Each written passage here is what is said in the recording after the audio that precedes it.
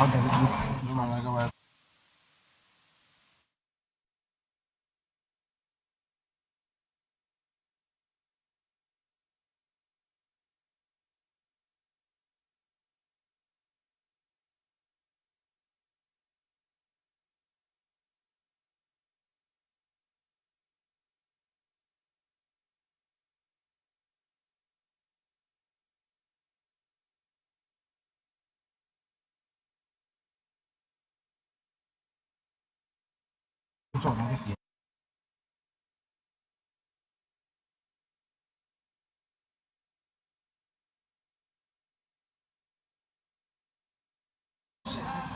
C'est bon, je vais modifier ça. C'est ça. Un statement, oui.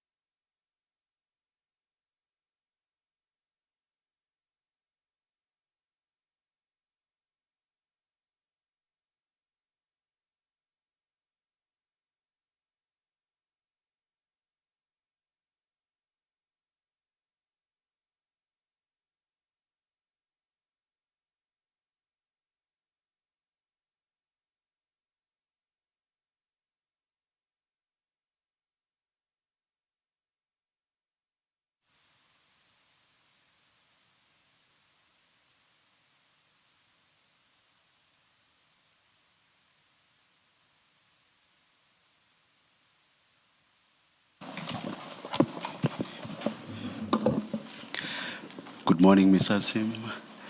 Good morning, Ms. Killian. Good morning, General. Good morning, Josh. Good morning, Chair. Chair, we've been provided overnight with a supplementary statement from the witness. And we have read through it. It is marked file 10D. Can I ask that it be admitted into the record as file 10D? It is so admitted. Thank you. Thank you. Good morning, General. Good morning, Commissioners. General, I see that your statement is not signed. Do you have file 10D in front of you?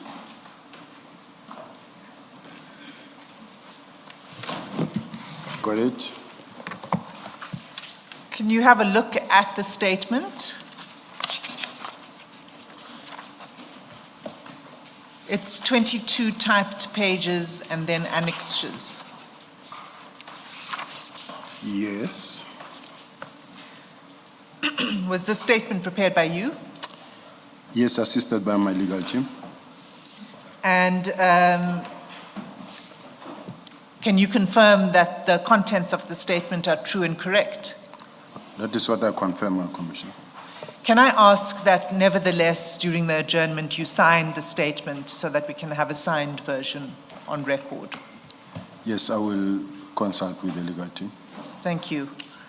And then, General, I propose, I can assure you that we have read the entire statement. It's been provided to the commissioners. Can I propose to you that we deal with the contents of the statement as and when those issues arise during the course of questioning? That's correct. So we're not ignoring the statement. It's just that we'll deal with it at the appropriate stage in the proceedings. That's correct. Thank you. Ms. Asim, which files do you suggest we should have at the moment? Yes. It gets a bit crazy when we have to turn and look and look. Let's have them before us right away. I know at some point we'll have to go to what's behind us. So for the purposes of today, I'm going to be relying mainly on the WhatsApp conversations between witness F and the witness and various other people, and those will be found in files 7, 8, and 9. 7, 8, 9. Thank you.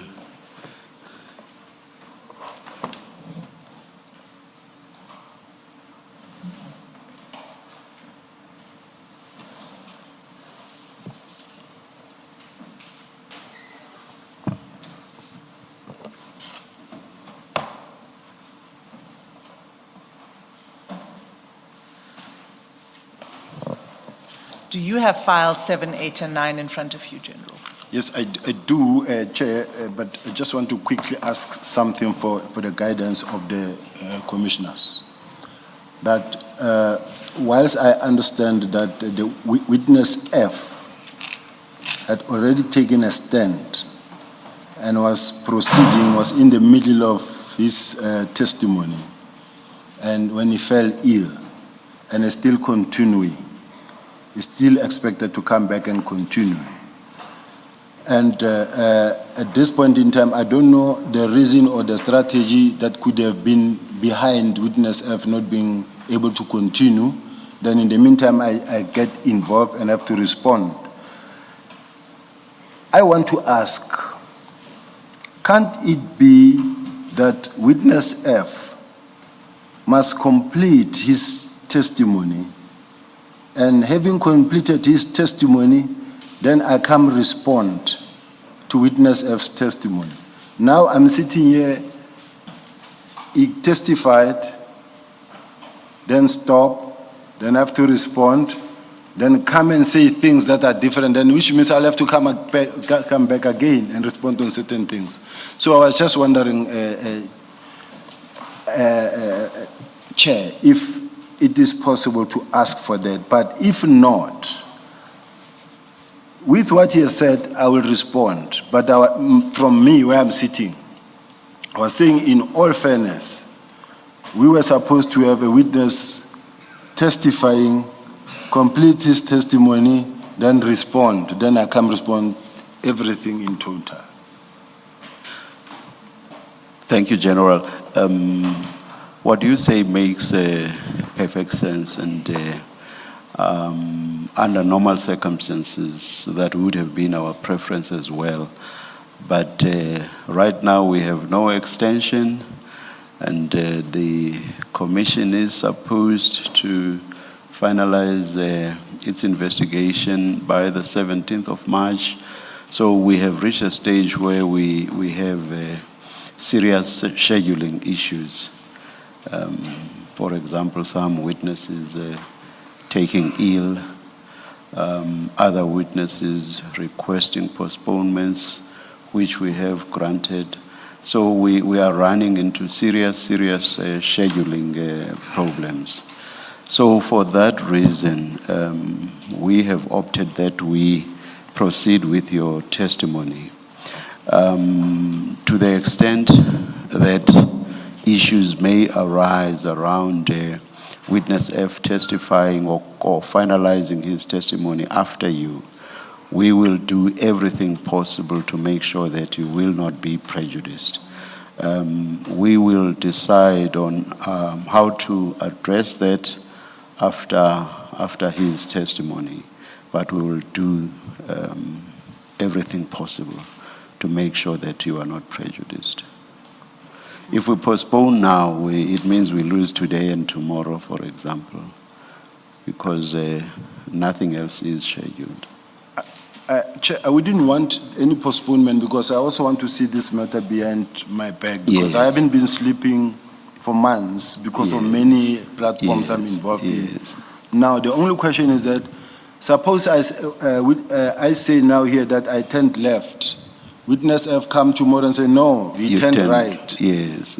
And I put the following reasons, for reasons unknown to me, to the witness F himself. I don't know who's working with, who's dealing with, but witness F says, no, this is what happened, 1, 2, 3. Everything in the negative towards what I have already testified on.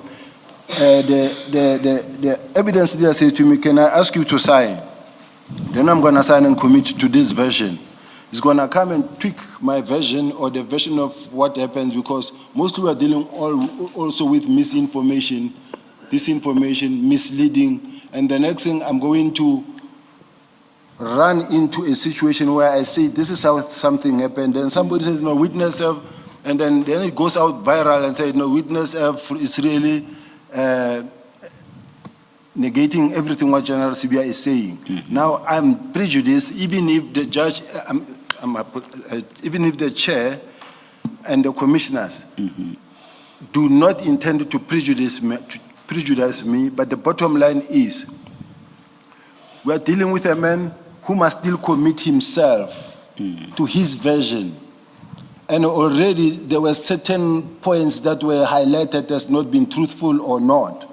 Now, we're banking on something that is not truthful at this point in time. And now I'm going to be asked questions on that. I'm going to focus on that and be responding on that.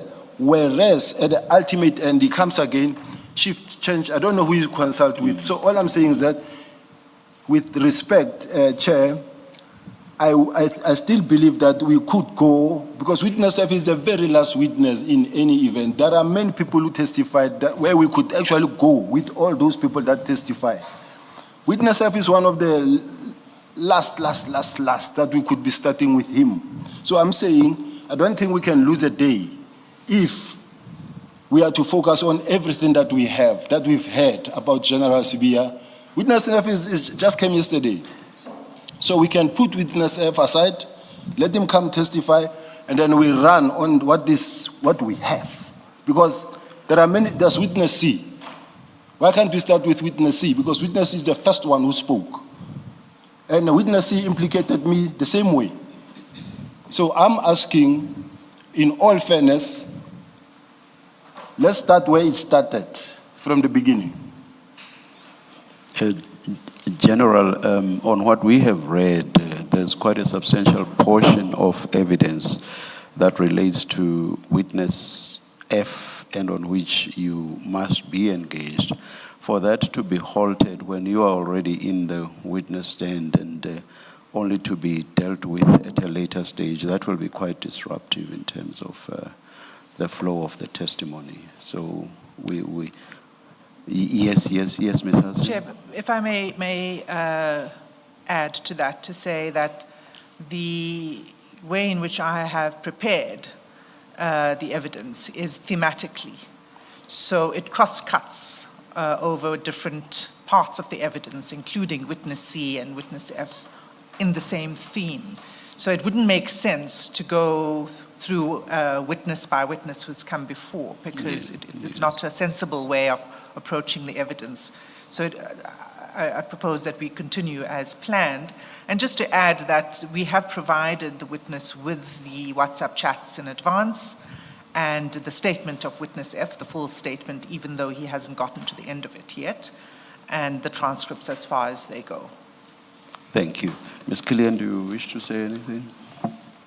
Chair, thank you. I think the proposal by the Chair that we continue and see how much we can do today, make a decision about continuation tomorrow, is something that we all should bear in mind when we approach this matter. The WhatsApps of witness F has been made available. We've had an opportunity to consult on that, and we have a version. Yes. I think we can get very far with that approach. Yes. Thank you. General, if there must be a ruling, the ruling is that we will continue with what's before us in the manner in which the evidence leader, Ms. Hassim, has structured her questioning, and indeed in accordance with what the commissioners may also wish to raise with you, whatever that may touch on. That's the ruling. Thank you, Chair. Thank you. Thank you, Chair. If we can begin then, General. I want to start with your relationship with Mr. Matlala.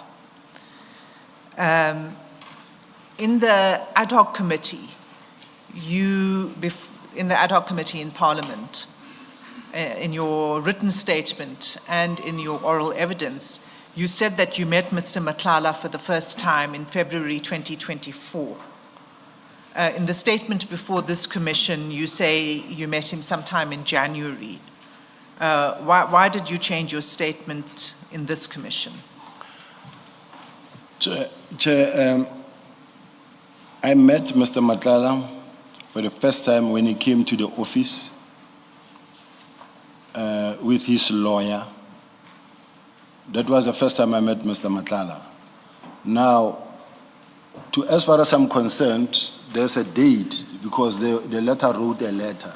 the lawyer wrote a letter that I had responded to and said, please do come then to the office rather than meeting somewhere on the side. Because it was a call. And then I said, no, let it be official. Let your lawyer write the letter and come to the office. Meet me official in the office. Yes, my question is why the difference in the dates? In one sworn statement, you say February, and in the other, January. I'm just trying to understand what changed.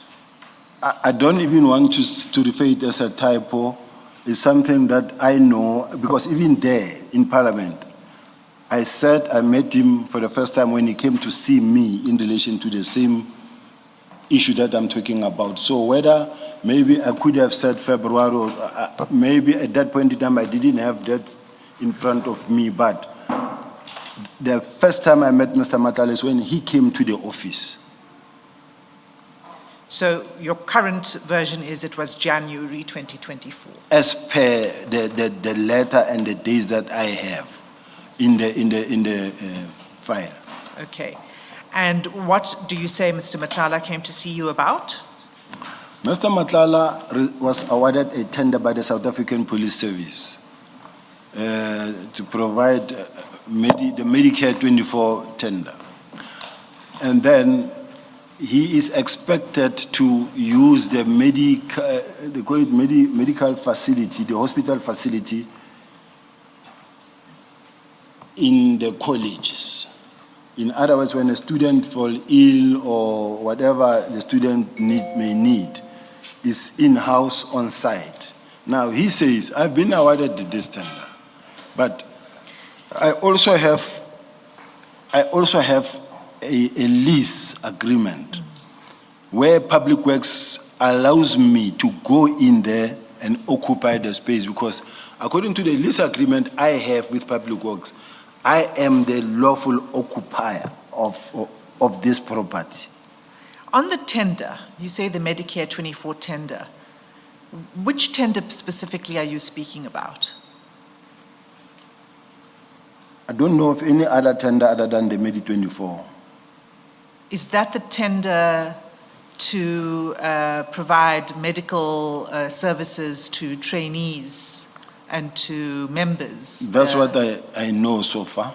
But that tender was only awarded in June 2024. So if that's the tender you're referring to, it couldn't be that he was talking to you about it in January 2024. It was only awarded to him in June 24. Yes, and it doesn't change anything to what I'm saying, because if it was awarded in June 2024, and he says, I've been awarded this tender, but I'm not being allowed to use the premises or the facility. Now, if he comes at a later stage, because all I can say, whether when it was awarded or not, when it was not awarded, it's not where I fit in. All I'm saying is that I met him for the first time on the date he came to see me. Yes, but you said that I asked you what did he come to see you about, and you said it was to discuss the problem that he was having with this tender, because he couldn't fulfill the tender properly unless he had access to those premises that you're referring to. And you said it was a Medicare 24 tender, and that this was January 2024. I'm saying he couldn't have discussed that with you in January 2024 because he was only awarded that tender in June 2024.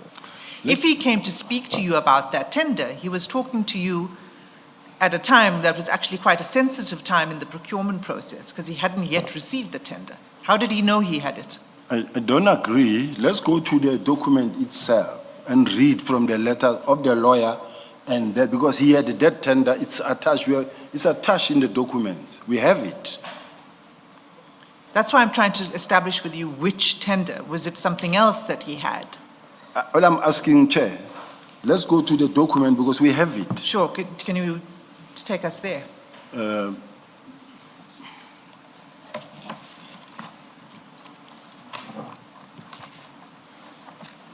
Because he was in the presence of his lawyer So there's no way that he couldn't have had it. He had it already. It is there.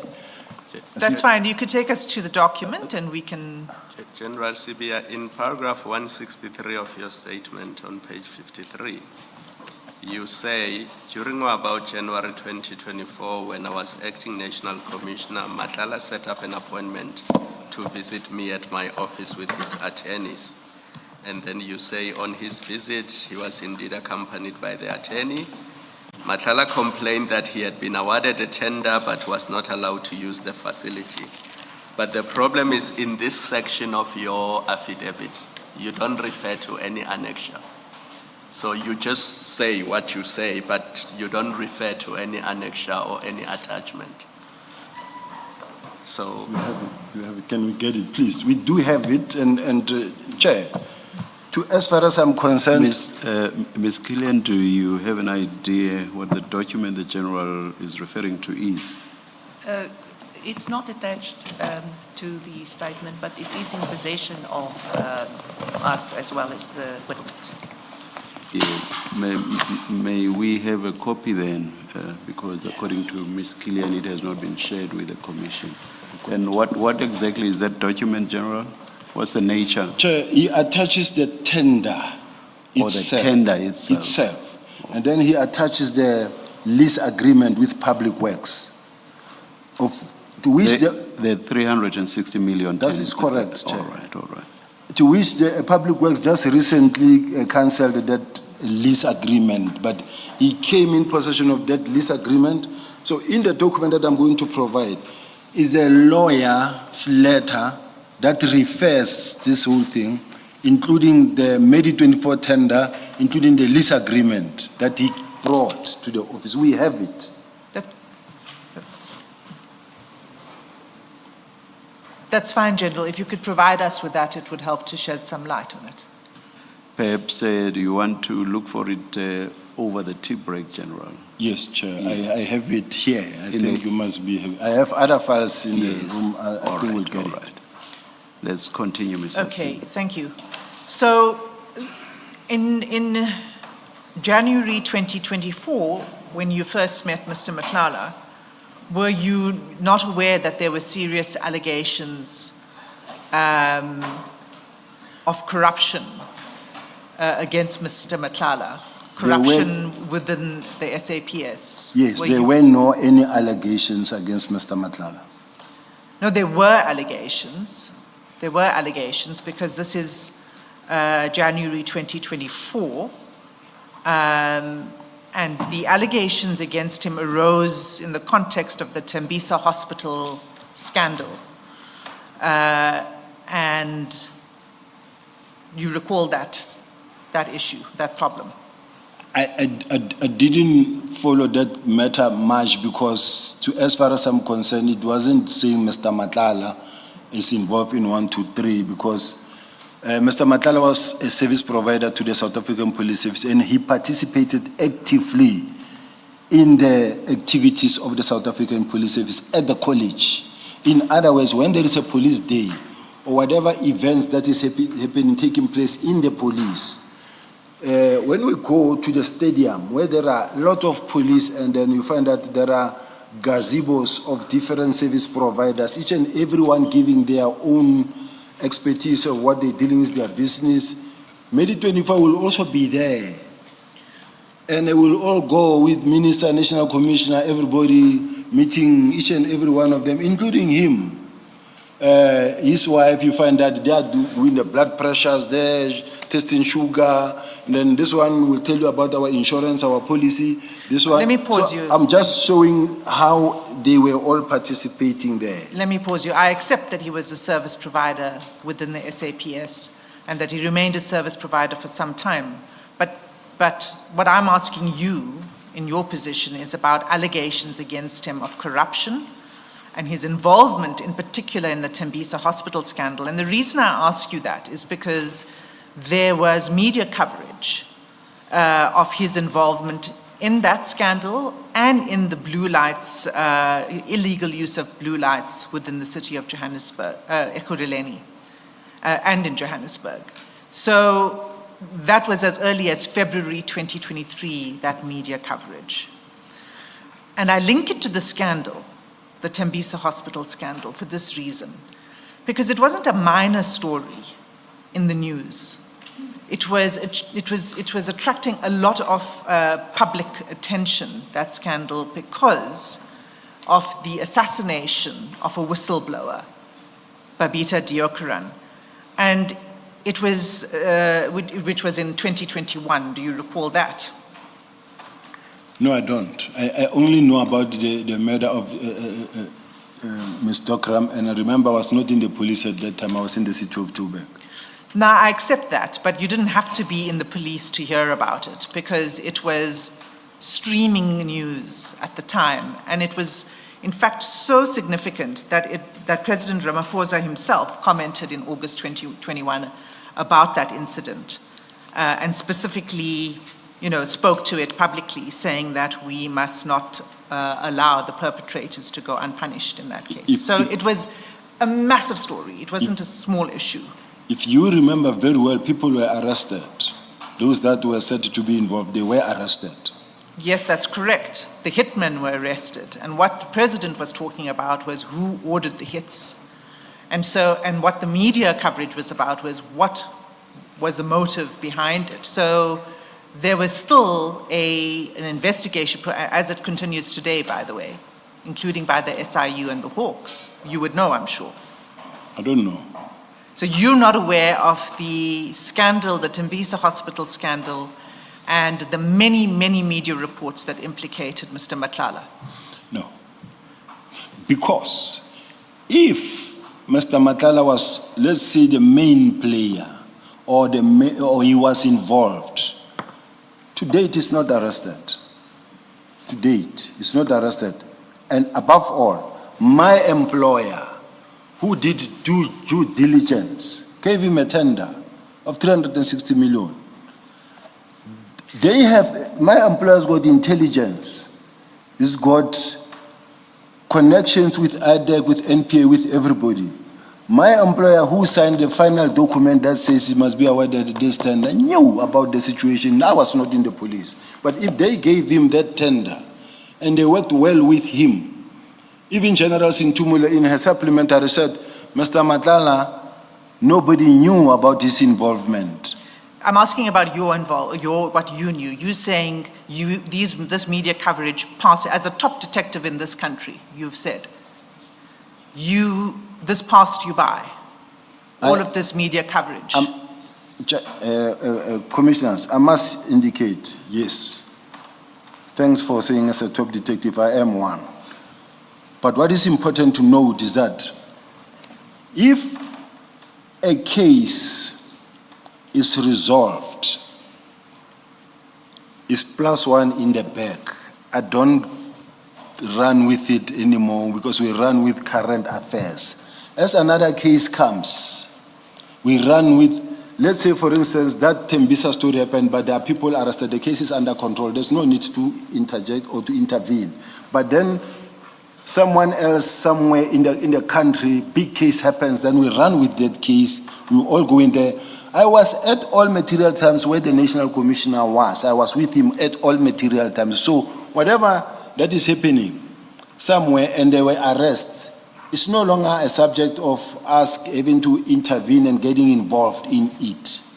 So you're saying that the matter was resolved because the actual hitmen were arrested, and therefore it was resolved. There was no need to do any further investigation as to who ordered the hit, because that was the issue. You are very wrong in saying that, because I've never said that.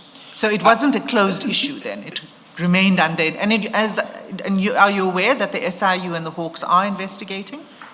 I wasn't aware, and it wasn't for me to make any such follow-up, because then the question would be, what was my interest to follow up in those things? I'm not asking if you followed up. I'm asking about your knowledge of it, because I'm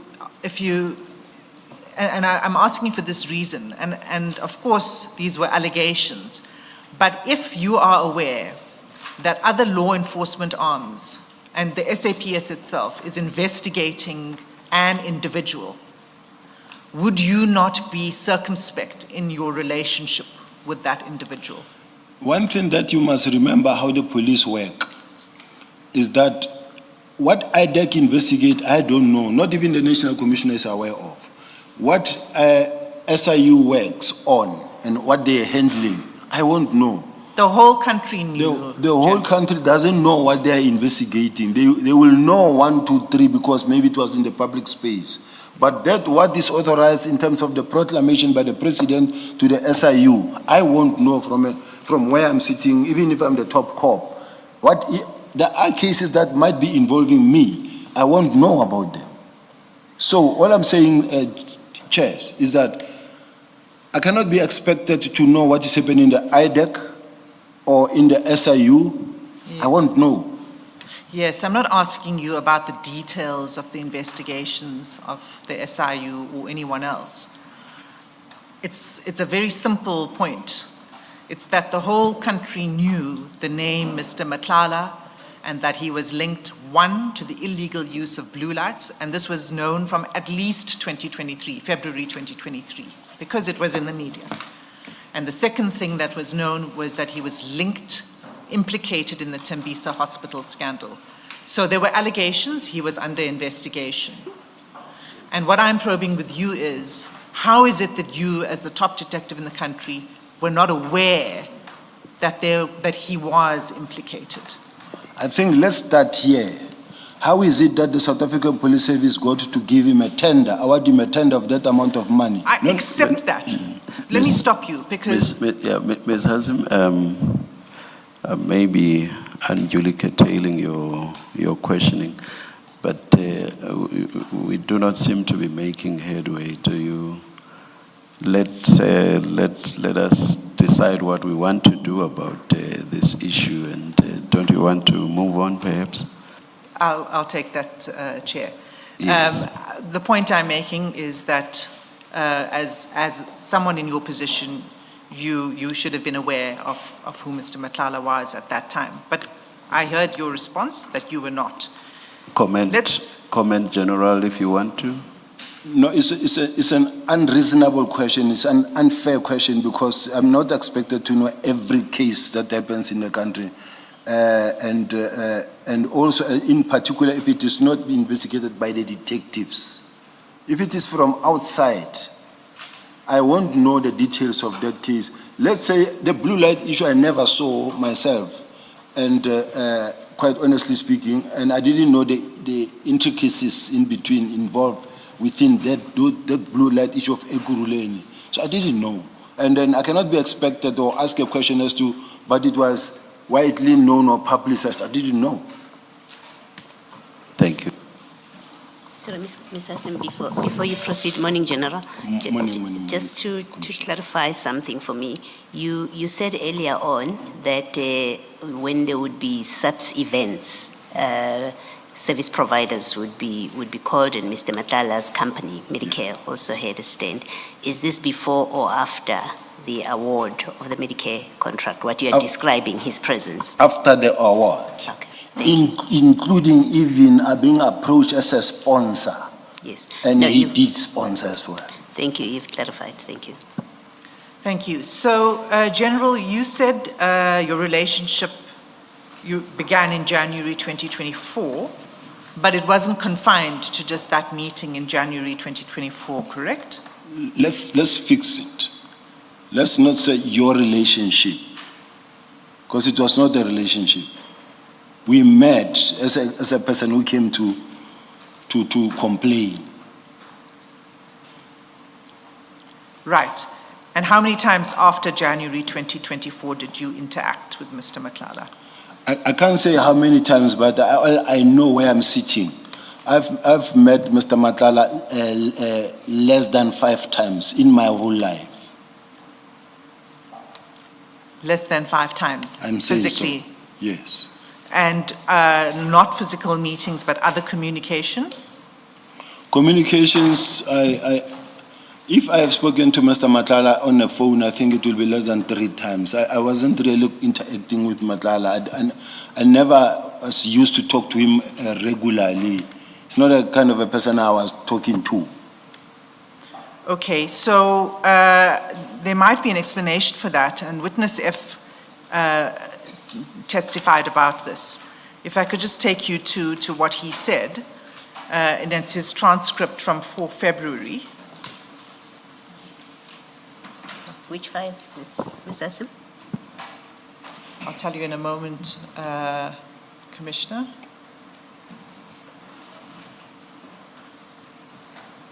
The transcript's in 10A. It's 10A. Yeah.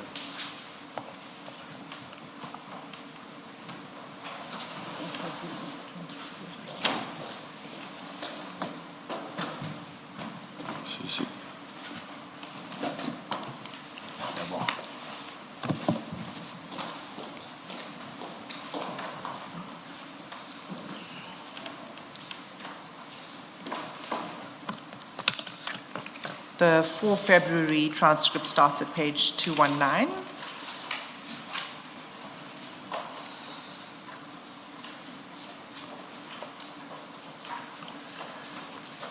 And 219, and the page I'd like you to go to is page 230.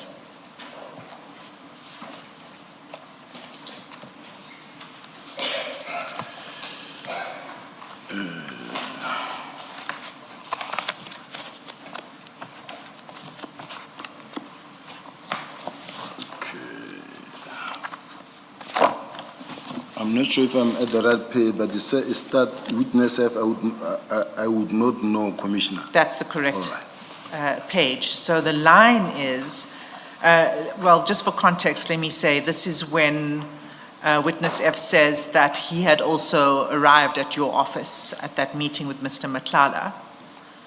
And if you go to line 20,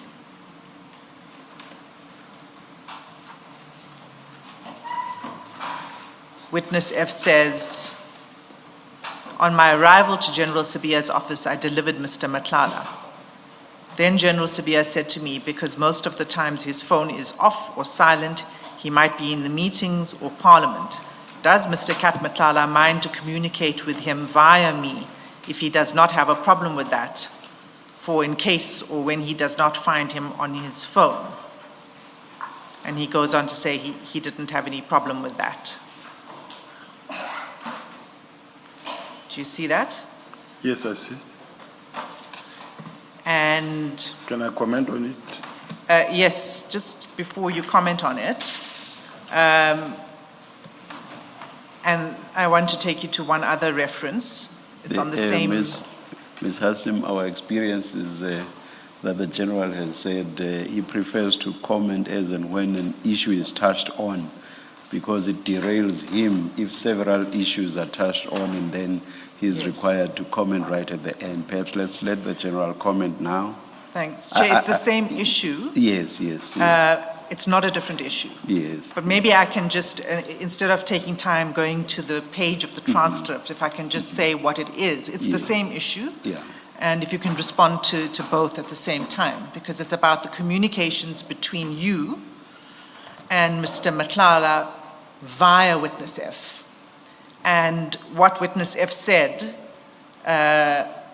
in response to this question by Advocate Chaskelson, who asked how frequent was it for Mr. Matlala and General Sabia to meet, witness F said, I would not know exactly, but I would know that Mr. Matlala would send me messages vis-a-vis General Sabia would send messages that tell Kat or Kat tell General Sabia, meaning he was passing messages between what he says is Kat, Mr. Matlala. He says messages between Kat to you, and you would say pass a message to Kat. So those are the two parts of the evidence. Same issue, that witness F is the go-between between you and Mr. Matlala. You can comment on that now. Now, my office is structured. I've got administration, I've got a messenger, I've got a PA, I've got a staff officer. And when there is someone down there and they call, one of them will be the one to go and fetch Mr. Matlala, of which that was the case. He was fetched by one of the ladies in the office. Immediately after the meeting, they went and they took him out, but he went to a certain brigadier. I don't know which brigadier, because apparently there's Brigadier Glenda Bukaba, and there is also Brigadier, the lady who was testifying, I don't know where she's based, but they say, my PA says, no, I went to fetch him, then I took him, after the meeting, I took him there. So what Mr. Matlala, what Mr. or Witness F is saying, I don't agree with it, because remember, Witness F is not an administrator, it's an operational member. It is not sitting in office waiting to be called to confess someone. It's mostly not even in the office.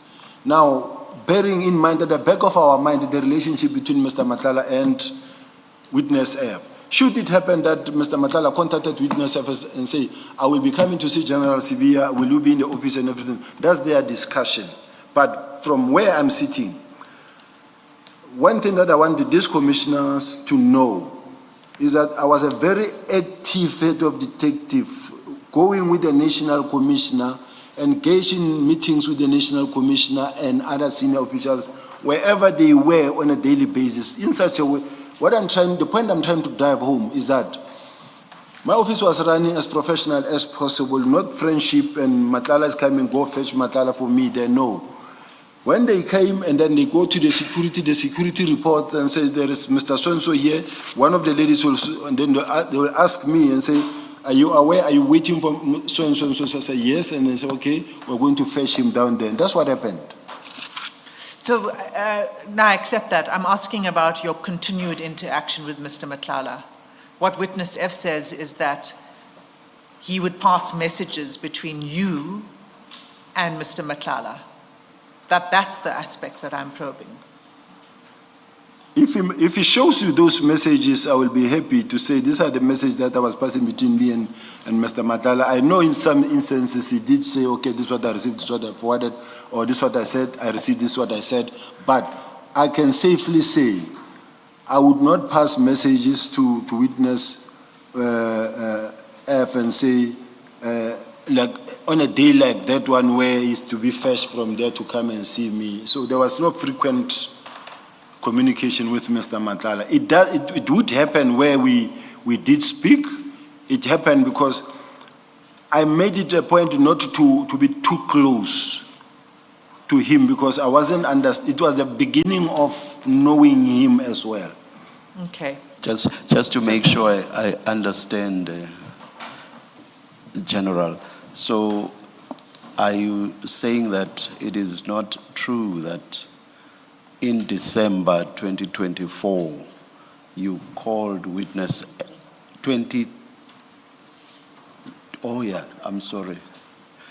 either 23 or 24 December 2023, you called witness F to your office and asked him to fetch someone who was downstairs. Are you saying that did not happen? That did not happen. And my secretary, my PA can come actually attest to that. And so you deny that that person was Mr. Matlala, obviously, if you say you never made the request to witness F. Yes.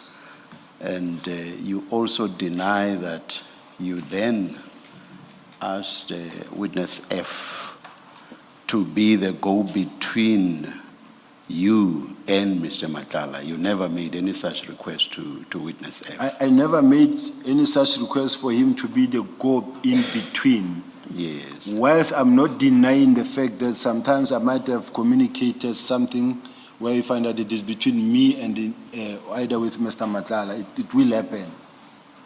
All right.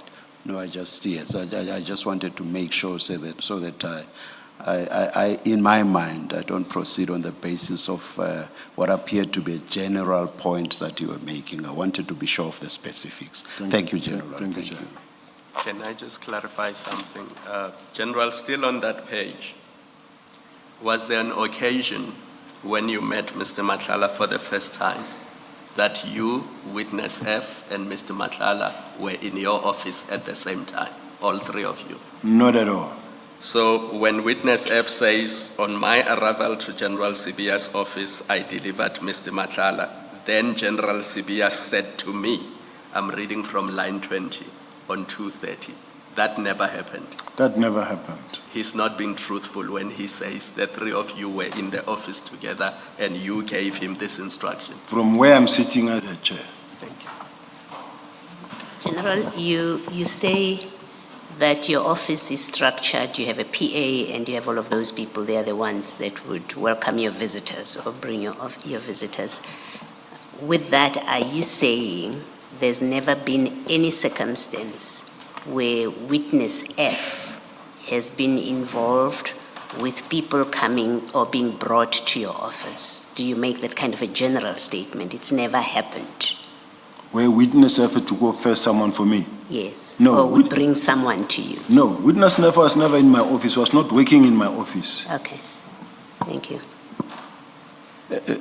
Lastly, at least on this issue, so on the day that you admit you actually met Mr. Matlala in connection with the contract, when he came to make a complaint or lodge a complaint with you, who brought him to your office, do you remember?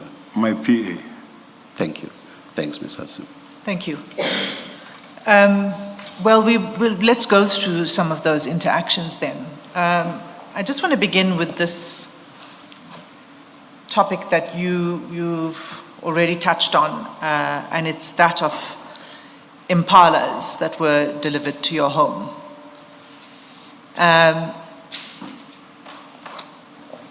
Do you recall Impalas being delivered to your home? I've never had Impalas delivered to my home. Have you had Impalas being delivered to any of your properties? I have had, when I bought my property 9 years ago, Chair, when I bought my property 9 years ago, the previous owner, who was my next door neighbor, who said to me, I would like to have my kids next to me, and would you mind if I buy you out? I said, in any event, I want actually a plot because I like the farm life than this ones. So he says, okay, we agreed on an amount. Then he said to me, on a Sunday, he said, can you and your wife come, let me go show you something that I have. He has. And he took us there, and I saw a nice plot with animals. Those, it was the water bugs, different type of animals, emus. There were two, and there were sheep. He said, I'll leave this with you because they rounded in the price. Where was this exactly? In Mnandi, in Centurion, near Copperleaf. And when was this exactly? 9 years ago, I was already fired by the police, and when they gave me money, I bought that place. That's what happened. Now, I procured that place, as I bought that place, purchased that place, what I found it with some animals in them. And I carried on with the animals, but let me not go deep. I'll explain as time goes on. But Impalas were never delivered in my office, other than whatever that I bought myself, I was buying gradually, because I went and bought a whole number of other, I went and bought sheep, goats, and added with some of the, I think I bought something like 4 or 6 Impalas at that time. They were bought by my gardener at that time was a guy who used to work for me, and then he was a Zimbabwean. The police will know about him in Oliver and Old Bosch. Will know about that guy because at some point he fought with his girlfriend, and then they were looking for him. He ran away. But at that time he was my gardener at that time. He was the one taking my kids to school as well, and then he was a driver as well. So whatever that I needed, I sent him around. So that is what happened. So I had a number of animals in the place. Okay, but that was, you say, about 2017? Yeah, 2017, 18 years. Okay. All right, so let's go to the WhatsApp bundle. And I'd like to take you to the conversation on, that begins at page 108. That was held that says maybe in terms of the admissibility of this or not, or if the council says no, it's not part like General Sintumula's statement, compliance. So there was those such small discussions that I want to check before I respond. I am about to respond. I just want to check if there's nothing that I should be waiting maybe to take legal advice on. Ms. Gillian, I'm not sure that I follow the point that the general is raising, but can you please assist? It can sound confusing. There was a discussion between myself and the evidence leader pertaining to a supplementary affidavit filed in response to General Sintamuli's affidavit. At the start of the evidence, it was placed on record where this unsigned affidavit or statement, as it is now, is in the files, and I think that's what he's referring to, whether it's already before you or not. He's trying to ascertain whether he could refer That's to it. the general statement that Ms. Hassim referred to this morning. That is what he is trying to locate. Yes. And why I'm asking, Chair, is because of once we begin to talk about General Sintumula's statement, it was more about the Impalas, and then I'm also being asked now in the topic that discusses that. So I wanted to just check the exact position, but I don't have a problem to respond. I'll respond. I just wanted to clarify that. General, I think, Ms. Hassim, do you wish to respond? To the extent that I understand the question, General Sintumule submitted an affidavit that was admitted into the record on, I believe, Friday morning. We received it then. We made it available immediately to the witness and his legal team.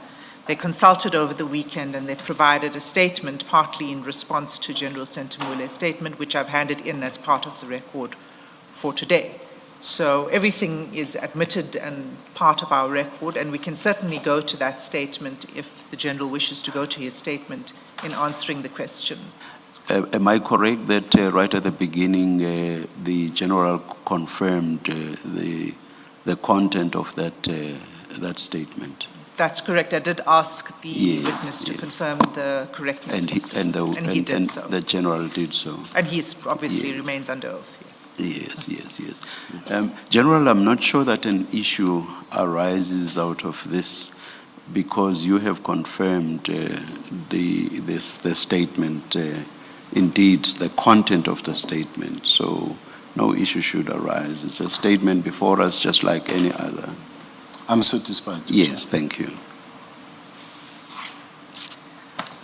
Okay, so we were looking at... Are you at page 108 now, General? I'm on my guards, Chair, so... So, the General, those are the level files is, I forgot File to 7 of focus. 10. File I'm 7 moving my of 10. safety belt. Those are the three files that we'd be using the most today.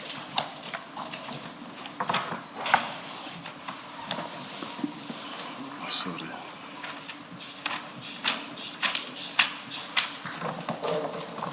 This is helpful.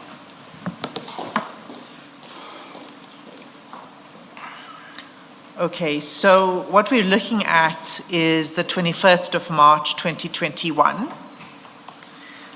And this is a conversation, for context, this is a WhatsApp conversation between witness F and Mr. Matlala, who saved on his phone on this chat as cat security. Do you see that? Yes.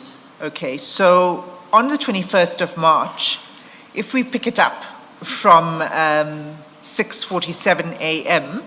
Ms. Hassim, the chats are actually numbered. If you look at the top, it's 1, then all the way down to 8. it's easier to find them if you refer to those chat numbers. Thank you. Thank you. Chair. I'll do so. Mr. Sim, maybe if I may add to that, perhaps it would help the general in particular if you explain the different sides of, Yes, of this, I'm because this is coming the to first that. time that he looks at this, with us at least. Absolutely. So 6:47 a.m. is chat number 3. I just want to know that you see chat number 3. Chat number 3. Yes. The numbering is on the It's Yes, on the I left-hand see. side. left-hand side. I follow Yes. the You chair. see that? Okay, Thank so you. Thank you. it goes sequentially, number 3, number 4, number 5. So number 3 is at 6:47. And what we see is a blank box, and underneath it, it says catch security. You see that? Yes. In these chats, as they are depicted here, where there's a blank box, it indicates a call, a voice call. Where it's in gray, it's a call that's being made, it's a call that is incoming to witness F. And where there are chats in green, those originate from witness F. So just to explain that, do you follow what I'm saying? I'm not so familiar with this, but I do follow messages as I read. The only thing that I wanted to just raise, Chair, is that obviously these are, what is the right word to use? They were handpicked, put together for the purpose of maybe me. Because remember that, Chair, when we talk about in my cell phone, I chat with a lot of people.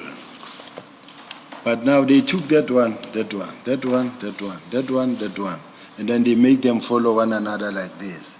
Now for me to sit here and accept a chat that says, okay, do you see this chat? Followed by this chat. I don't know in between the chat who else he was talking to, but all I can see, I see where, okay, there is CAT security services, and then there's this one, then there is that one, but it's not how they are in the phone itself. So I will go along with that, but I'm raising it as a concern, Chair, before you, Chair, because the bottom line is that if we were given the whole phone or the whole thing the way it was, it would make everyone's life easy. General, I'm not a tech-savvy person, but here's my understanding. If on my phone I have you as a contact and we're both on WhatsApp, when I search for you and I find you on WhatsApp, the chats that will be there will be chats only between you and me. It won't be, that won't include chats with Commissioner Baloyi and chats with Commissioner Kumalo and so on. So it will just be those chats only. Okay, Chair. Is that not your understanding as well? Because if you had me as a contact on your end, you search for me, and I'm sure that all that you would find would be chats between the two of us. There wouldn't be any interpositioning of chats from other people. It would just be the two of us. I take it, Chair. Yeah, thank you, thank you. And if I could just add to that, Chair, that the full chats that are relevant to the witness were provided, not just a few pages of the chats. The whole stream was provided. We, however, are only going to the parts that we have questions about, but the full set was provided. Yes. Now, I think you had asked a question already or not? Well, I just wanted to Or you were establish just first drawing, yes, all right. all right. that whether the witness can see that, well, one, I'm explaining to you that where it's a gray blank box, it's a voice call. And where it's green, it's by witness F, and gray, it's by the person with whom he's communicating. Okay? But on the left-hand side, I see is gray. On the right-hand side, I see there is those green, Yes. yes. So the right-hand side, green, is witness F. Left-hand side, gray, is, in this case, cat security. At other times, it's other people with whom he's communicating, as you'll see. So in chat number 3, what you see is at 6:47 a.m., a phone call is made by Mr. Matlala. And then at chat number 4, Mr. Matlala sends witness F a message saying, "Call me." That's at 6:52. In chat number 5, you see witness F calls Mr. Matlala, so there's a conversation there.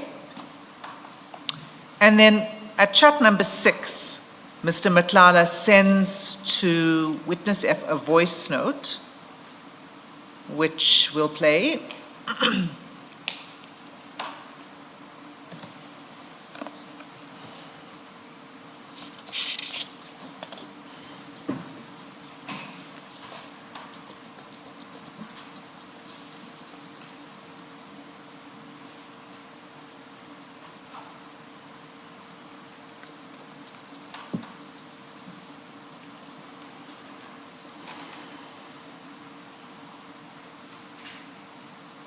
Where box to where Impalas was the please, sir.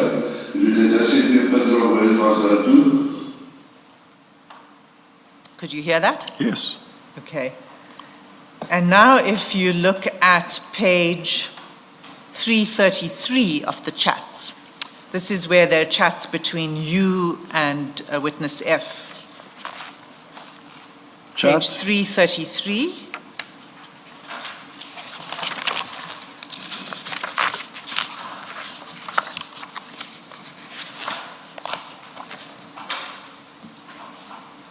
Which page is that?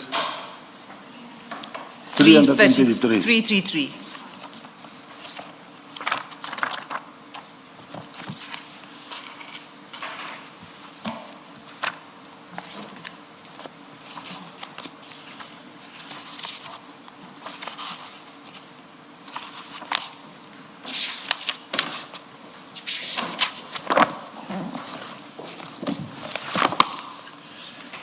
Got it, Chair.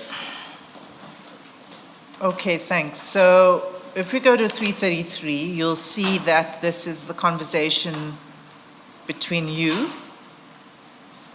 and witness F. And I'm looking specifically at chat number 4.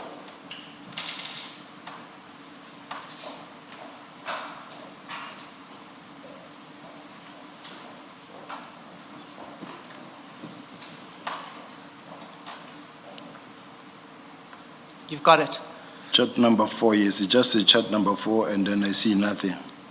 You'll see a voice note again. It says Opus. But first, so it's chat number 4, but the timestamp is important. It says 7:24. And if you recall what we looked at, and I can just display it again for you so you can see it for ease of reference. In the previous chat that we were looking at between witness F and Mr. Matlala, the voice note that we just played was sent at 7:24. Do you see that? 7:24:01. Yes. Now here at 3:33 on the same day at 7:24:55, so 7:24 and 55 seconds, witness F forwards the same voice note that he received from Mr. Matlala to you. And we'll just play it again so that this voice note, so you can see it's the same. Before you do that, Ms. Hassan, if you would just say, what is 333? Whose downloads are this? Because we don't- sorry, you I thought I haven't did. said- This No, is- you haven't. This is the conversation between witness F, the WhatsApp conversation between witness F and the Okay. witness. That you have said. What I'm asking is, are these downloads from witness F's phone or Sir, from Mr. Matlala's phone? can you see the picture of where box to where?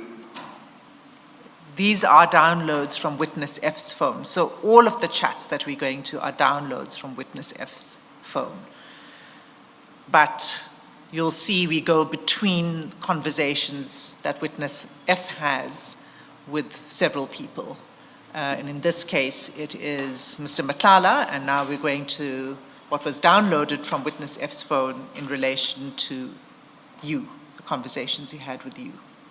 Okay? And regarding the point you made about possible interpositioning, General, my understanding of what Ms. Hassim is saying is that we have now stepped off the chats between witness F and Mr. Matlala.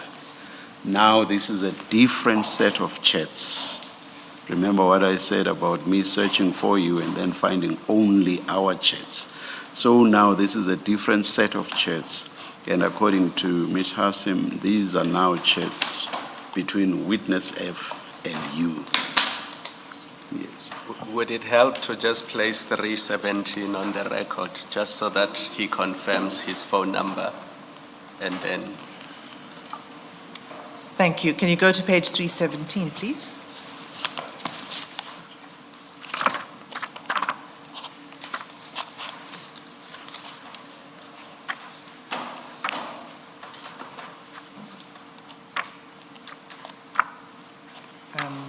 Sorry, Chair, my computer's just frozen here.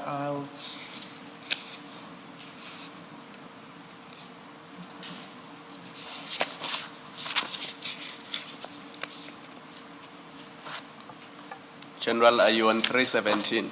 I am. While Ms. Hassim is sorting out her computer. I'm there. Oh, thank you. Thanks. Okay, General, what you'll see at 317 is the numbers that are used in this chat exchange, this particular chat that we're looking at. And there's a number that's saved as General Sabia and in brackets, Deputy National Commissioner. Do you see that? Yes, It's the third number. that's my number. That's your number. Okay. So if we can go back to 333. Back to? 333. Yes. So remember, I first played you the clip from Mr. Matlala to witness F. Yeah. Immediately after witness F receives that voice note from Mr. Matlala, he forwards it to you, because we see that on the timestamp, 7:24. And I think Ms. Poe already played the voice clip. Do you want it to be played again, or do you accept that that's the same voice clip? No, I accept it, that's the same first clip. And then in the very next message, number 5, at 7:25, so the very next message. Can we place on record what that voice note says, please? There is a transcript of the voice note in the record. The voice is just too guttural for me, and I can hardly hear what's being said. Chair, if you bear with me for a moment, maybe I can just show you the transcript of that voice note. Or in the meantime, whilst you're looking for the transcript, if anybody can tell us what's being said, we can in the meantime go by that. But of course, the transcript is the best. General, were you able to hear what's being said? Yes, I know about it.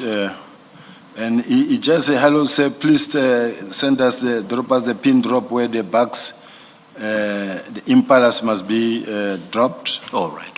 Yes. Thank you.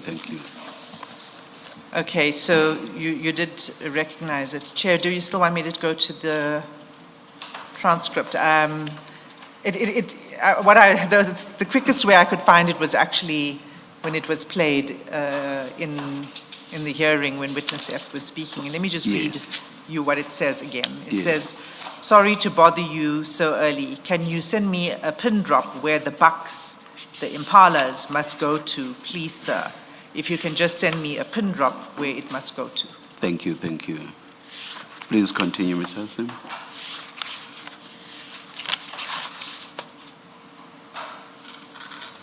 So that voice note is sent to you immediately after it's received from Mr. Matlala. And then immediately after that, Witness F sends you a message saying, "Morning, it's from Cat." Do you see that? That's in number 6, chat number 6.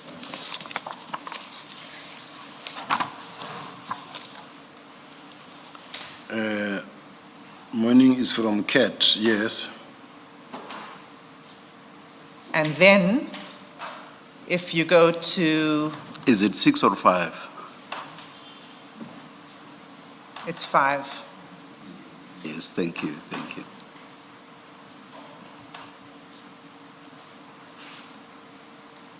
And then the next message, which is number 6, is from you at 8:39 a.m., and it's a voice call to Witness F.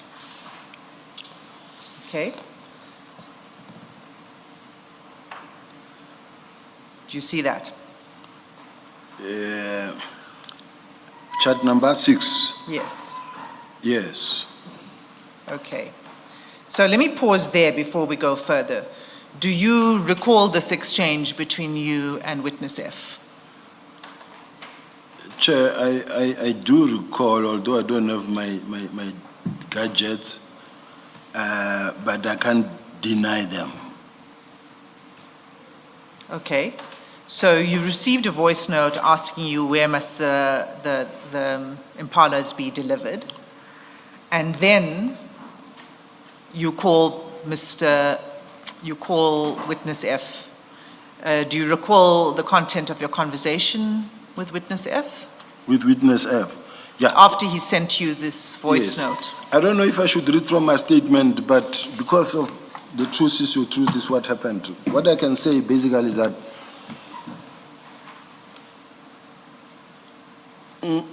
as the animals kept on dying, and they were dying, I am left with one, some call it Impalas, some call it bucks, some call it, what is the right word? But what is still there now. These are the animals that I found in the plot. Is this one that will have horns, that will have that look like a tree, but they died one by one. When did they die?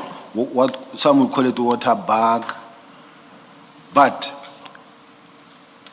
now that I had... So, but when did they die? They died gradually since from 20, I may not be right in terms of the date, but they were dying. You will find 1 or 2 dead. But when I started building the wall, a lot of them were eating the rope. As they deliver the bricks that build the wall, then at night, I don't know, they eat this rope that ties the bricks so that they don't fall apart. Now, when you wake up in the morning, you find that the stomach is raised and it's dead. So they were that's how they died gradually. And then that's when I sent one of my guys to try and replace, because they were like they were almost to nothing. I was left with something like 6, somewhere there. I'm not reading my statement now. But the last ones that died, they died around, I don't know whether it was, but it was, I've got a date maybe when I go through the statement. But then what then I did is, Because Nkosi, I was already acquainted to him now because they come to my office, to my house regularly. Even everybody, when it's just that, Commissioners, I don't want to explain a too long story as if like I must stick to the story, but it needs a background and an explanation. When they come to my place, they've known that I've got goats and sheep, and They being who? when I say they, with the excitement that I had when I was back to the police, we had a good relationship with the National Commission, and they were coming a lot also to my place, and other colleagues, senior management. They could see there are no bugs. There has been bugs. Now there has been bugs, but I had that one that is still there now. Now, it was very frustrated because sometimes you see it running all over, and then sometimes jumping on goats or sheep. Then I said to Fanny, I don't have time to go look for a mate for this thing. I'm all over, I'm working, and even my family will not see me because I would leave 4 o'clock in the morning, come late when the children are sleeping. Then he was normally helping me. He said, no, don't worry, Mpati, I will assist you to get one, a mate. Now, when at some point in a meeting, I was in meetings, long meetings, then I did get that voice note that says, he forwarded it to me. As to how, because Nkosi, he said in one of his statements, he's a professional hunter, he's a hunter as well, that I know farmers that will assist you with this thing. I said, it's okay. Then he sent me that voice note. To me, it's okay. He said he will find it. Now, he said, where the bugs, the impalas. Now, I needed only one, but I thought maybe he wasn't so sure he took a male and a female. But he said the bugs, the impalas. Now, when he said the bugs and the impalas, when I got a break, I called him. I said, I just hope you know what I want, what is in the yard, not any other. And then already at that time, in their mind, it was impalas. I said, no. I don't want the impala because they did, and they can't survive in any other place. I just need a partner for this one, so that it's still alive, and I don't want to kill it. To slaughter it. And it was not to me. What was remaining? What was it? Was it an impala? What was it? It's a water bug. Water bug. Oh. It's a water bug. I don't know. General, in your statement, you call it a blessed bog. A blessed bog, yes, and then another one will call it an antelope. So I don't know. I'm not an expert on those ones, Chair, and you'll forgive me for that. But this is what I found. Now the problem is that, if I'm not mistaken, I think antelope is generic for different types. Yeah. Chair, I had a lot of, where I grew up from home, we had goats now and chickens, but that's the lifestyle I grew up on. I wanted to own them in a plot, in the farm. It's not a farm, it's a plot. So I wanted to own them. The sheep I found there, so I added goats. Now, as I was maintaining them together with the wild animals that I'm not really slaughtering, selling, I wanted to at some point think that I could, but I realized that they were taking a lot of money from me, and then I was not affording. To me, when the number reduced, dying, I could not replace the wild animals, because what's the point of keeping animals that you are not selling, that you are not eating, just to keep them, and they're taking, I was spending more than 12,000 rand a month. I realized that it's not sustainable, so I didn't need them. So, but all I needed was this. As a result, I said, no, I don't need it. Because initially I spoke to him, and then asked him how and when he was going there. In my case, I said, no, don't, because I don't need impalas anymore, and I don't need I needed only one bag, and that he could not get. And that is where it all ended, because I couldn't proceed with that thing, because even in terms of affordability, they need space, they need a lot of grass. I was not affording, so I could not take them.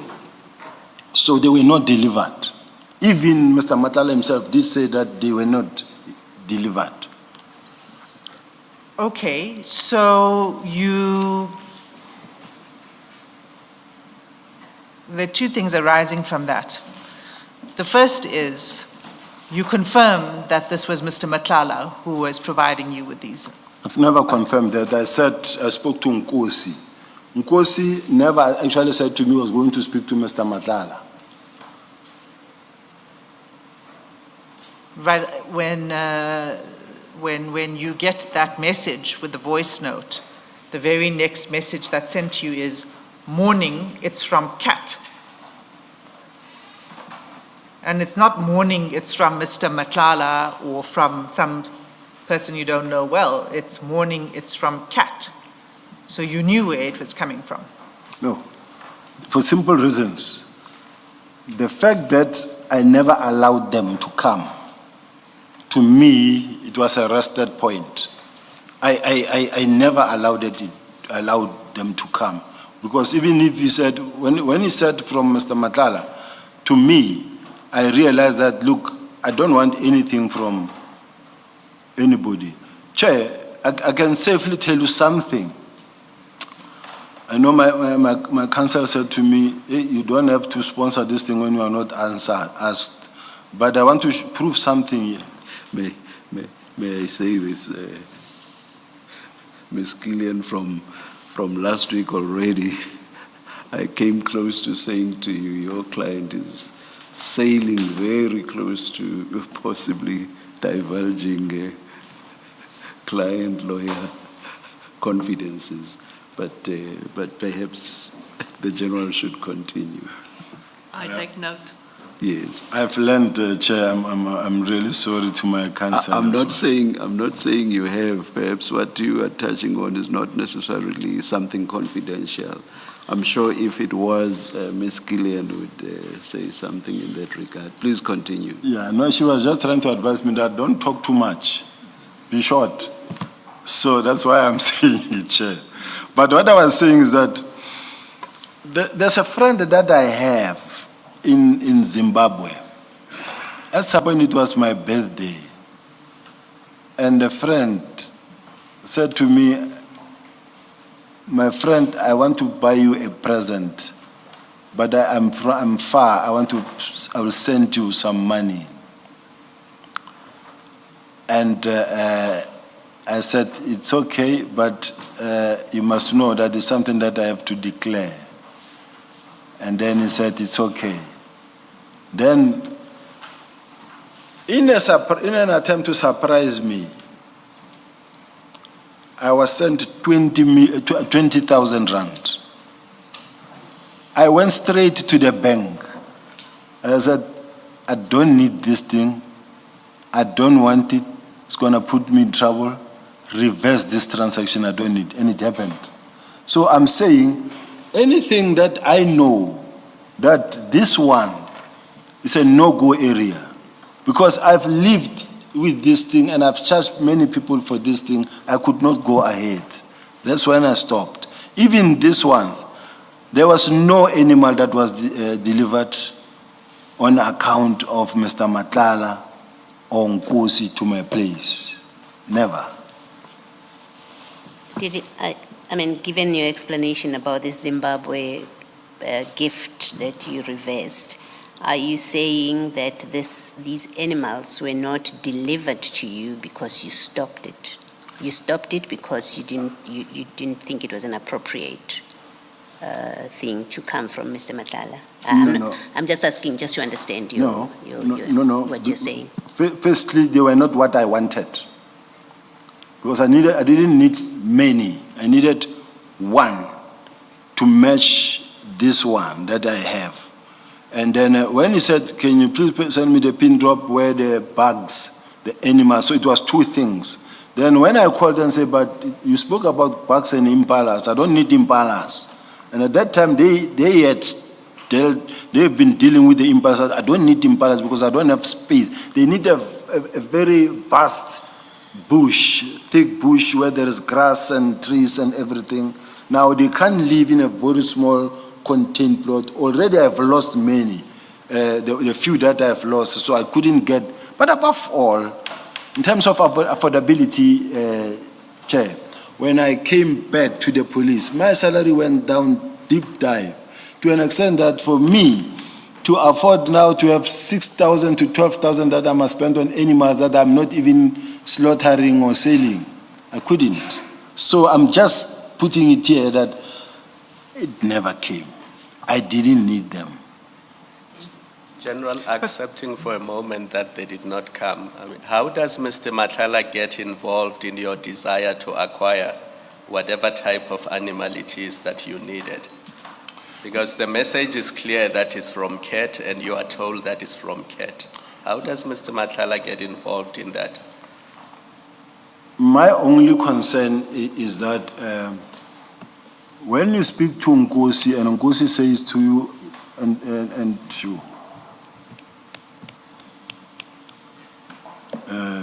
I think that horse has bolted, General. it bolted some answers back. So I'm sure the chair realized what I did, and I was caught off guard. I think we've reached a point where it's farcical to try to avoid the name. It's all farcical. Let's just continue. I was talking to a colleague that I work very close to. And even myself, I've been giving him pit bulls from my yard. So these pit bulls, I don't want, they're eating my chickens, take them. So that's the kind of lifestyle that we're living, me and him. Now when I talk to him and then he was in one of his things. So when they go all over around, he knew many people that I didn't know. I found. And so you met Mr. Matlala independent of the witness. And so that's what you've said to us. But then, and that was according to you, in January 2024, maybe February 2024. But now it's March the 21st. And he says to you, morning, it's from CAT. Now, the first thing is, what did you know about his relationship with CAT? Because here he expects that you know who's CAT. I mean, the familiarity. He doesn't say Mr. Matlala. He says it's from CAT. What did you know about his relationship with the person that he refers to as CAT? And why would he have thought you would know who he's speaking about when he says it's CAT? So it's two questions. If the commissioner remember very well, we were already past the stage of having met CAT, because we met CAT initially when he came to the office. I got to know that he knows CAT, and he knows CAT very well. So CAT was someone who was up and down. Even when he was there, he did. So you came to know because you discussed CAT with him? Yes, we did. CAT did indicate that, no, I know many people here. I know many of your colleagues there. Yeah. So CAT told you that on the day that you met him for the first time. He told you, I know this gentleman. Yes, because when he left there, they took him to another brigadier in there. Yeah, no, I understand that. I just want to understand how you get to a point where you discuss with the witness, Mr. Matlala. So you meet Mr. Matlala according to you, in January, maybe February, depending on what you said in the ad hoc committee. Either one, it doesn't matter to me, whether it's January or February for purposes of this conversation. But it is now in March, so maybe a month or two, you're told, morning, this voice note is from CAT. there is an expectation clearly that you know who he's talking about. You say to us, yeah, well, I did discuss him. And I'm wanting to know at which point do you discuss with Mr. Matlala? At which point do you talk about Mr. Nkosi with Mr. Matlala before the 21st of March? And at which point do you discuss Mr. Matlala with Mr. Nkosi? From the time you met him up to the 21st of March. Commissioners, remember that from the day I met Kat, Mr. Matlala, at the offices, leading to that day or those charters. The 21st of March, yes, yeah. in between. Mr. Matlala has been an interactive type of a person with many police officials that he knew. We've been to college. This is where he's been a service provider. We've been to college. And then I did see him at the college myself, where they had their own gazebo as well there. I also saw him there. So we have interacted with Mr. Matlala. I never said I never interacted with him completely, because therefrom, we, just like any other normal relationship that develops or that starts, I started knowing Mr. Matlala there. All I knew was not to cross the line. General, you are being asked about the period between January 2024 and March 2024. Now, Mr. Matlala is not a service provider to SABS during that period. So when you make reference to gazebos and visits to the clinic, for the purposes of the question, you are being asked, the day you met Matlala in January of 2024, until this date on the 21st of March 2024. So you limit it only to that period. And then you answer Commissioner Baloy's question. Only, so it's a 2-month period, really. I think, Commissioner Khumalo, you are the one who's misunderstanding in this case, in a sense that when he came to see me in January, he already had a tender. But General, he didn't have it. Can we just accept as a fact, and then you can speak from there. The tender was awarded in June. In June 2024. That's fact. Now you are interacting. So you can check that if you want, but it is in June 2024. That's fact. You are interacting with him in March 21. Well, between March. January and March, yes. 24 is what these texts are about. And you say, in that period, already in March 2024, that's what you say, I've been interacting with Mr. Matlala. Then you have to explain to us that if the tender was not yet awarded, how are you, and what about are you interacting with him? What I may request, Chair, in all aspect, is that where I mixed the date is not out of an intention to misrepresent the facts. I'm working from memory. I don't have anything, and I'm not making an excuse. Where I should take it from is from when Mr. Matlala came to the office. I know it's January 20. I know it's in January the 17th, somewhere there. Now, whether I might have mixed 2024 and 2025, it may be maybe that point that I need to fix. But I don't remember meeting or talking to Kat or Mr. Matlala before that. I don't remember before, that. When you say before that, does that refer to the award of the contract? What does that refer to? The award of the contract, I don't know about when it started really involving Yeah, I don't know that much about the awarding of the tender at that point in time. General, Advocate Balo is going to ask you her question. I'm just giving you the timeline. The healthcare contract that SABC awarded to Medicare 24 was advertised on the 31st of January 2024. So if you met Mr. Matlala on the 17th of January 2024, that tender had not even been advertised at that stage. And it was only awarded on the 14th of June in 2024. So I think Advocate Baloy will ask the question again and maybe you can then answer the question. But I've given you the timeline to assist you.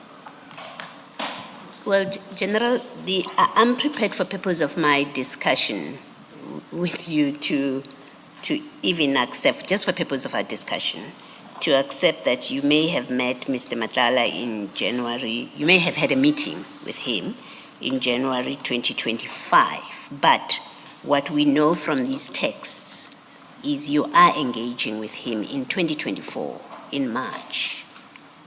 You are talking to him.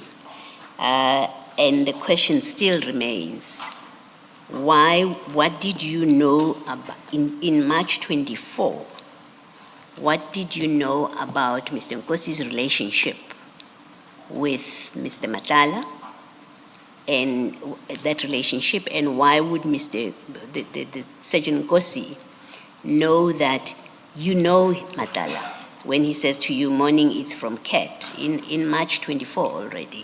So he knows at this point that you know who he's referring to. And the question is, well, what did you know about that relationship in March 2024? What was the nature of your relationship at that point? What is still disturbing me, Chair, and putting me a little bit off balance is the fact that when I look at Mr. Matlala was searched, I think, in December 2024. And what I know is that in December 2024, when he was searched, I've never interacted with him. Now I'm talking December 2024. I've never interacted with him going up to now. Now, that's why I'm working now on 2024. And that is why in my mind, it tells me that it was January 2024. So I might be wrong in terms of the timelines and the date, but I'm just saying, I'm basing that on the fact that if he was raided in 2024, December, I never spoke to him or met him. 2024, since then, December. Now, I say it could not be that I met him in January the 17th, 2025. Hence, I'm saying, if I'm mixing the date at this present moment, it's something that I just need to sit down, do the timelines. But because of the fact that I don't have my gadget, I don't have access to the office, the resources, whatever, that could be a weakening factor in terms of how I recall some of the dates. So the intention is not to mislead or to lie, but I might be mixing something somewhere, but I will accept where I made a mistake. I think I'll hand over to Ms. Hassim now, but I just want to say that I'm also not trying to involve you in a memory test, of remember as you're sitting there and then we catch you out because you don't remember things. That's not the point of this. It's to get clarification from your explanations. So, and that's why I said to you, to me, it really doesn't matter for purpose of a discussion whether you met him in 24 or in 25. But I'm prepared to work on the basis that you met him in January 24 because you say by the time he was raided in December, you had not spoken to him. So I'm prepared to work with your dates. My question still remains, and it's my question so that I understand your evidence, that in March 2024, what we've established, or what we know for a fact from evidence and from documents, is the Medicare contract was awarded in June 2024. We know that as a fact. So, when you speak to him in March 2024 rather, he doesn't have the contract yet. We know that as a matter of fact. He doesn't have the contract because the contract is given only in June 2024. And so the question is, the interaction that you say, because you say after you met him in January, you then now had interactions with him, between that January and March, those interactions before he got the contract or the tender, what are they about? And what does Mr. Sergeant Nkosi know about your relationship with Mr. Matlala as at March 2024? Is really the question that I'm seeking you to clarify. Chair, my response is going to depend mostly on the document that I want to produce so that I satisfy myself that this is the date I met this person in the office with the lawyer. Now, once I have that, I should be able to respond to the commissioner's question at this point in time. So all I'm asking is just to have an opportunity to be able to have those documents in front of me, and then I say, this is the date I met him. Okay, I think that's a fair request. We'll come back to it. But can I just put this proposition to you for comment, that if the documents that you are going to look at indicate or show that the contract was not awarded in January 24, in fact, let me say it differently.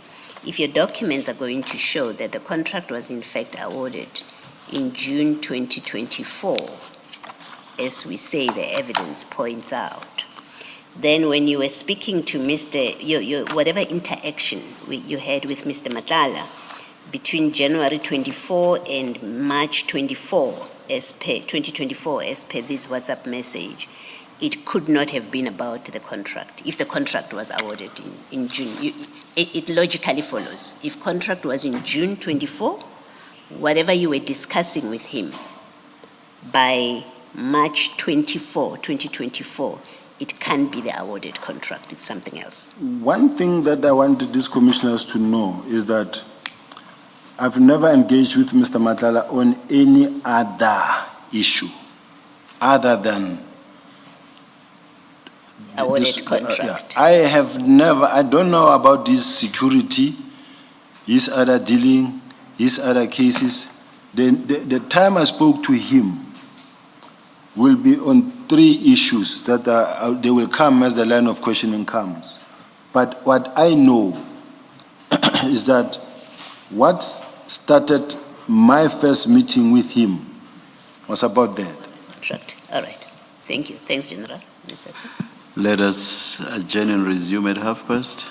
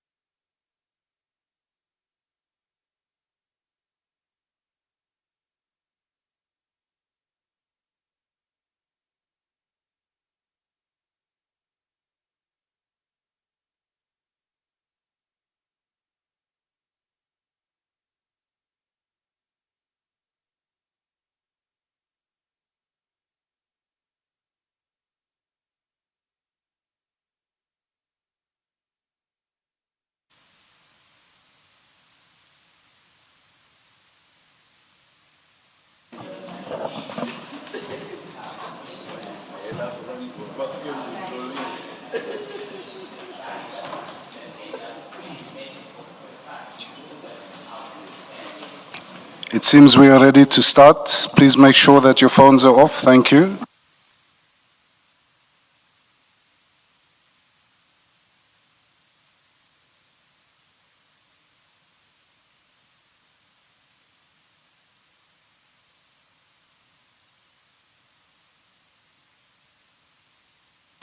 Yes, Mr. Sim. Thanks, Chair. General, you testified before the T that all of the buck had died. Sorry, Advocate Asim, sorry to do this to you. Before we start, I thought there was an undertaking that the attorney's letter will be provided after tea. I've received nothing. When we get it, we'll deal with it. General, were you able to find the letter? There is a document that we have from the lawyer, and then the one for the tender of May 24, tender document. Chairperson, I know I have it on one of my desks. Oh, thank you. Perhaps, Mr. Sim, let's just continue. Yes, and may it be shared over lunch, and yeah, let's continue. Yes. Thank you. Sorry, Chair. I have a letter dated 17 January 2024 that I could read into the record in the meantime. Where is it? Or they've asked them to print it. Chair, I suggest we come back to that once we've received the letter. Sorry. How long is the letter, General? I think it's 1.5 pages. It's a lawyer's letter that accompanies the whole lease agreement, and the May 24, I think it's a tender document.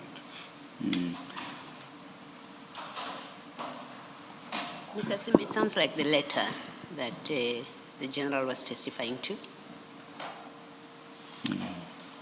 Perhaps after reading 1.5 pages, maybe let's. Yes. I'm in your hands. Yes. Please read it, General. What is the letter? They said they want to print it. So you don't have a copy? Do you have a copy for yourself to read?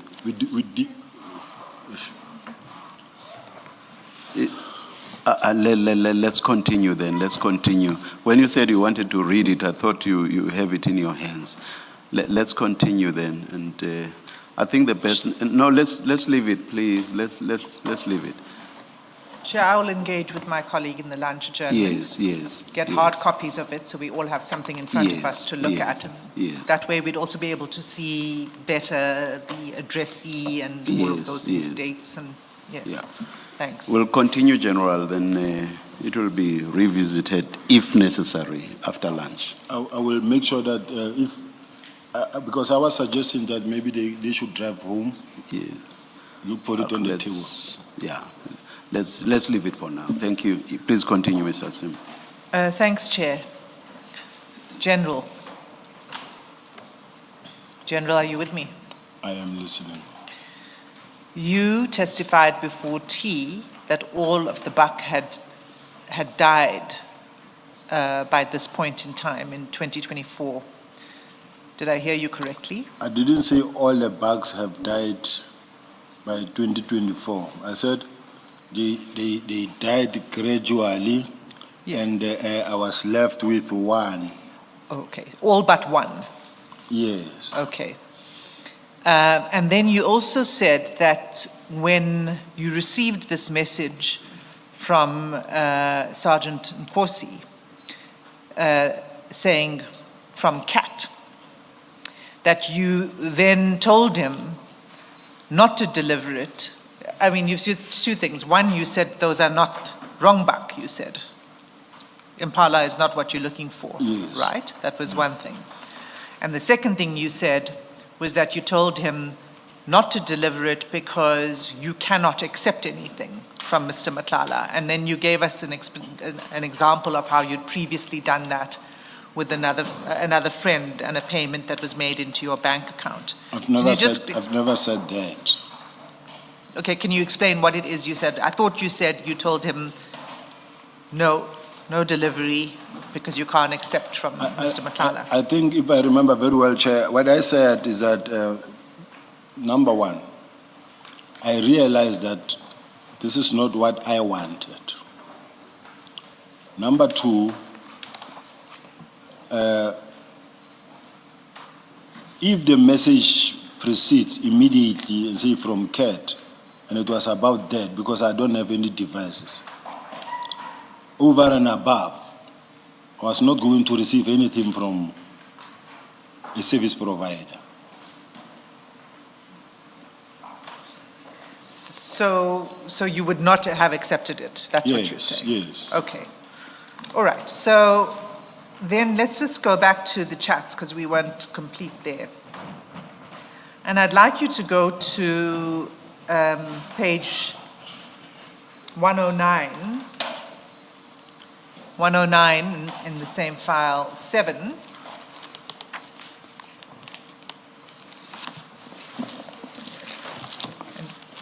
109, same file. And it's chat number 5. And you'll see it's a screenshot. It's very small, but do you see what I'm referring to? Yes. If it looks any more legible, oh, it went away. On the screen above you, you can have a look at the screen.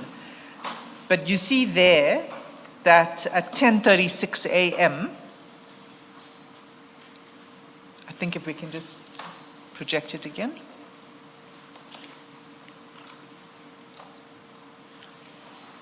At 10:36 a.m., Mr. Matlala forwards a screenshot to Sergeant Nkosi. And let's just go to the screenshot.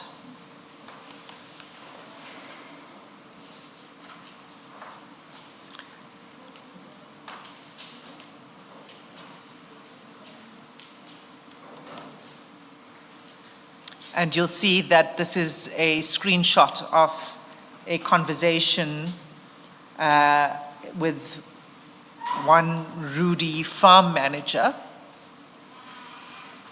Okay, so this is Mr. Matlala forwarding this screenshot, a conversation that he has with Mr. Rudy farm manager, forwards it to Sergeant Nkosi, and at the top of the message it says, the green is Mr. Matlala. It says, please check your account again. And then he says, thank you, sir, I got it. Thank you very much, sir. Thanks, sir, we'll do that. And then there's a voice note. We don't have that voice note, but it's exactly the same length as the voice note that we played earlier. So it may be that's the voice note that Rudy farm manager sent to Mr. Matlala. It was also sent in the morning. It sort of tallies up with the time frame when Mr. Matlala then, when Sergeant Nkosi forwarded it to you. But if we go down, next thing is Mr. Matlala forwards to Rudy farm manager the address. So remember there was a request, which address, can you send me a PIN where the Impalas must be delivered. And that is sent to this person, Rudy farm manager. Do you recognize that address? Can you see it on the PIN? Oh, you'd have to, it's redacted for... Yes, I recognize it. You've seen it. And is that your address? I confirm it's my address. Okay. And then... Is that the plot you've been talking about, or is that your residential address? That's my residential address, Chair.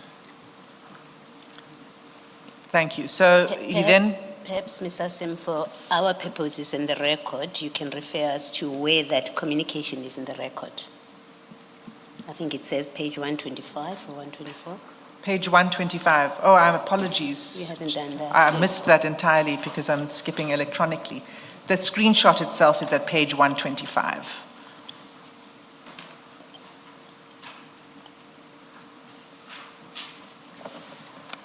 So he sends your address. And then he continues. He says, thanks, sir. Hi there, sir. Okay, everything has been arranged. He will catch the Impalas on Sunday and transport it on Monday to that location. Is it good? And Mr. Matlala replies, no problem. Okay? Now, this screenshot is sent, this address, rather, this screenshot, in the screenshot you'll see the time frame. If I go back to page 109, it was sent to Sergeant Nkosi at 10:36, okay? Now, if you had told Sergeant Nkosi no delivery, why would he have then still forwarded your address to Mr. Matlala? You see, Chair, I think I indicated earlier that when they say send the pin drop to where the bugs, the impalas must be delivered, I did send it. I also said, but when I got a break or during lunch or whatever the case may be, I called Nkosi and I said, please make sure that it is not the impalas, because I don't need impalas. I can't keep them and they die. They can't live. They can't survive. I need a bag, a mate for this one. Now, the location was sent already. Now, whatever discussion Sergeant Nkosi had with Mr. Matlala, I never said to Sergeant Nkosi, please go source from Mr. Matlala. His promise to me was that he will help me get what I need.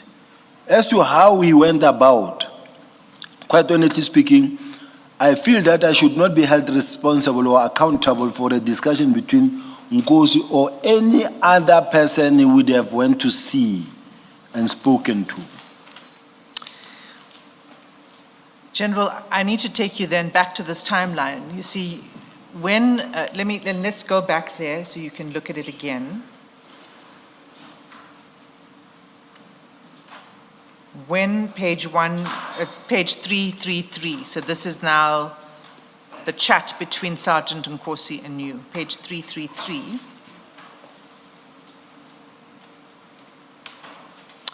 Where he says, morning, it's from Cat.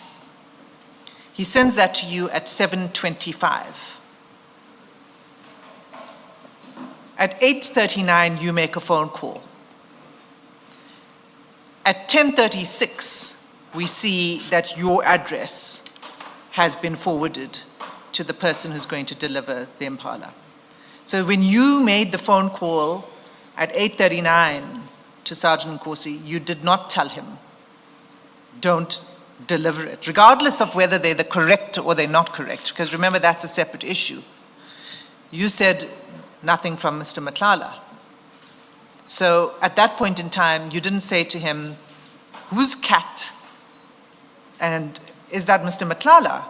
Well, I can't accept from him. You didn't say that to him at 8:39 when you make the phone call. And we know you didn't say that to him because the address is sent to him where he should deliver it, and it's forwarded at 10:36. I think we're rounding one in the same place, because I did say personally that when I spoke to Nkosi after I sent the location, and then later I got a chance to say, this is what you should know. And the fact that I didn't want the impalas, for me it was sufficient that I've addressed the problem. As to what happened beyond me, between Nkosi and the other one, is for Sergeant Nkosi to really explain. To explain what? General, your evidence is not just that you said to him you don't want the impalas. Your evidence is also that you said you don't want anything from a service provider. And you said something about when it comes to crossing the line, I hold back. But more directly, your evidence is I spoke to him about the wrong animals. I don't want the wrong animals. But 2, I don't want anything from a service provider. I was not going to accept Yes. from a service provider. You told him, that's what you say, you told him. Yes. And I understand Ms. Hassan to say, well, if you did tell him that you don't want anything from a service provider, how come you've sent a pin drop, but also your address, but importantly, Mr. Matlala is arranging for the same things to be at 10:36. Arrangements are being made to get this stuff delivered to your address. If you said to Mr. Nkosi, I don't want anything from a service provider. Commissioner, I think at some point because there are technical aspects to this whole thing, such as, for an example, yes, I mentioned the ways that I was not going to accept anything from a service provider. And I don't remember expressly saying no. As he said, it is from CAD. I don't remember saying expressly to Nkosi that I don't want to accept it because it is from CAD. I've never said that. I said I was not going to. And then as a result, at the same time, I knew about crossing the lines, and then I knew the danger zone now, and then I knew that I had to now step back. And then how I stepped back, I didn't just say, hey, why did you contact CAT? Why did you do this? No, I just kept quiet, said, this is not what I need, and I left it at there. And then they were never delivered.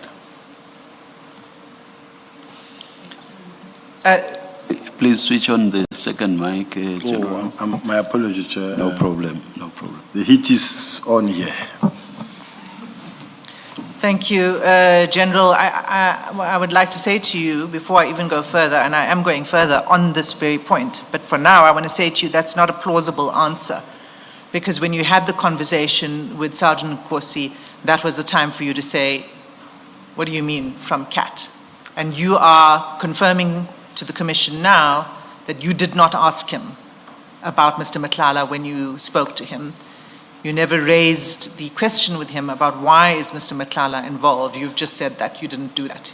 You just, in your mind, you thought I must step back. It's very easy at this point in time to ask this type of a question and say, yeah, it's not possible, and why didn't you ask that? And there was no time for that. If I'm in a meeting and I said, I heard this message talking about the bugs and impalas, I don't need this. And I don't need many because I can't even afford them. So please let it not happen. And as a result, they were never delivered. I'm going to get to the point of they were never delivered, but I just want to say that you had time to make a phone call to him at 8:39 a.m. No. Well, you did. Well, when I say no, I say, because I called him in intervals. You see, the problem is that with the South African Police Service, it's a kind of a situation where I'm not all the time sitting in the office alone doing your admin work.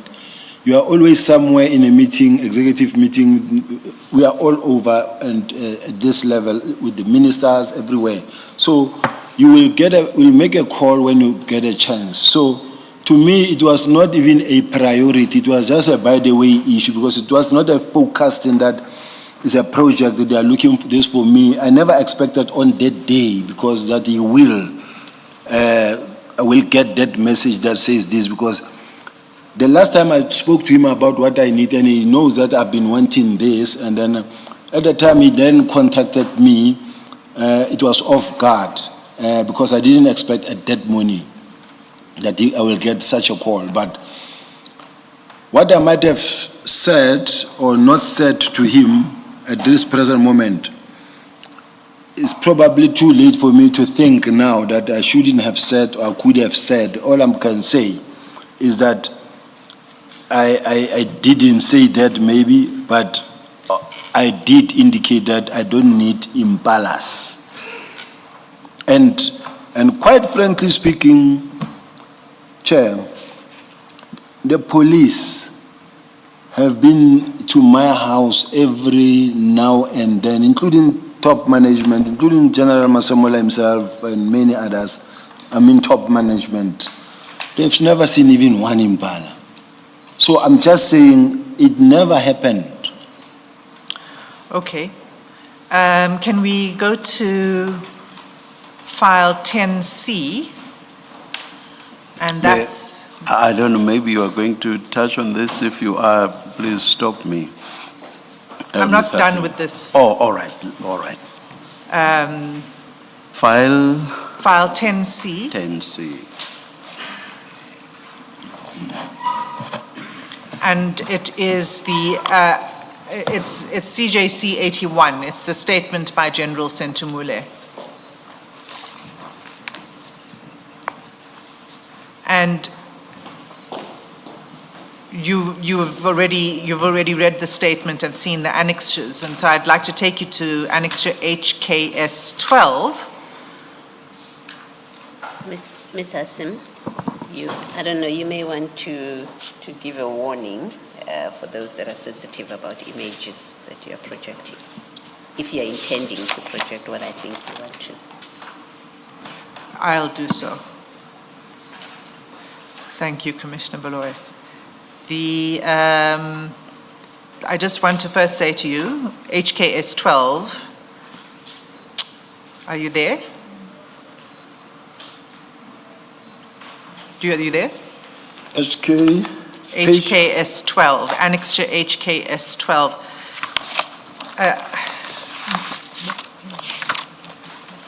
I'm at it.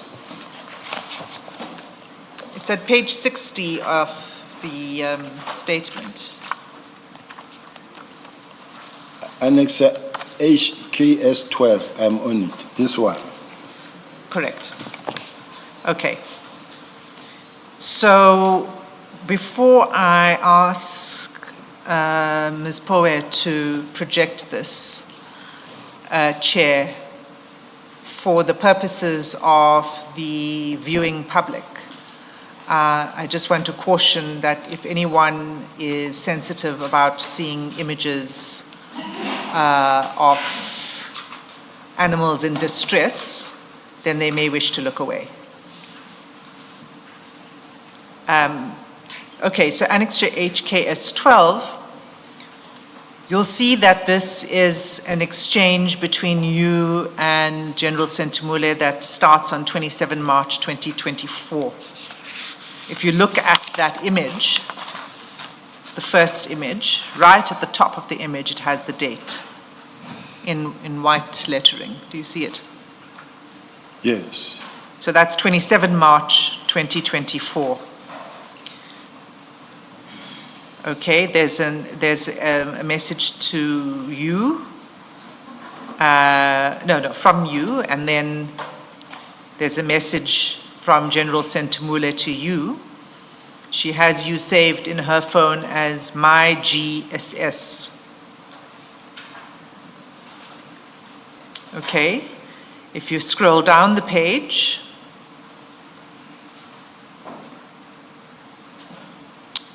you'll see, scroll down to the next page. This is just showing you the string of messages. She sends you a message saying, hallelujah, this is so heaven. And then you forward to her 2 images.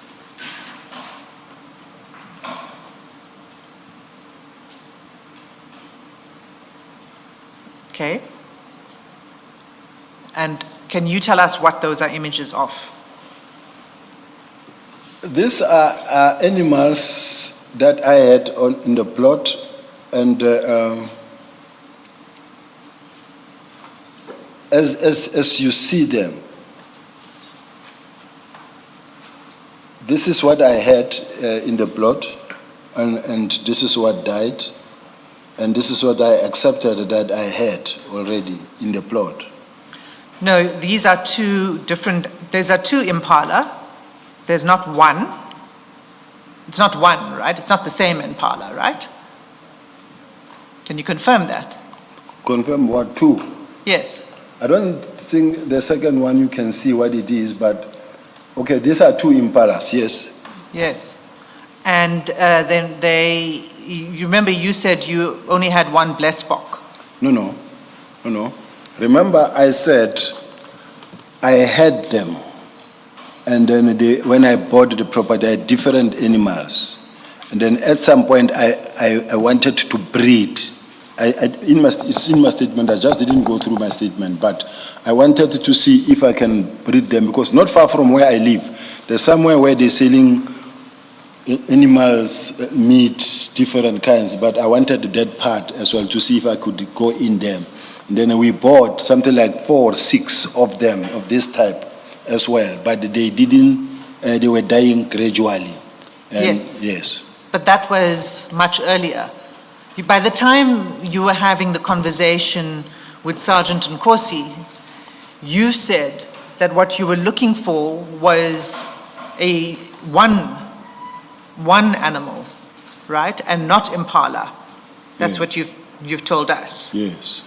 And that you did not accept delivery of any further animals at all. Yes. And that conversation you were having, you say, with Sergeant Nkosi around 21 March 2024, okay?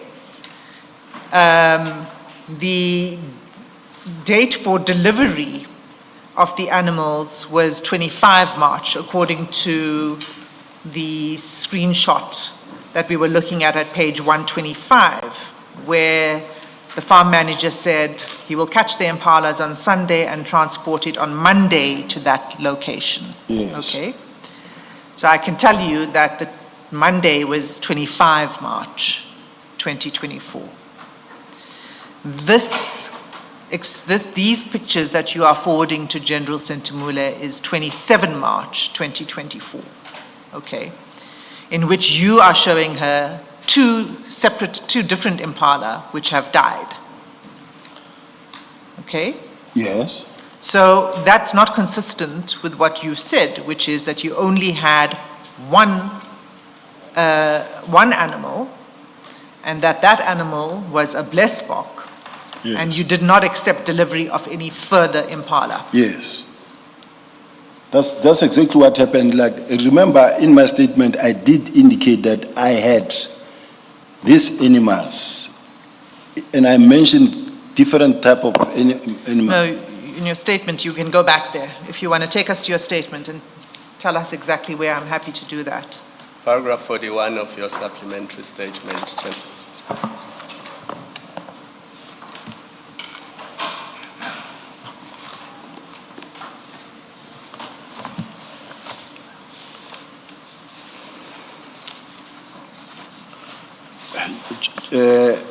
For the record,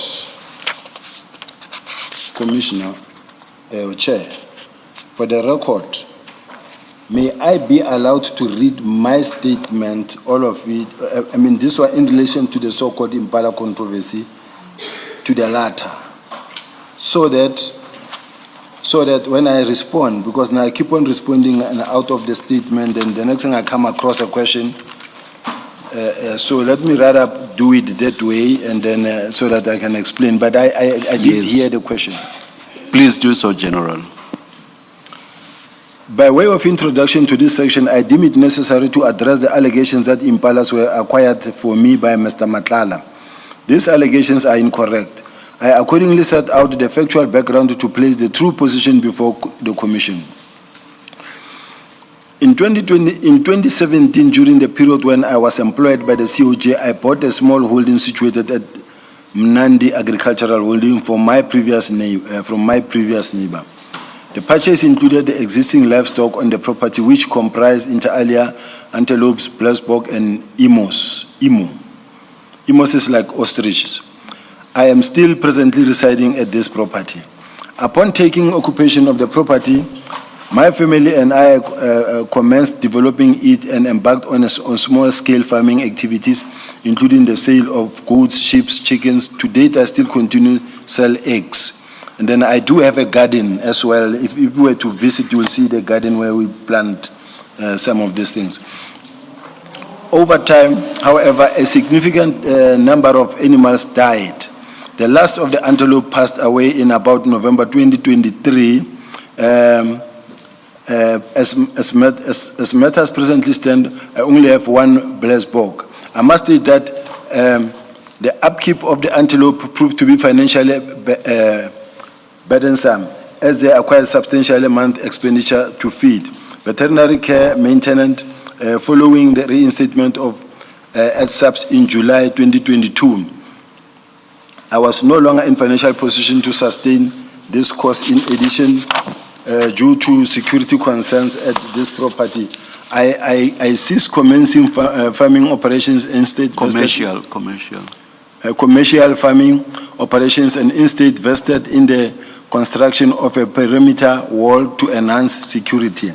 Given the lack of financial viability and the escalating cost, I made the decision to scale down by farming activities.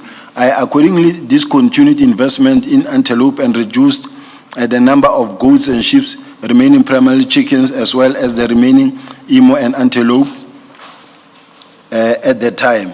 Over time, the remaining antelope also died, save for one safe block, which is on the plot now. But the other ones is the one that died around about the same time that I'm talking about. So at the stage, the remaining blessed bog began to display unusual behavior, and I was advised that the animal was likely stressed and required a maid. I requested Sergeant Fanny Nkosi, who is acquainted with the property and its livestock, to assist me in sourcing a suitable female blessed bog or male, as he had indicated that he knew several individuals who farmed with bucks. Subsequently, he contacted me and informed me that he had managed to source an antelope for me. He requested that I send a location to the gentleman that was going to deliver the animals so that delivery arrangement could be made at the time. I was engaged in meetings, and without paying close attention to the precise wording of this message, I sent him a pin location to the property. Upon later reviewing the message, I noted that he had referred to an Impala, to Impalas. I had immediately contacted him to clarify that there is a distinction between a blessed bog and Impala, and that I specifically required a blessed bog, not Impala. Now, the purpose of acquiring the animals was to obtain a maid for the remaining blessed bog. I made it clear that I would also make payment upon delivery of the animal and after personally inspecting it to ensure that it was indeed a blessed bog and suitable condition. I expressly requested that Sergeant Nkosi ensure that the correct animal named blessed bog be delivered. He later indicated that he had been under the impression that I was seeking an Impala. As a result of this misunderstanding, no animal was delivered to my property. I categorically deny that I acquired and received any Impala from Matlala or from any other person for that matter. No animal was delivered to my plot pursuant to this discussion. In fact, the remaining blessed bog on my property has already died. In any event, I'm no longer in a financial position to maintain any animals, let alone required livestock. So now, there are some mistakes that I see, because when I say, in fact, the remaining blessed bog on my property has already died, because I still have one, and at that time, they died slowly, gradually. At that time, two had died. And that is what was a shocker at that time. The two just died again, because as you can see, it's a forwarded message. When the gardener sent and say, let's say a goat died or a sheep died, and take a picture and send, that's what happened. So that is what happened. Those were the remaining ones. It's just that you type, I write to maybe, and my team also. What is the right word? As they write it, when they draft, and then this unfortunately a mistake, or I don't know say it's a typo, but I still have one that is there now. I do not dispute that I communicated with General Sintumile regarding the antelope that had died. I don't dispute that part. It is also noteworthy that General Sintumile has only now in a supplementary statement raised the issue relating to an alleged observation of Mr. Matlala's at my residence, as well as the matter pertaining to the Impala. These are not peripheral issues. I don't want to get too deep into this. I wanted to just explain the issue of the Impala. I don't know if it's, or I must read it as a whole.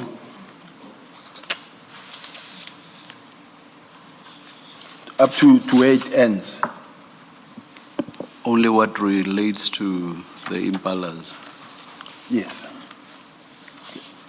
Is there still more? No, I think I can settle with what I've read. Thank you, General. So you'll end at paragraph 46? Is that? Yes. Okay. So, General, what you've read to us from your statement, I'd like to take you to paragraph 36.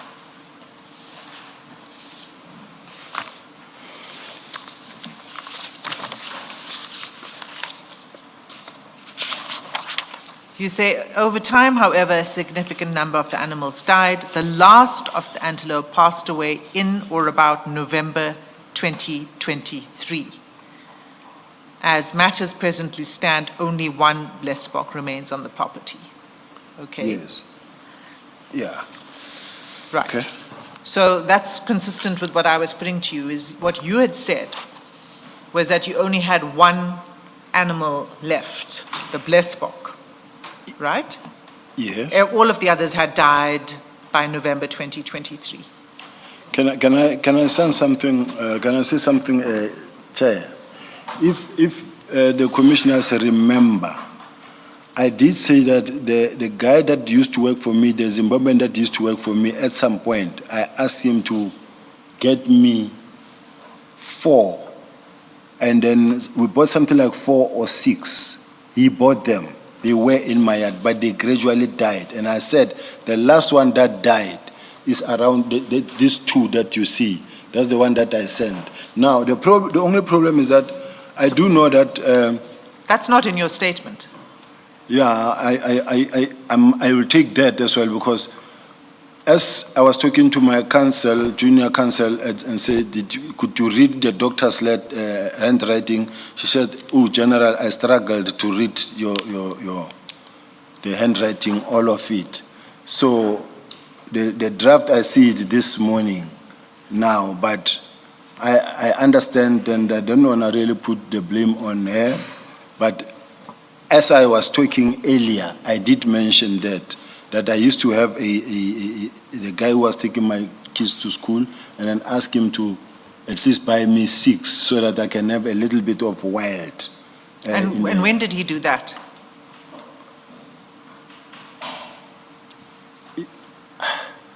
The timelines will be something that will hit me, but it's some months before or weeks before that date that we see there.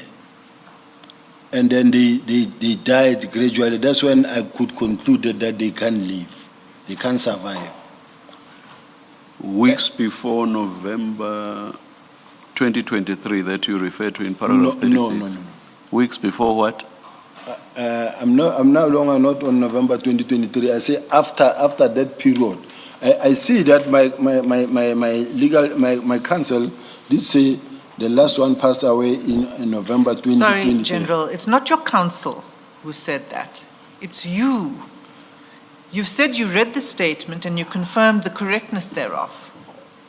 No, Nowhere in this statement does it talk it. about 4 other Impala that were bought, or at what time they were bought, when they were bought, and by whom.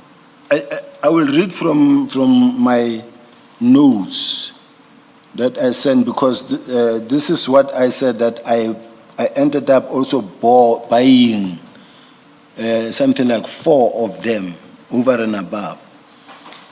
So it's just a coincidence that if we go back to HKS 12,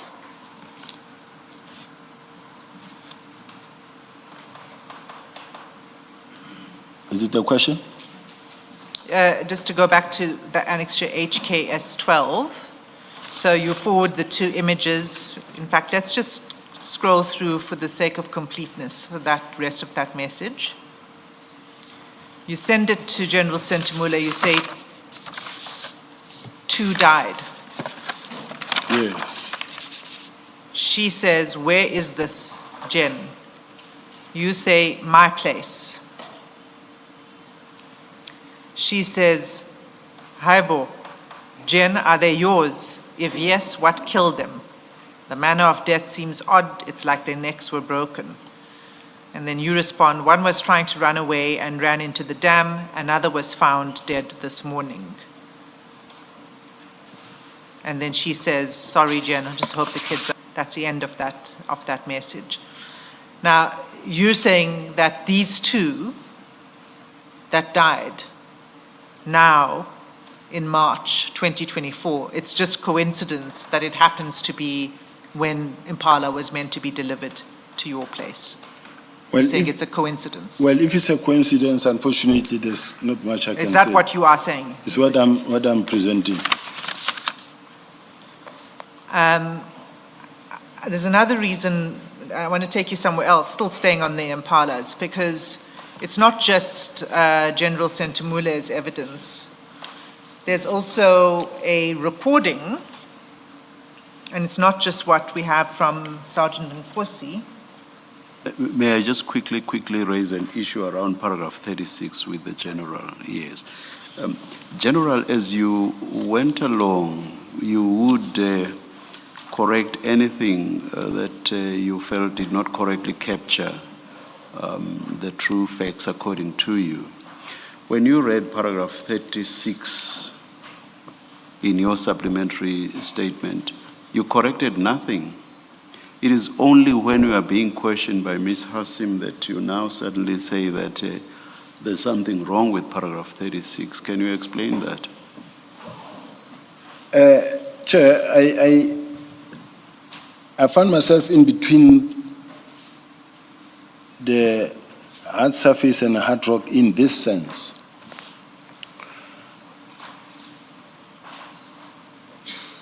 The statement is drafted by my legal team, of course. And then I have to read and correct what I have to read, to correct. So it was crafted until late last night. I only saw it this morning, of which I could have maybe corrected 1 or 2 things. So at this present moment, I couldn't correct anything because we all arrived here almost when we were called this now 2 minutes. So I haven't corrected anything. I'm not talking about corrections that you would have made during the drafting process between you and your legal representatives. I'm talking about corrections that you would make here before us. A good few times you have said, what's said there is inaccurate and here's the true position. My point is, here at this commission, you read paragraph 36 of your supplementary statement and you went past it, no correction, no nothing, and you continue to paragraph 37. So I'm making a simple point. I'm saying, if you are in the habit of making corrections here at this commission, why is it that you did not correct the content of paragraph 36 and only sought to do so when Ms. Hassim was questioning you on the content of paragraph 36? Chair, it's simply because of the fact that at some point orally, I did mention that I had this guy who was working for me. He was also a driver, and he did. That's not in paragraph 36, is it? I'm talking about paragraph 36, General. Why did you not correct paragraph 36? I'm not asking you about what you might have said in a different context. You asked the commissioners to read from your statement, and I allowed you to do so. You read and went past 36 without any correction. So my question is about paragraph 36 and not about what you might have said in another context. So simple question, why did you not correct paragraph 36 as you read it? Chair, And why did you only do so when Ms. Hassim was taking you to task about the content of paragraph 36. Chair, at that, I never thought at that present moment that I should, because I was reading and reading, but where I got stuck, where my attention was drawn, is when they say the last one died, and I know that I still have it. So to me, that one stood up, and then as it stood up and I stopped, and I said, this is what I see. But that I had bought some. Even whether we're talking these animals, wild animals, or goats or sheep, they keep on dying, we keep on replacing. So I did buy. Yes, Ms. Hassim. Thank you. There's another inconsistency, though, with that, General, because you also went to some length to explain how your salary has dropped and that you're no longer in the business of animals and the feeding is costly and the space and all of that. Now you're saying that just coincidentally, just before March 2024, you acquired 4 more. Do you see the inconsistency? Yes. Not, I don't say it's an inconsistency. I'm saying I hear what you're saying, but I want to explain that, look, to say that because they were expensive, to buy 4 more to be with these ones that I was buying, to me it was not really such a big thing because it was not a big number that I needed. I'm going to leave that at that point. General, the other concern is that when the photos were first flighted, you said those are not Impala. Those are Blesbok or whatever. Now you're turning around and you say, actually on the day, you still had at least 2 Impalas. Which is which? I've really never said that those are not Impalas, Commissioner Kumalo. Please, you can check what I said. I've never said that. You never said that? No. So these are Impalas? I think they are Impalas. No, they are or they are not? They are. Yes. General, can I? Yeah, I have a different difficulty. It is that in your statement, you don't mention, and it seems to be a deliberate choice on your part, you don't mention at all ever having impalas on your farm on this statement, the supplementary statement. You say antelopes, I'm looking at paragraph 34. You say antelopes, blesboks, and emus, that's what you have, that's what you tell us. And then you say over time, however, in paragraph 36, you then say a significant number died. The last of the antelope passed away on or about November 23. As matters presently stand, only 1 blesbok remains on the property. And then you carry on. You tell us about the lack of financial viability. I accordingly discontinued investment in antelope and reduced the number of goats and sheep, retaining primarily chickens, remaining emu and antelope at the time. So antelope again. Over time, the remaining antelope also died, save for 1 blesbok, which is still on the plot. And then you spoke to Sergeant Nkosi to assist me in sourcing a suitable female blesbok. Now, and then the next paragraph 40, and I won't read it, that's where you talk about the pin location to your property. Upon later reviewing the message, I noted that he had referred to an impala. This is at paragraph 41. I immediately contacted him to clarify that there is a distinction between a blesbok and impala, and that I specifically required a blesbok, not an impala. Now, the point, and again in 43, I expressly requested Nkosi to ensure that the correct animal, namely blesbok, be delivered. He later indicated that he had been under the impression that I was seeking an impala. As a result of the misunderstanding, no animal was delivered to my property.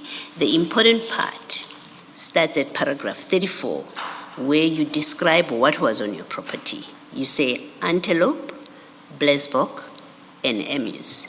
You then go on to say the antelopes died, the emus died, the blesboks died, and I was left with only one, the last of which died, and then the last died, antelope, died in November 2023.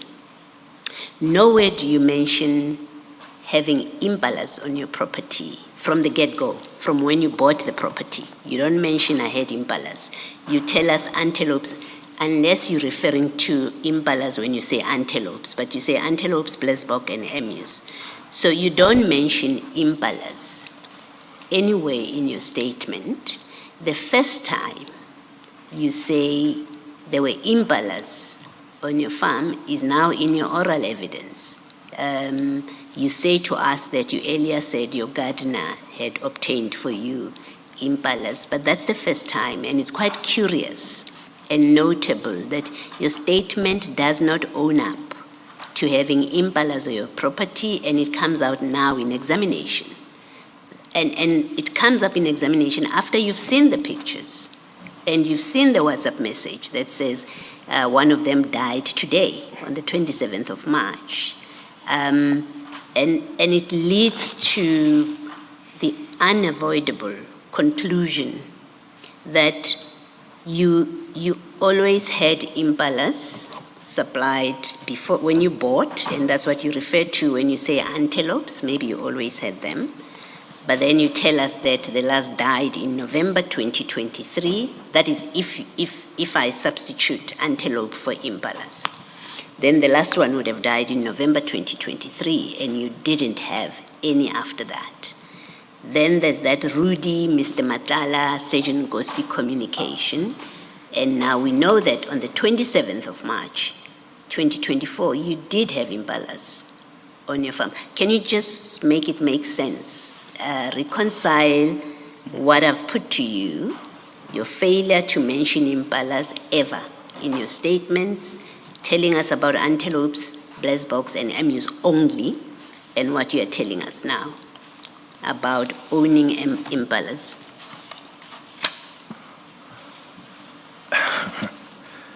I think, Chair, I will respond to this question, but I wanted to ask Commissioner Baloy, when she asks a question and she lumps several paragraphs, I understand I'm not, in the seat where I'm sitting and I'm thinking of the response, and then I go in long paragraphs, you tend to forget some of the details that you want to include. But in short, can I just say that if in answering my question, you require a moment to go back to those paragraphs that I've referred to, because they speak to the same thing. I don't see why you would have difficulty seeing that they are connected to each other. But if you do, I think you would be given, the chair would allow you time. If you say, I need to look at each paragraph that Commissioner Baloyi has referred to before I answer, you absolutely have that opportunity. No, I'll respond. Okay. What I want to respond, Chair, is that we from where I'm sitting, I don't know if I'm allowed to say as a black person, I called at home, and everybody who comes, we call it a springbok. And it is not a springbok. Even sometimes where they are locked up and then it is out, then they will say the springbok is out. Then we run around looking for it. But all I'm saying is that the issues of the antelope, that started now coming now when we really had to respond here and say, is this or is this that? Is this, is this that? But after what I can say, Commissioner, where there are shortcomings in my statement, it might have been an oversight or a shortcoming, but I don't choose to respond like that because of the questions. Some of the greater details, these are the things that you never thought one day they will come up. and in such a way that you needed to keep proper record of what happened and when and what time, considering the fact that from where I'm sitting, I'm working from my memory. I don't even have anything, my gadget, I could not go anything. So I'm just saying, Commissioners,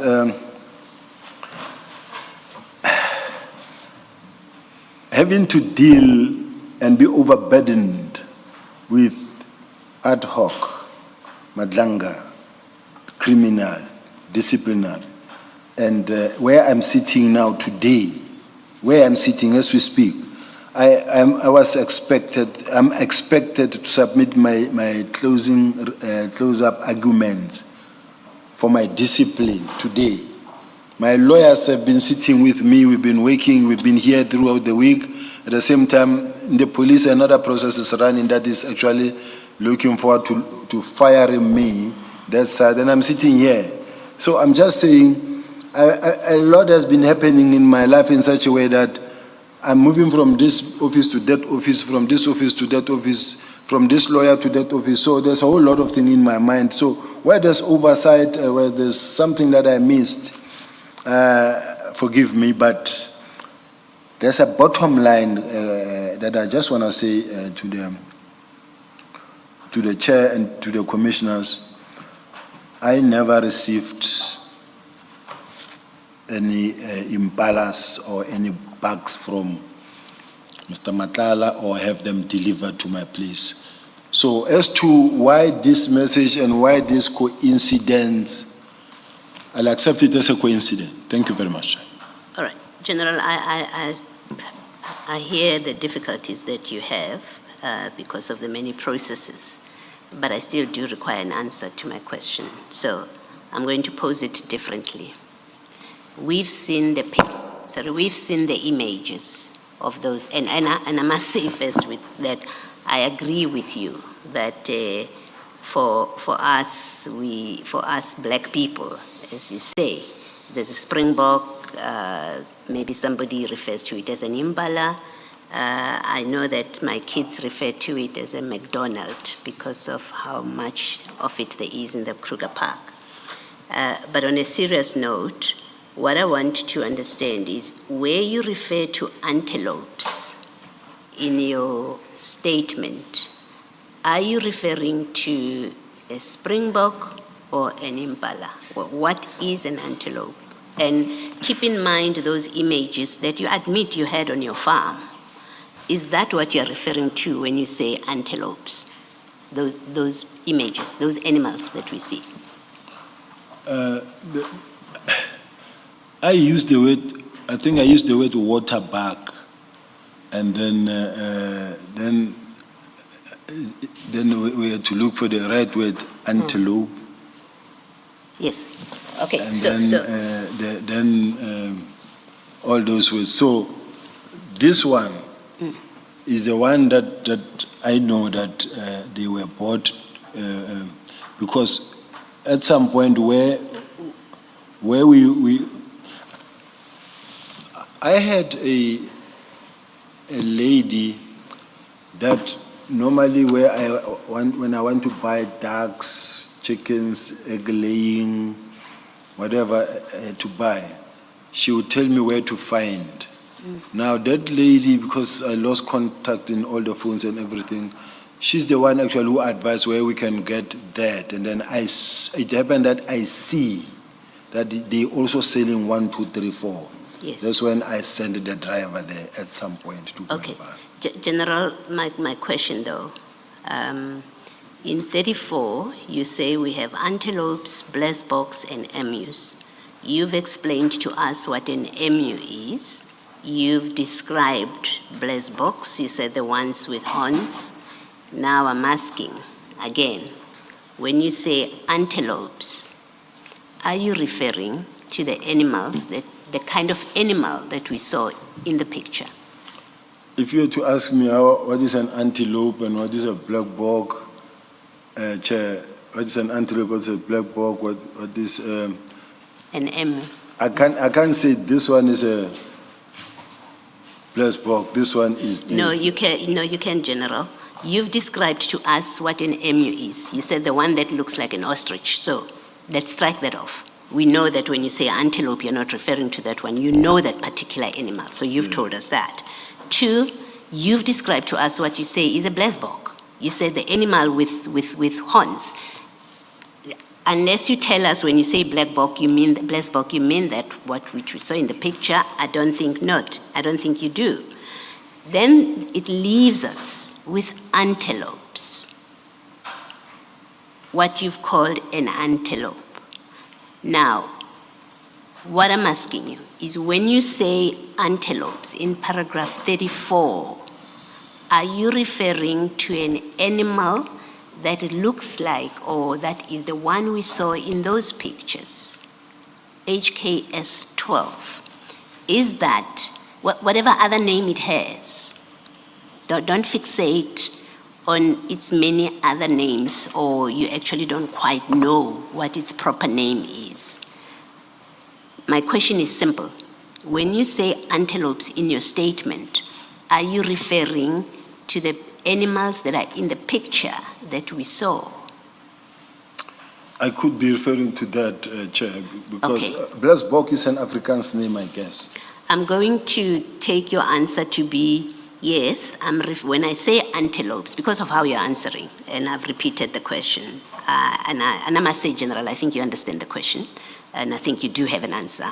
But I'm going to take it that your answer means that when you say antelopes, you refer to the kind of animal that is in those pictures.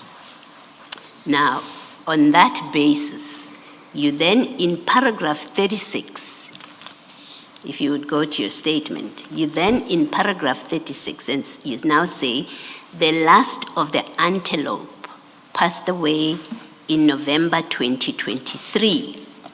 Given this discussion that we've had where you're not giving a straight answer about what is an antelope, and I've told you that I'm accepting your answer to be an antelope is what is in the picture. You say they died, the last died in November 2023.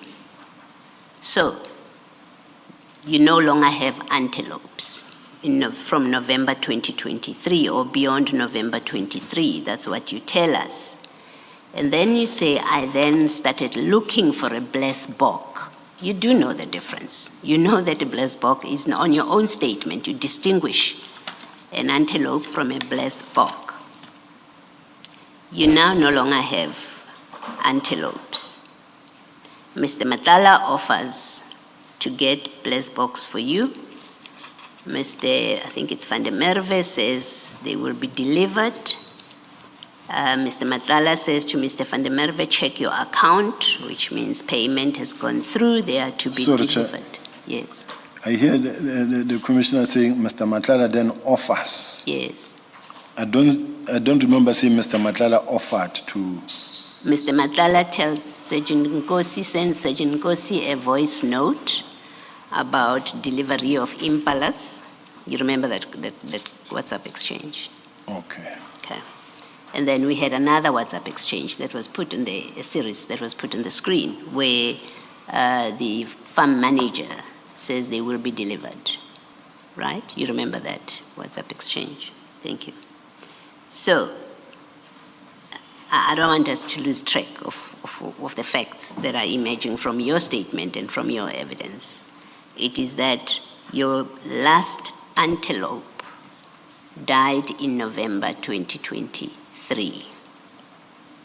Your exchange with General Sintumule on the 27th of March 2024, that was HKS 12, shows antelopes, what you call antelopes, which everyone else says it's impalas, having died that morning.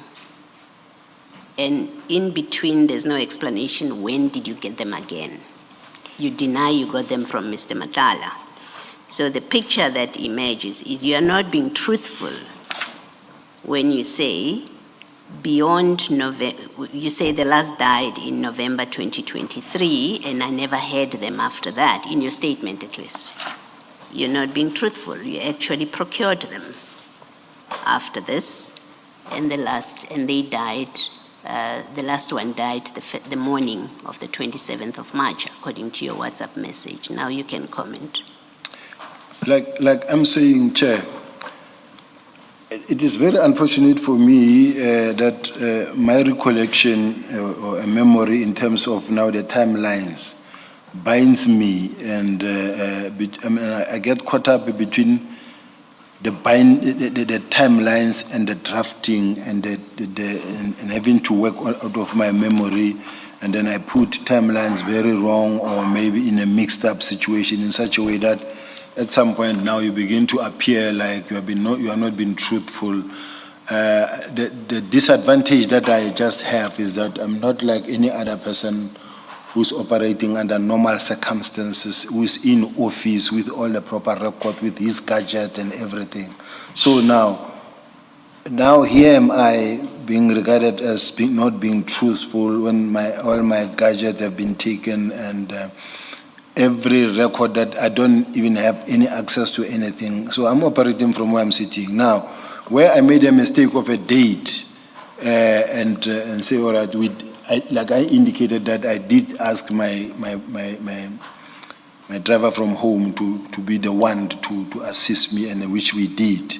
Now, that being the case, and the drafting, remember sometimes when you draft is to and fro, but I never had that luxury of toing and froing for a document and say, no, here I think we missed the following. So if I am at fault for that, it's my apology, but it's not that I'm being evasive or untruthful.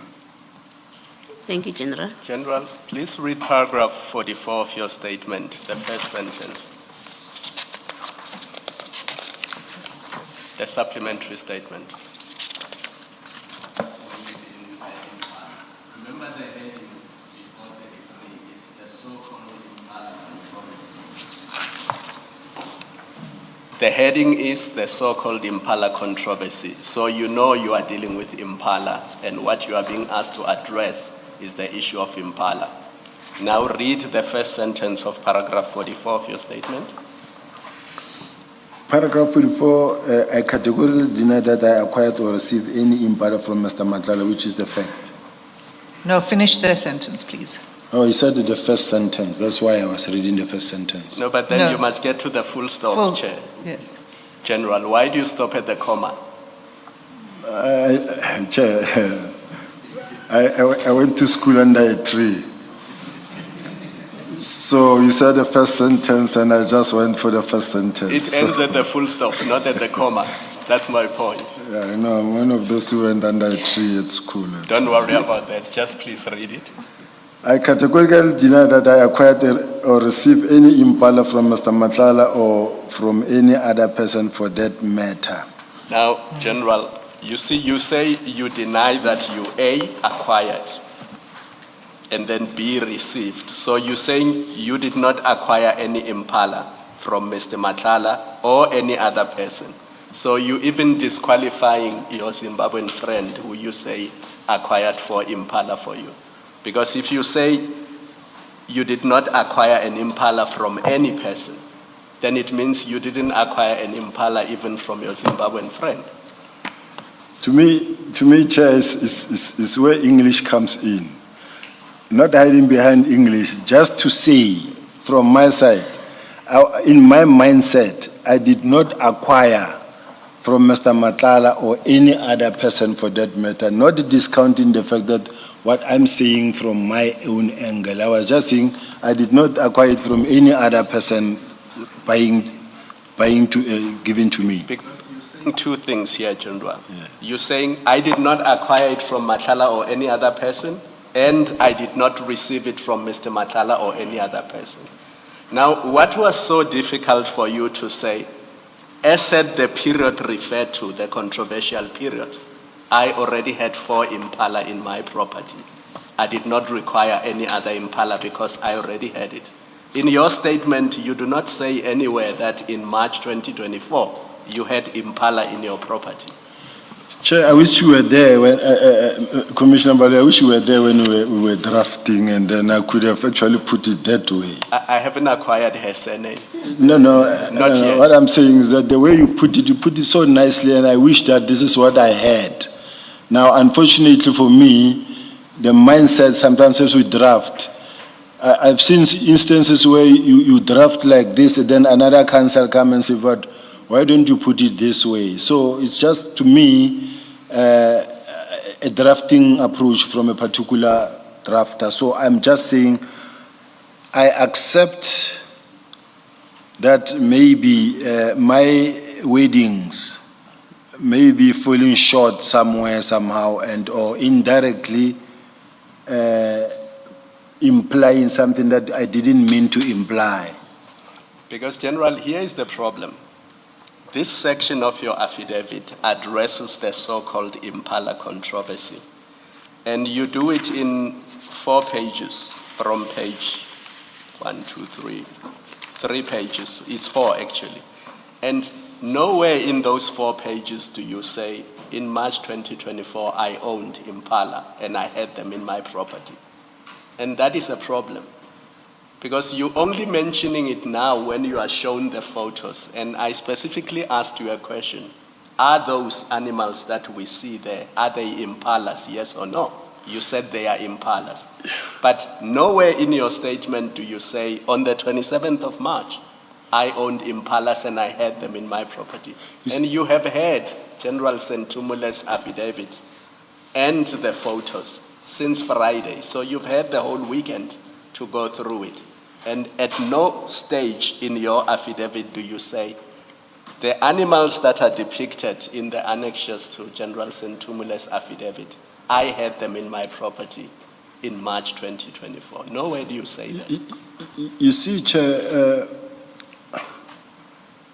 sometimes when you are in a situation that I'm facing where you have to draft something and you craft something, and this thing is to be subjected to intense probing or cross-examination, other things begin to pop out that ask certain questions and that require specific questions or answers, that at that time when you were crafting, you craft and you say, all right, let me keep it short, let me not go too deep in 1, 2, 3, 4. Some of the questions you may have to respond to, you'll speak to them if asked.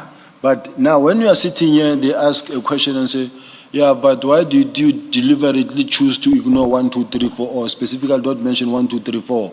And of course, sometimes it might be a question of, said, no, don't put too much details. You will respond to it. Now, unfortunately, I'm being asked now, but why did you deliberately choose to omit 1, 2, 3? It does happen,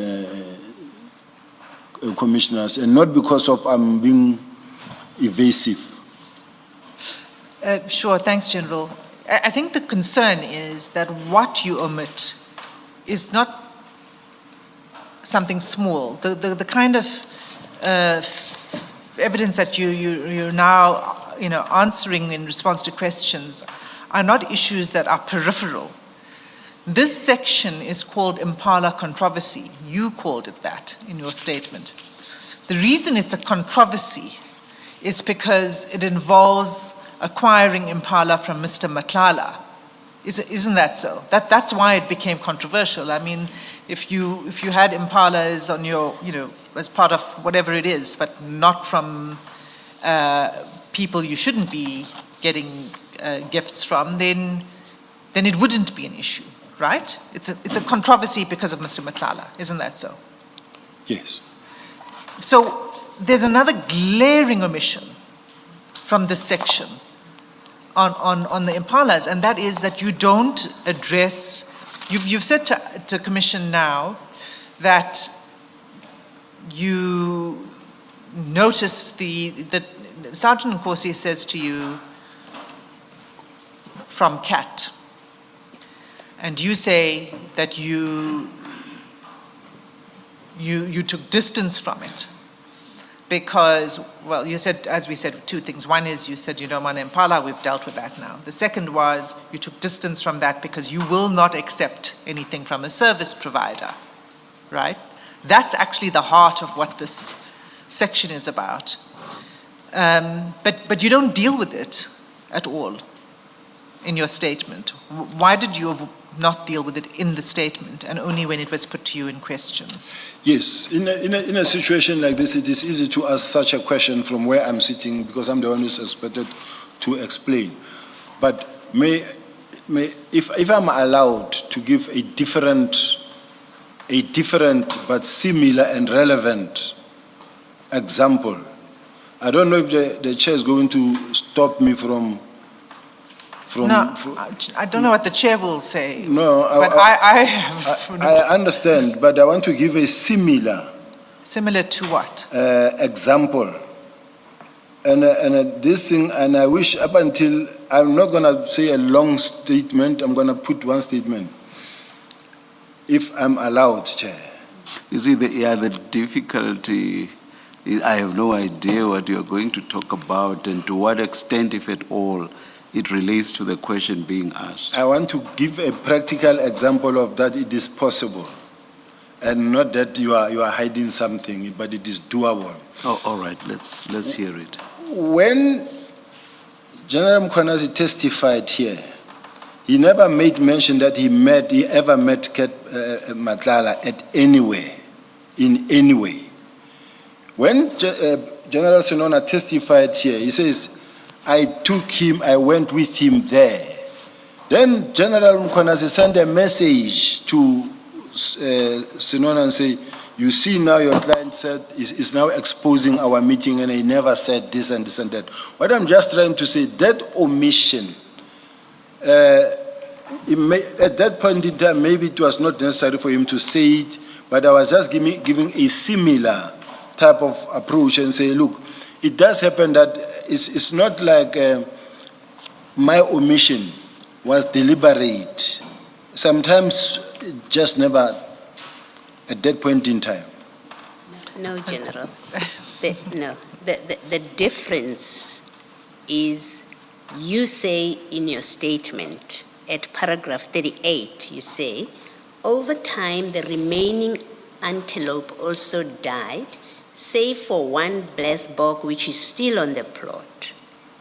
That's what you say in your statement. So at that point, you did have the opportunity. Because remember the preceding paragraphs, you're talking about escalating costs, you no longer have money, and so you cease dealing in antelopes and emus and blessed bog.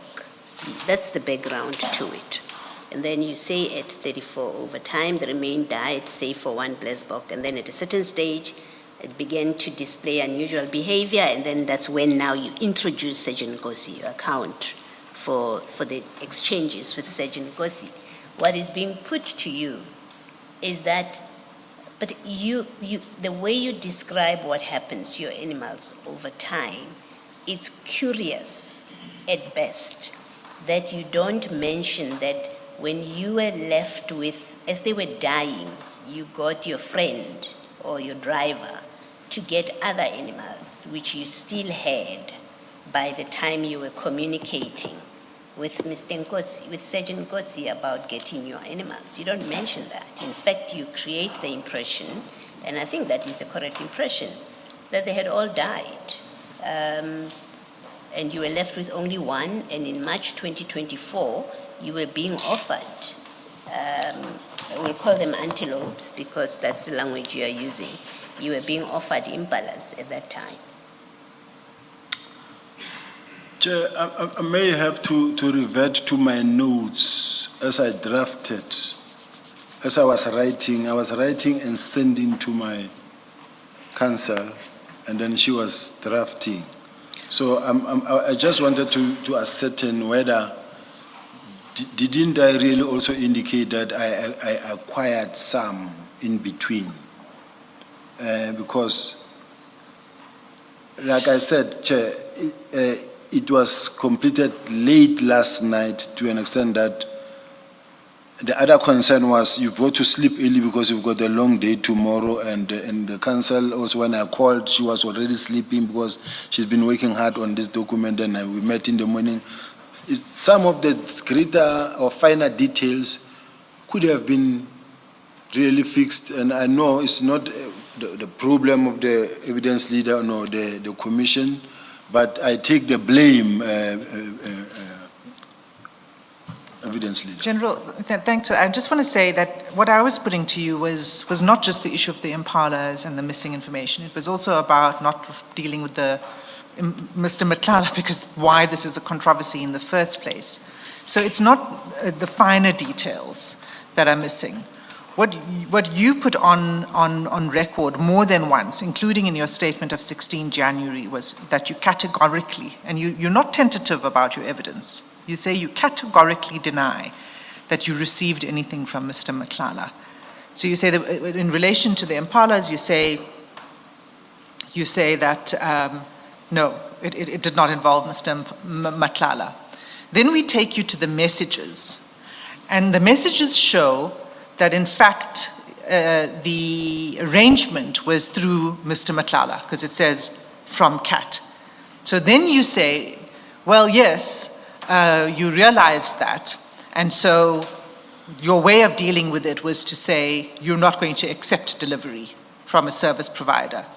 But then when you're taken to the evidence which shows that there was delivery and that there are Impala on your property, coincidentally, after the date of delivery, as we see from the chats, then you say that the Zimbabwean gardener went and procured it for you. So that's what what I am putting to you about the inconsistencies, and that the omissions that you are now filling in as we go along are not just the finer details. They actually goes to the heart of this issue of the Impala controversy.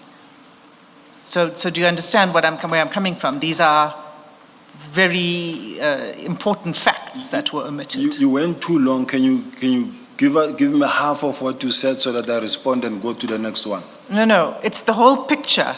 No. I can't give you half, because and that's why I laid it out from the beginning to say this is what you said and then you changed. This is what you said and then you changed. So each time when you say, well, no, you didn't put it in your statement, it's an omission, it's a finer detail you could have. I'm saying to you those omissions, whether it's about,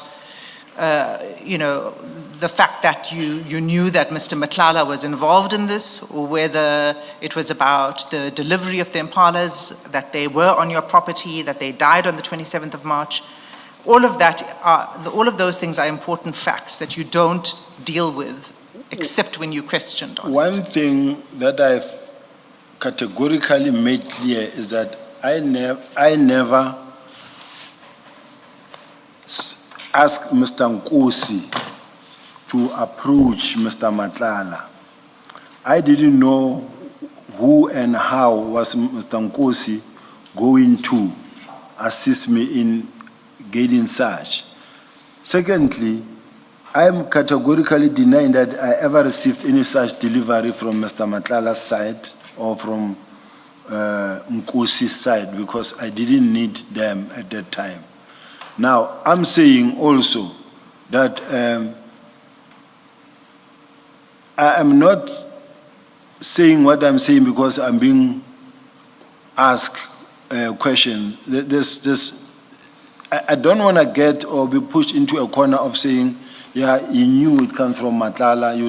I had nothing that I've assisted Matlala with, nothing that I worked with him on, and he had no reason to give me anything because I have never assisted him. I don't think you would invest in a dead horse, because having to do with the tenders is supply chain, and I'm far from the supply chain, so I wouldn't be of any value to him.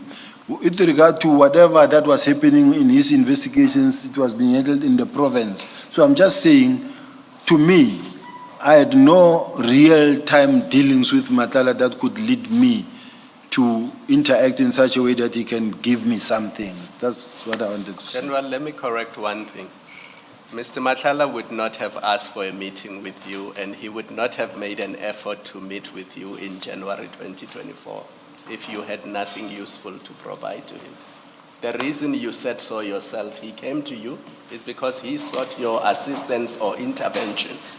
That's the real reason for the meeting in January 2024. Yes. He sought your assistance or intervention. And a month and a half later, there's the issue of Impalas. So you are not correct when you say you had nothing to offer him because issues of tenders were supply chain issues. He came to you in relation to issues of tenders because he thought you could assist him. He was not wasting his time when he came to your office in January 2024. Can I comment, Commissioner? Now, yes, he came to me with the hope as advised by General Tema and Sintumule that go and see General Sibia, he's the acting national commissioner, maybe he could assist. I saw it coming, that why am I being approached when I'm acting? I signed nothing. And what I did, I never assisted him in any way. All I could say was to say, I heard you, I will take it to the national commissioner. That's the assistance.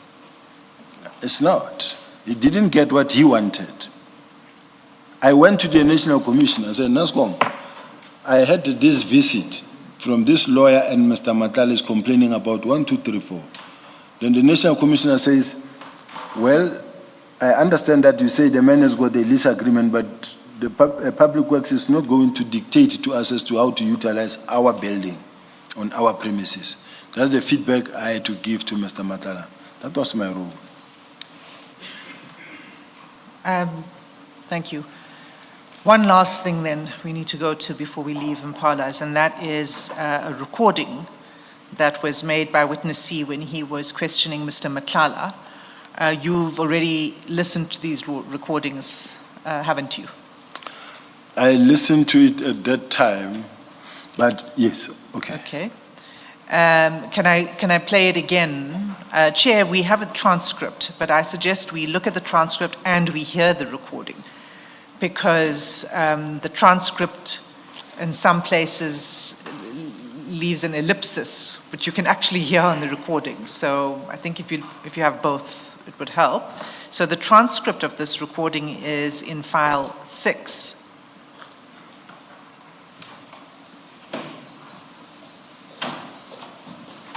At page 632. No, I tend to forget. I listen. It's audio recording E.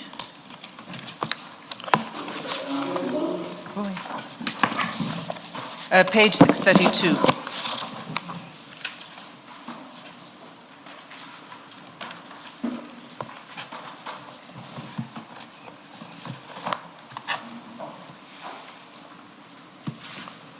I'm listening. Do you have it, page 632? 632? Yes. Yes. General Male Speaker 2 is witness C, and then Mr. Matlala is named. And this is the transcript, but we will play the recording as well. The transcript is 2 pages long.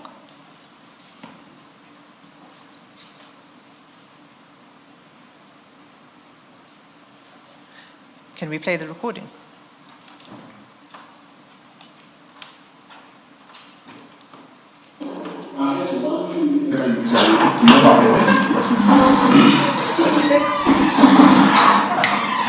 It happened, it was very dangerous. So Timofile, the Imbala, actually all of them, I don't know, but for that, I told you this,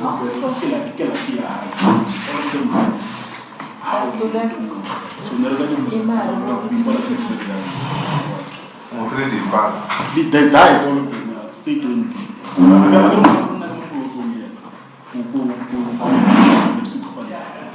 And Spain.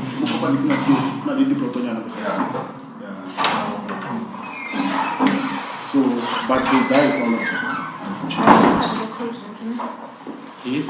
So again, don't know when the guy will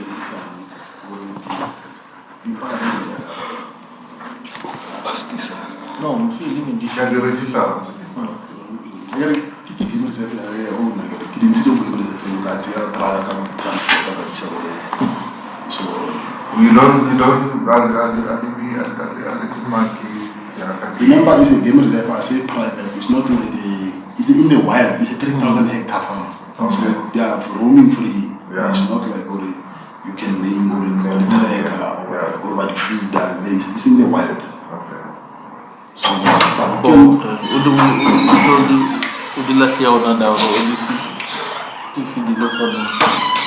didn't show every day one by one. I think maybe.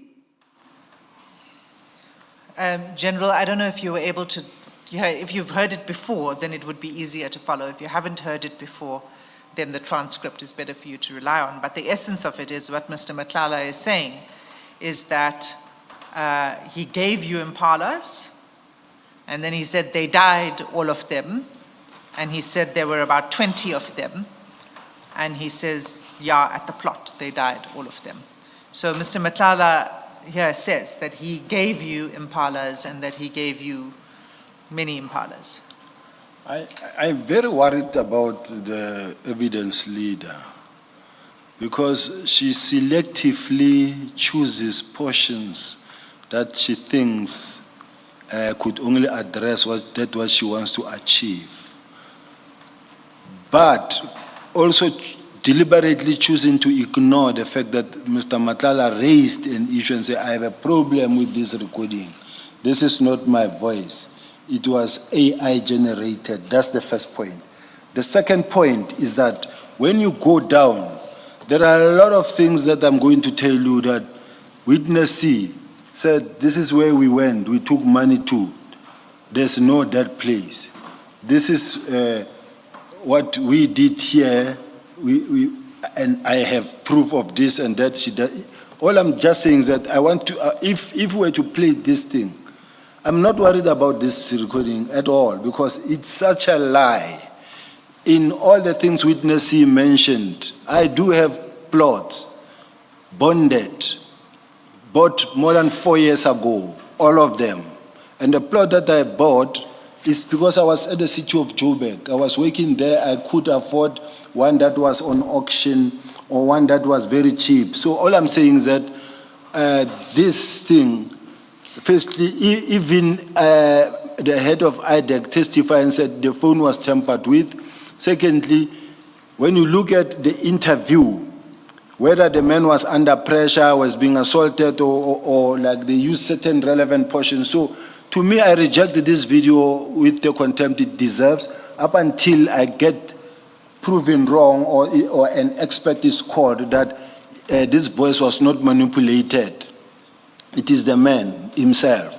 But I don't want this thing to be used against me when I'm going to prove to you in the following lot of them that, in fact, this is not true. So let me just say to you, General, first of all, this was introduced into evidence by the investigators who were present at the time that the recording was took place. This has nothing to do with IDAC. IDAC's never raised any objection in relation to these recordings. I can tell you that now. It was introduced into evidence. It was, and it was the testimony of the witnesses who were present. They gave evidence here in this commission. Mr. Matlala may deny that that is a recording for whatever reason he wishes to say this is AI generated. But what I'm putting to you here is what the evidence has been that has been placed before this commission. You may respond to it. I want to respond to it. But when you respond to it, either you say you're not going to be responding to any of this because of your concerns, and I want to be clear exactly what you're saying, whether you're going to answer questions on it or whether you're not. I will answer questions, Okay. Chair. I will answer every question I want to. But what I want to raise as well is that the unfortunate part I don't want to say in this commission, but the unfortunate part is that if I'm being accused of attempting to disband the political killing task team, and it is the same team that is investigating me, it is the same team that is investigating everyone again for attempting to disband us. It is the same team that is also investigating the recommendations that come from the Madlanga Commission as were given. The same team, whatever that we raise and say they took money, the same PKTT, they took money from Fort Hare with evidence, and that is not coming anywhere. There's a lot of manipulation. This is not a clean investigation at all. Now, when you question me about an investigation that was conducted by the suspects themselves, that took money from Fort Hare, from accused number 1 in Fort Hare University with evidence investigated by the DPCI. Now I must be questioned about some junior officials who are corrupt themselves, who booked someone from the cells and then started creating some material that must be produced here and be read here. I don't accept it. General, when you say this is not a clean investigation, what exactly are you referring to? Are you saying we, No. as the commission, are not conducting a clean investigation? What are you talking about? Chair, I'm far from accusing the chair of that part. Yeah. I'm talking about the investigation by that witness. All that. Chair, I have high respect for this commission. They are fair. It's not referred to this inquiry. I just wanted to make sure, because the whole of South Africa is listening. No. And there may be a lot of misunderstanding around your statement, but I'm happy. I'm if you've far clarified- from this one, clarified Chair. I'm not the point. accusing the chair of anything Thank or the you, commissioners thank you. of anything. I'm Thank you. talking about the fact that the investigator, if I am accused of attempting to disband the PKTT, and now they are already conflicted, they cannot be the one now to investigate, to start investigating me now. Now, I can point out a lot of issues where they are involved in the commission of an offense with evidence. Now, they are I must sit here and them producing a false evidence against me. Now, why I'm saying that? Chair? Evidence that you have to give me a chance. They say Mr. Matlala used to give General Sibia money at his townhouse in Sandton. The townhouse that I sold before I came to the police. I sold it before I came to the police, and the person who bought it is a businessman who took occupation immediately. I never had access. They tell you about the money that was collected somewhere in a circle. There's no circle. I've got pictures in my phone, but even if we were to do inspection in local, there's no circle. Number 2. Number 3, the properties that I have, I do have, and that one in Sandton, it was an Airbnb. At that time, I was not even going there myself, because it was just an investment company. Why, Chair, you'll find me trying very hard to have property 1 or 2 or 3 there. I'm almost 60 years old. I've wasted a lot of time. I still don't have a house because of the difficulties I've been put in. Don't be, I don't want to use the fooled by, misled by the wall they show. Get behind the wall and see what is there. There's no house. Now they show my wall, and the wall I built running because there were some intelligence movements who wanted to kill me immediately after that investigation of Richard Mdul. That's why I had to take the money I was given and to build a wall. But if you are to come inside, there's no house. There is a house, the old house that I found there in that plot. And since I came to the police, what I had. I haven't bought anything else other than what I came up with. Whatever car that I have, I came there driving it into the police. Now, all of a sudden, witness, we did this. No. So I'm just saying, please, this one of witness C is a non-starter. General, you were being asked, we have a transcript in front of us. We've listened to a recording. What Ms. Hassim was asking is, are you going to, given your position about this all being AI generated and are you going to take any questions arising from the transcript? Or you refuse to take questions because Mr. Matlala has said it's AI generated and your distrust of everybody and their corruption that you have spoken to, it's really a yes, no, I'll take questions and then we take it from there, or you say I won't take questions and we take it from there?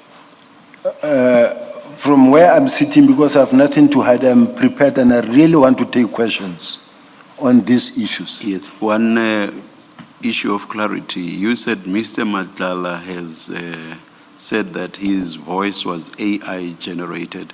When and where did Mr. Matlala say this? At the ad hoc. Oh, thank you. Perhaps we should take the adjournment at this stage? Yes, and, thanks, Chair. return at 2:10. My commissioners are suggesting 2:15. So let's come back at 2:15.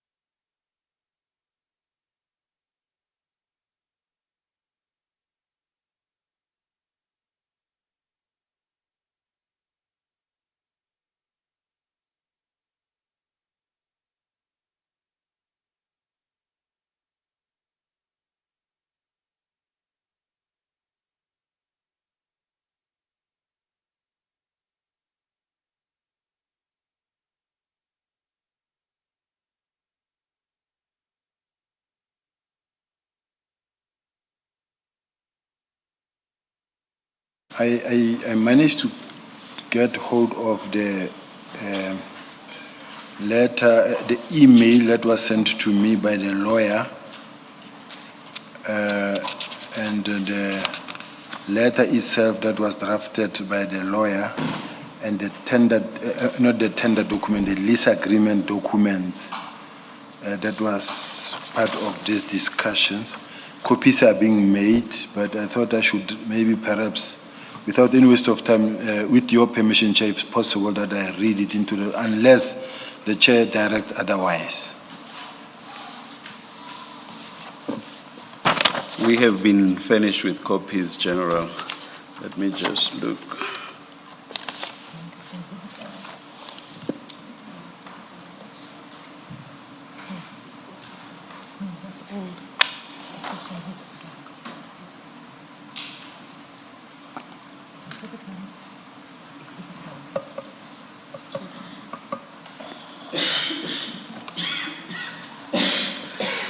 Ms. Hassim, you put a question to the General, and the General raised the issue of the letter he had referred to previously. Your response? Chair, can we just admit the letter into the record as Exhibit CJC 82? And then, I mean, I'm not sure whether the witness is saying he wants to address the letter now or not. That's my impression. Do you want to address the letter, or do you want to admit it in? For me, it is very much crucial to support the fact that it was on the 17th of January when I received the email. Okay, hold on. I just wanted to get an answer to my question about what you wanted to do. It's clear what you wish to do. Could we admit it into the record as CJC 82? And then the witness can... I'm sorry. So admitted. Thank you. And now you can take us... You don't need to read it into the record, because we have it, the commissioners have it, but you can tell us what you want to say about it. I just wanted to say that this is a lot of demand, a notice to vacate the promise, to vacate the property, and then also saying that they act on behalf of Mr. Matlala made it 24, and that there are people who are actually occupying the premises which has been leased to them. So that is what they came to and discuss. And I might have, or I made a mistake that I must admit, that I spoke about the tender document when in fact it's supposed to be the lease agreement. Yes. So I'm just correcting that error, Chair. So, but General... sorry. Yes, Ms. Hassim. You know, you refer to the letter. There's a cover page, which is the email, and correct me if I'm wrong, but it seems like the letter was attached to this email. Is that right? That's correct, Chair. And it's an email from Mr. Matlala to you. It's email from Mr. Matlala to Sitole, Major General Sitole, and then copied DNC Crime Detection, myself, yes. And the date of that email? Is 22nd of February, 2024. So you received this this letter of demand on the 22nd of February 2024? This document, what is important about this document, it is the document when they were setting up an appointment to see me, and then to come to the office, I guess. Because when I look at the letter of demand is signed 19 January 2024. In other words, they attached this letter of 19 January as well. Yes, I'm trying to understand. I see that. The letter of demand is 19 January 2024. They sent this to you on the 22nd of February, but this was after your meeting. This was after the meeting you had with Mr. Matlala. Look, Chair, based on the fact that I see paperwork now in front of me and the dates, I'm subject to correcting the dates where I see the dates, because the bottom line to me is that it was this that the meeting was based on. Now, the email came first, and then the attachment here is 19 January, which means this document was there already when the lawyers came with Mr. Matlala to the office. So which means that my meeting could have been around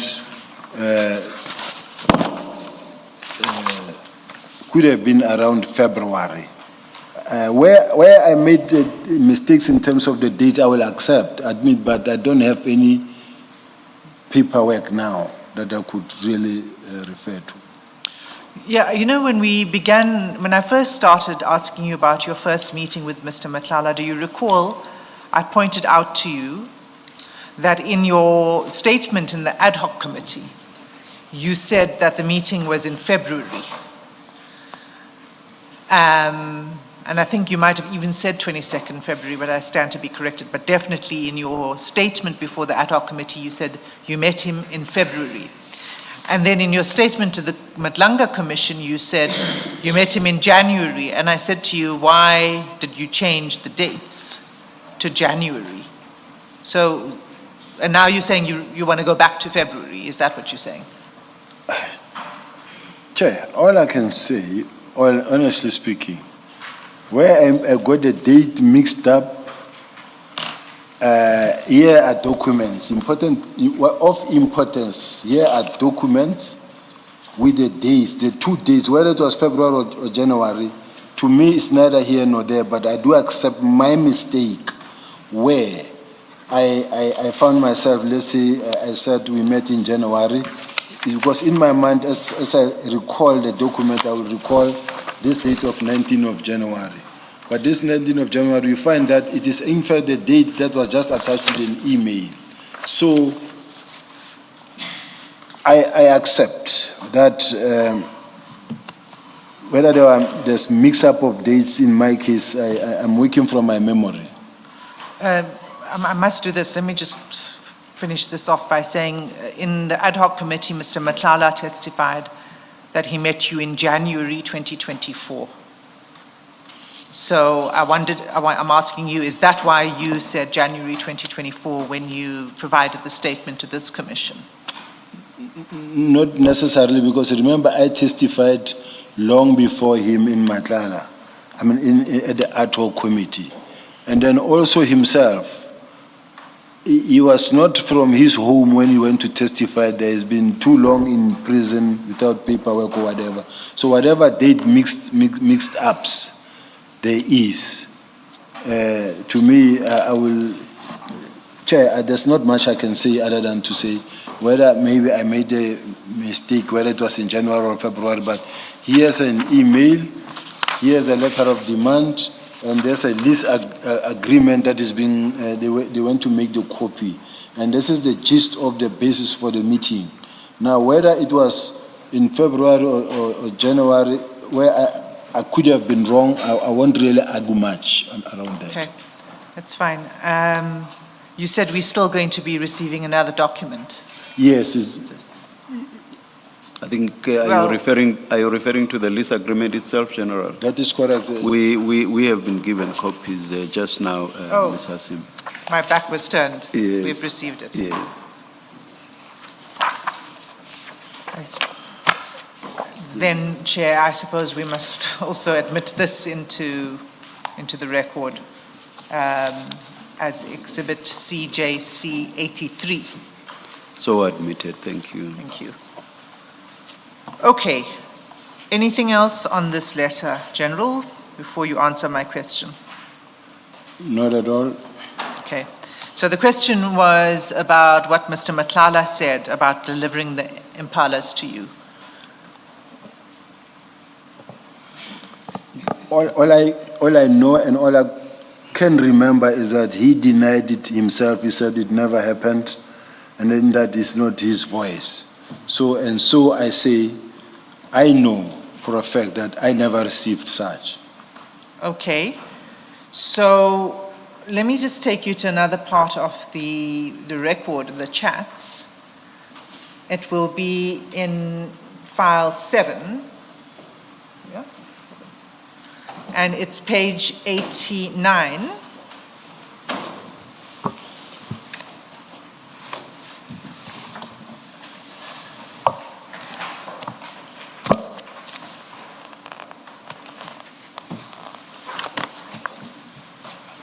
Page 89.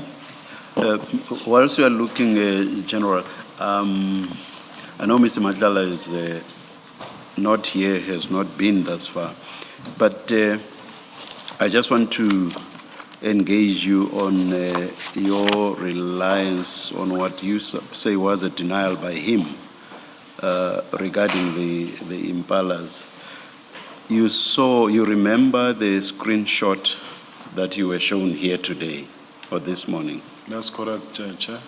And you remember that part of that screenshot, Mr. Matlala says to the person who I think, or rather whose voice I think we hear in that recording, he says to him, please check your account. Do you remember that? I do, Chair.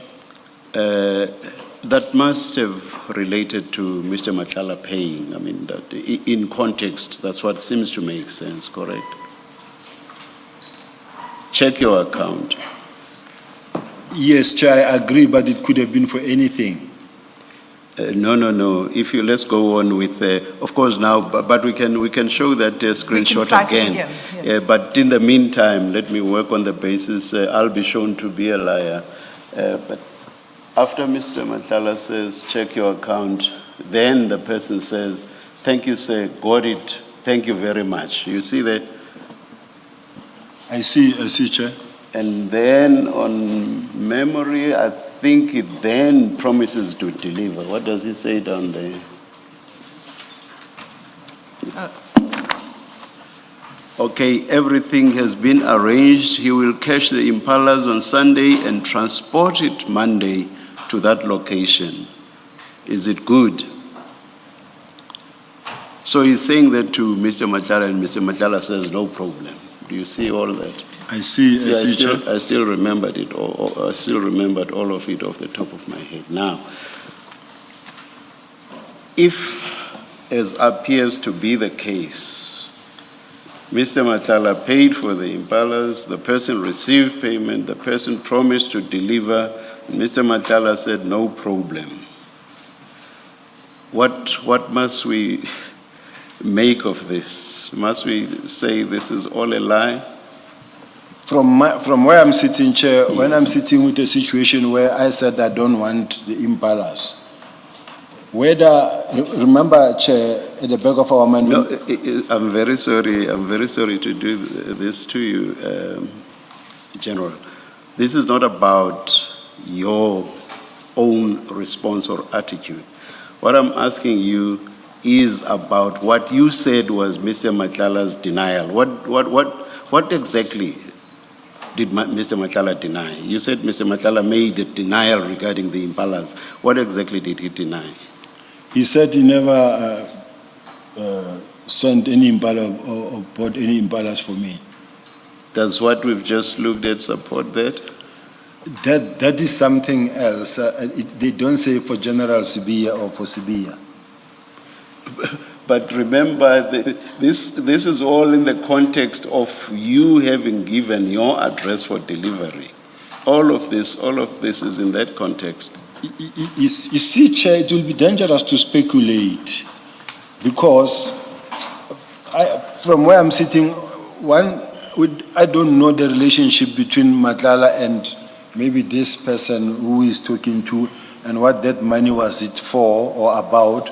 But I find it very difficult for me, where I'm sitting, having to respond to a communication that involved between Matlala and someone else, or between Nkosi and someone else. General, Ms. Hassim already took you to the location or the pin that was sent, and you accepted that it was your address. Do you remember that? I do, Chair. Yes. So this was to be a delivery at your place? Yes, Chair. And the only thing spoken about which was to be delivered were the Impalas. Up until I said... No, let's leave aside what your attitude was. The only thing that was to be delivered was the Impalas, correct? Not the Impalas. What I wanted.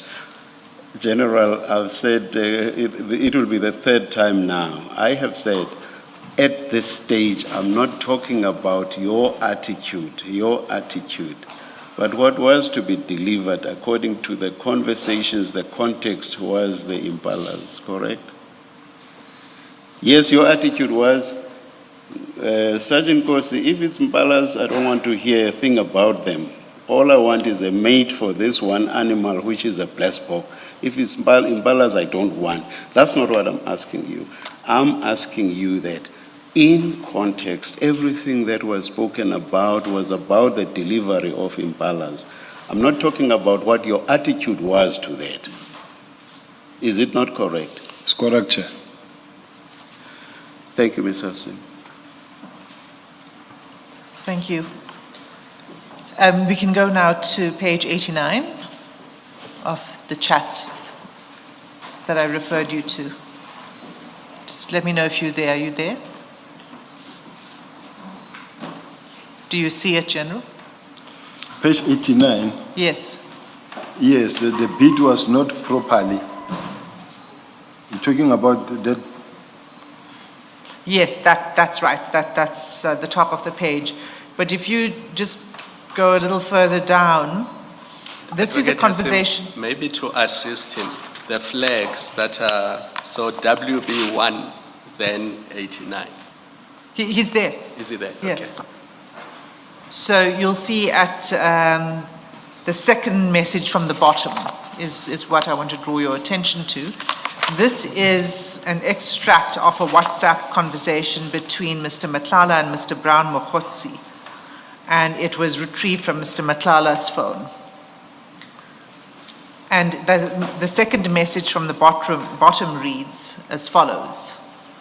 I hear that you told Mr. S that I told you that I gave him some animals to keep at his plot. So I wanted to hear from you if there's any truth in this. Did Mr. Brown Mokhotsi speak to you about delivery of animals to your plot? No. Did you not have any conversation with him about Impalas? No.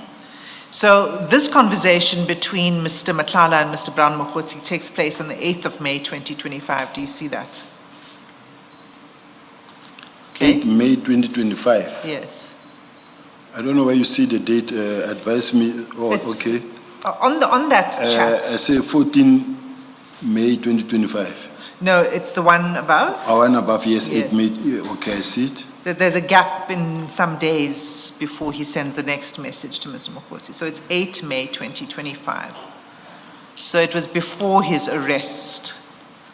And the recording that we played was taken at the time of his arrest on 14 May 2025. Okay? So the conversation about the Impalas, the animals and the delivery to the plot, was already taking place before he was arrested. Do you see that? I hear what you say. You still maintain that the 14 May was an AI generated? I wouldn't get involved into the AI generated stuff or part of it. All I'm saying is that these are the conversations between certain individuals on their own accord, whatever they were talking about. That does not involve me. It does involve you, though. And they are talking about the delivery of animals. Here Mr. Matlala says animals, but what we know them to be are Impala. So if there was not this issue of the Impalas and the delivery of the Impalas to your property, why would he be discussing it with Mr. Mokhotsi? What I heard is when you were saying to Mokhotsi, I hear you going around saying, you told so-and-so that, let me read it. I hear that you told Mr. S that I told you that I gave him some animals to keep at this plot. So I wanted to hear from you if there's any truth in this. Yes, he's asking, did you tell Mr. S, who's, I think is you, did you tell him that I told you about those animals? Did you then go and tell Mr. S about it? That's what he's asking. Well, personally, I never discussed with Brown Mogotsi the issue of the Impalas. I never discussed with Mr. Ket Matlala about the issue of the Impalas. The only person you spoke to was Mr. Nkosi about the Impalas? Yes. Okay, that's fine. And we're not going to go back there because we've looked at that whole exchange of text that you knew it was coming from Mr. Matlala. So we're going to leave it at that. Unfortunately, we're not leaving your relationship or you don't like me using the word relationship, but your contact with Mr. Matlala. And I want to move to another time period. So we had March for the Impalas. Now we have 14 September 2024. Can you please go to page 111 of that same file?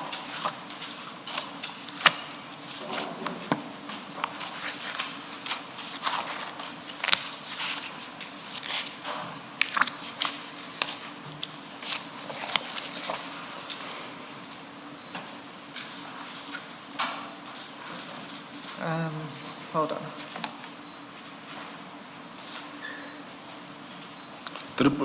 Page 111. Yes.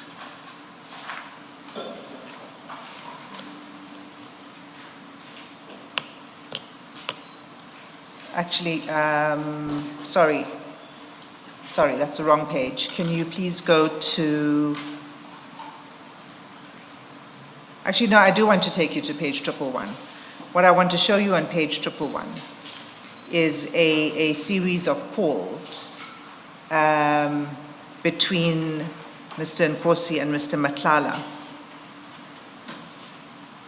And you'll see at 1911, you'll see at the bottom of the page of 111. Yes. Right. Mr. Nkosi calls Mr. Matlala. Okay? So there's an exchange between the two of them at 19:11 in the evening on the 14th of September. Now I'd like you to go to page 364 of the same. Just to ask Chair, this page that we just dealt with, what is the specific question related to it, so that when you go to the next one, I'm going to respond on that. No, you've got to see them together, so we'll go there. These are just calls, ne? It's just a call, yes. Yeah, so which page? Next page? Yes, so now I've asked you to go to 364.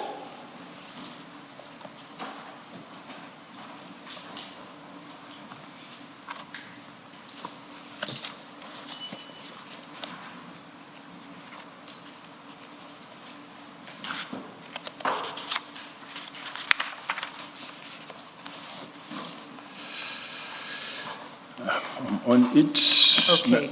now we are moving from, the 14th of May, the 14th of September to the 13th of September. No, hold on. The relevant chat, we're going to begin on chat number 2. So it's 14 September. Yes. Now, this is a chat between you and Mr. Nkosi, okay? Yes. Right. So we saw 1911, the call, but hold that in the back of your mind. Here we've got 1907, you send Mr. Nkosi a message saying, back, ? And he responds, 2 minutes later, he says, just arrived now, General, dropping this gogos, then coming to you. And then at 1910, chat number 4, you respond and you say, ask Cat to make a turn.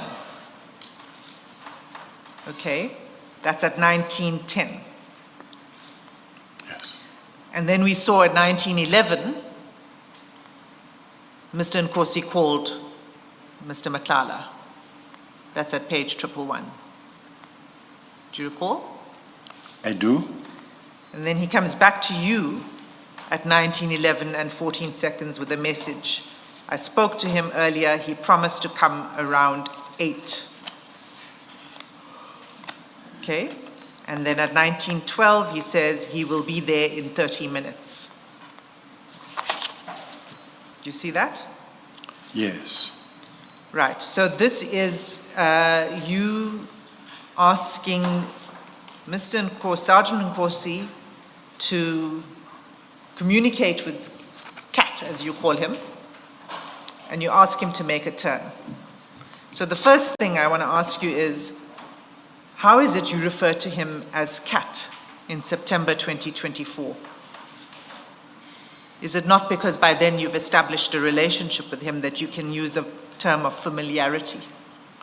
No, I think whether we like it or not, this is how he's known.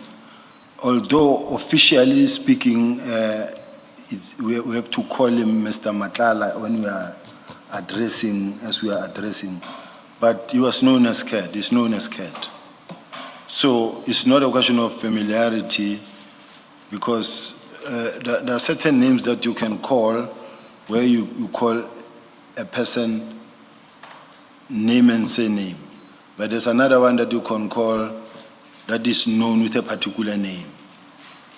Unfortunately, that's how it is. So you say to Sergeant Nkosi, ask Cat to make a turn, and you know that he will convey that message. It's not unusual for him to be asked by you to communicate with Mr. Matlala for the purpose of inviting him to your house. This is not unusual. Yes. He says, yeah, that's fine. I know what you mean by Cat, and I make the arrangement. And he then proceeded to make the arrangement. Yes. Okay. So why is it that you wanted Mr. Matlala to come to your house? Look, what happened is that I think it is, at that time it was my son's engagement. And we didn't have many people there. I think it was something like 20 people. And it was mostly my son's friends and the fiancé's friends. So the people that I had invited there was General Sintumule. Because I worked very close to General Sintumule, and we had a very good relationship with General Sintumule. And General Shibiri was coming back from China. I also asked him, called him and said, hey, I'm here and this is what is going, because I was alone. I didn't invite my friends because it was not about me. Now, as they were there, there was also, General Sintumula didn't come alone, came with General Tema.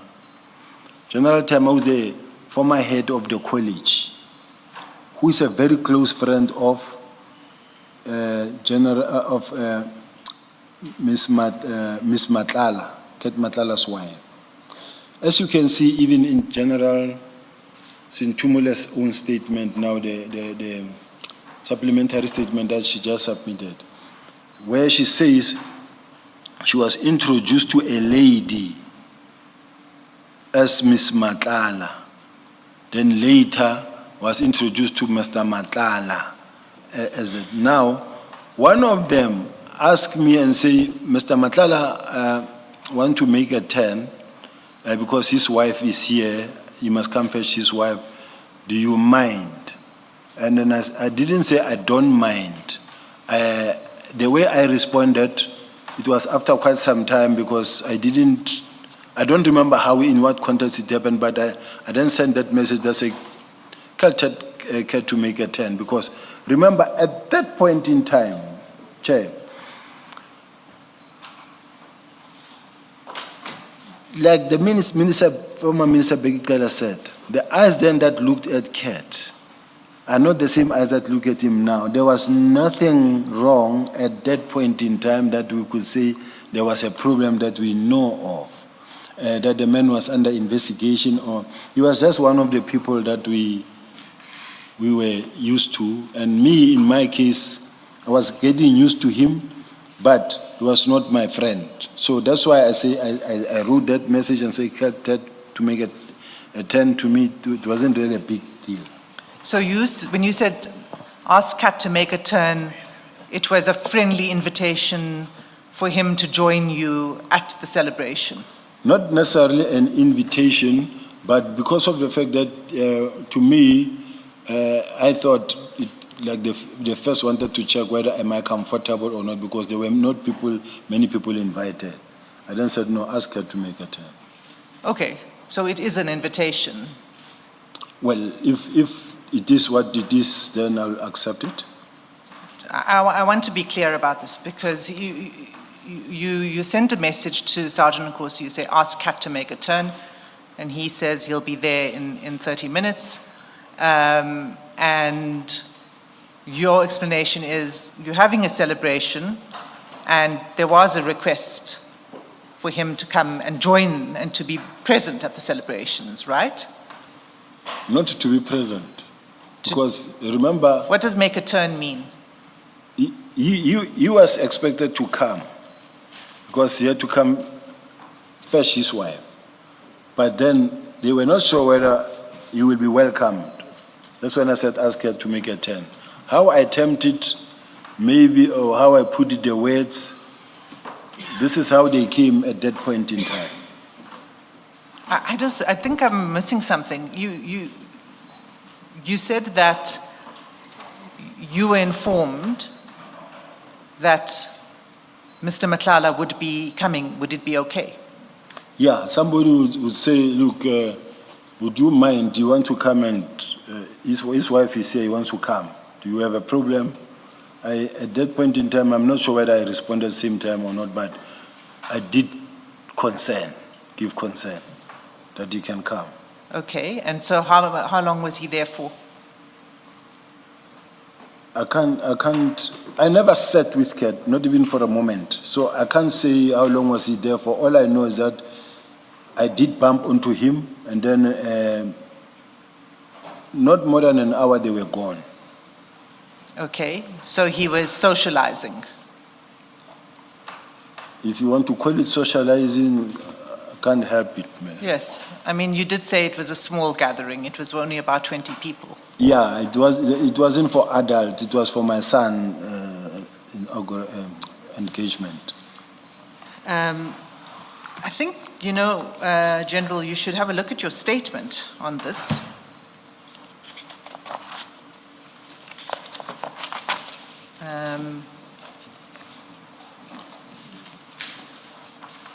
Sorry, it's the statement from this morning.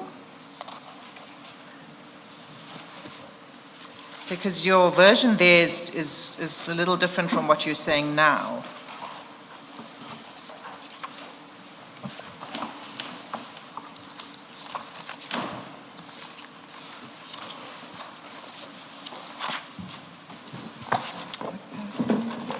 That's at 22. 22, Paragraph thank 22. you. Thank you. Page 6, General, paragraph 22.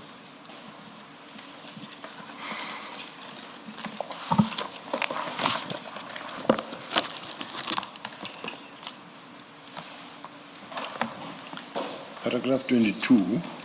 Yes. And your version here, maybe you want to read.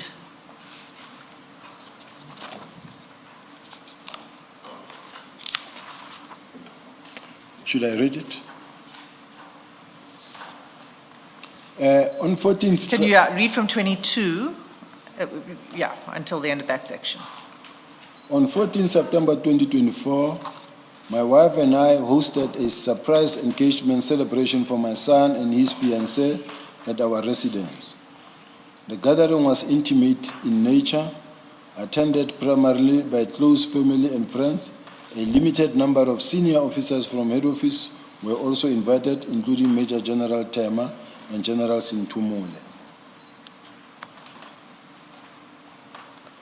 Now, I don't know, earlier the chairperson said to me, you were quick to correct some of the things and then some you keep quiet. I didn't invite General Tema. She was already on pension. And then she's a close friend of General Sintumule. General Sintumule came with General Tema. And General Tema is a close friend of Ms. Matlala's wife.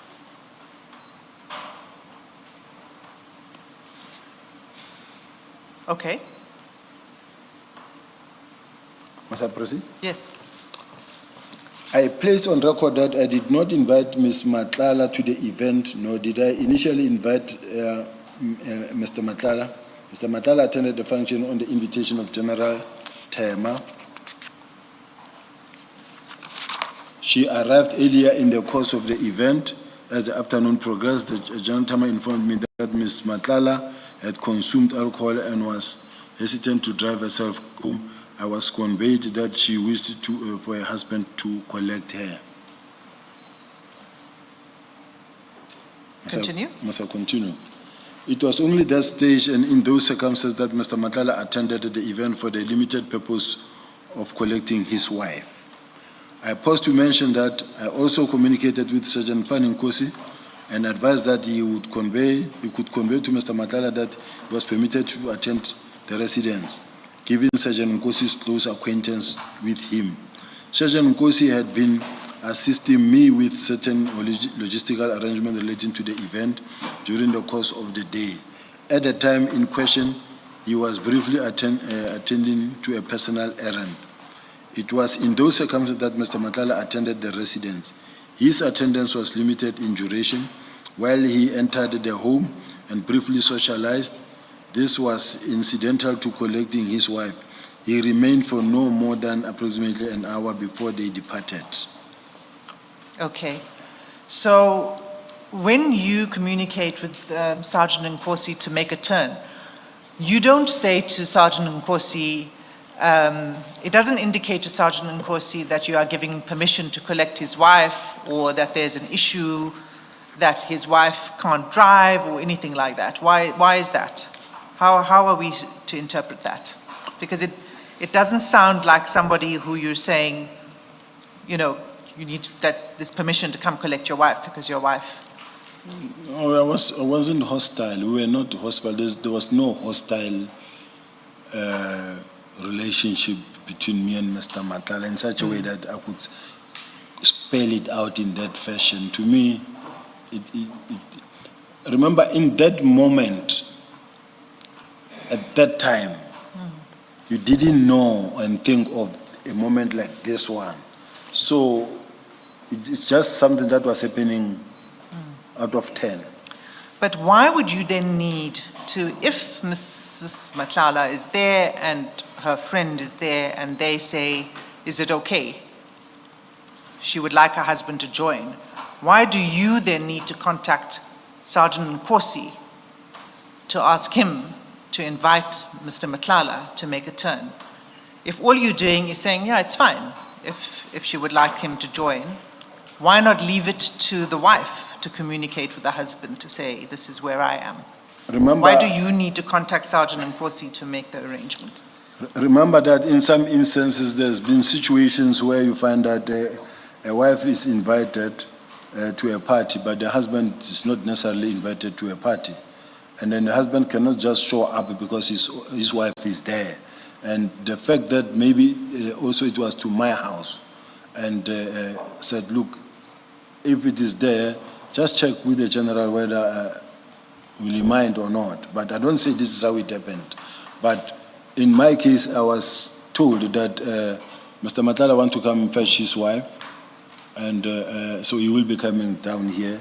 I hope you don't mind. Yes, but that wasn't communicated to you by Mr. Nkosi.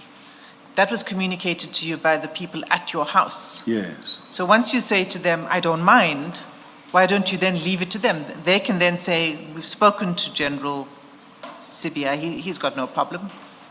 And then he comes. Yes. Yes. But I did. Why did you need to go through Sergeant Nkosi? Not that I needed to go through Sergeant Nkosi, but at some point I did communicate to Nkosi because I know that he knows Cat, and then I said, no, tell Cat to make house. He mustn't, to make a turn, he mustn't be afraid. He knows that you know Cat. We are past that stage. He knows that I know Cat. Okay. And I'd like to take you just to what Mr. Matlala's version is on this. And that's at file 6. It's also an audio recording. It's the one prior to the one we just listened to. So it's file 6, page 629.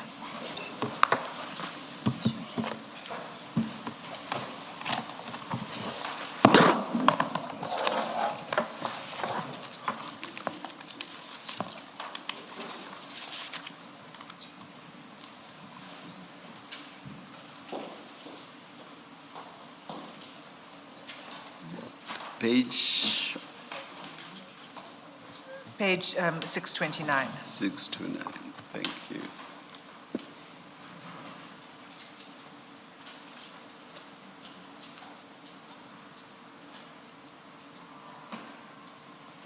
Okay, so, it starts a little earlier.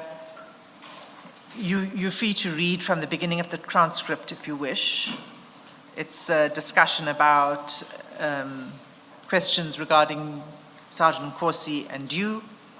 And then it comes round in 629 to the discussion about EFTs, and the male speaker too says he wants something like dates, car that you were using, where's the car, the routes, things like that. Do you see that? Yes. Okay. And then 3 lines down, so line 13 on that page. Mr. Matlala says, I was driving a Rolls Royce. I had a Rolls Royce, and then the transcript doesn't capture the rest. And then male speaker 2, what did his son want? And then Mr. Matlala, it was a party, indistinct. When I got to the party, and then indistinct again. And then witness C says, did you withdraw that money? And Mr. Matlala says, yeah, but remember, I will withdraw maybe 500 and then give him 300. Yeah, so I remember, do you want cars or places, etc. So what he was saying here is that he came to the party. He's saying, it seems, that he came in a Rolls Royce, for what that's worth. And that he came with money, but he said, I remember I will withdraw maybe 500 rand. I think he probably means more than just 500 rand. 500,000. Something like that. And then Mr. Matlala also says, I also went to his plot, his townhouse. And then he says, I was driving a Benz. Okay, so that's Mr. Matlala's version from here, just regarding the party. There are other things, but for the moment, what is your response to that? Chair, I have screenshots of the family group, family meeting, the grouping that we have, and how each one of them were contributing. This one buying this one saying I'll buy this one saying I'll buy the cake, this one I'll bring this, and then I said, okay, I will bring the sped braai. It was just for 20 people. That didn't need even 300,000. My family paid everything 100% for what was going on. So I want to share it, and I want them to also be displayed, because this is a family meeting. I mean, and then I don't know how I can be assisted that they be also shown there. The same way we see this one, let this communication be shown there, because this is what happened. Well, you just tell us what... Sorry, Ms. Hassim, I think you referred to 500,000. 500 rand. 500 rand. Yes.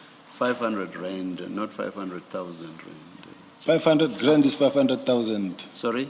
Rand. Oh, 500 rand. R-A-N-D. No, we didn't need 500 rand, quite honestly speaking. Remember, it was at a late stage, and it was almost done, basically. So the audio clip, And we could play the audio clip, Chair, but the audio clip refers to 500,000. And what it's suggesting in the audio clip, the transcript has these indistinct in between, so it's not quite complete. 500,000 suggesting that he takes cash, basically, to General Sibiya. They talk about 500, actually I think it's something like 300,000. You listened to that audio clip, did you? Yes, I listened as he was testifying, but obviously I know that the evidence leader believes so much in that thing, which No. I don't, and it's not, No. it's not right. It's No, not correct. no, please don't do that. Please don't do that. I'm not believing in anything. I'm putting to you the evidence that has been placed before this commission. It's only fair to you that you are given an opportunity to respond to this. I want to And respond. a straight answer would be benefit you. Chair, I want to respond by showing the group that was created by my wife with the family and kids. Other kids, I've got 6 kids, all of them adults. They are working.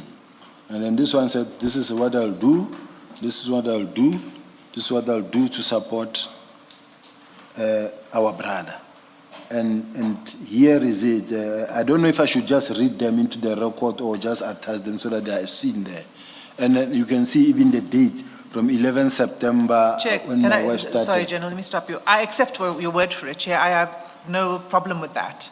I can understand that in a family setting, that's how it works. People contribute. But it doesn't answer this question, which is a response to this evidence about Mr. Matlala saying he came to the party and that he came with cash. You see, Chair,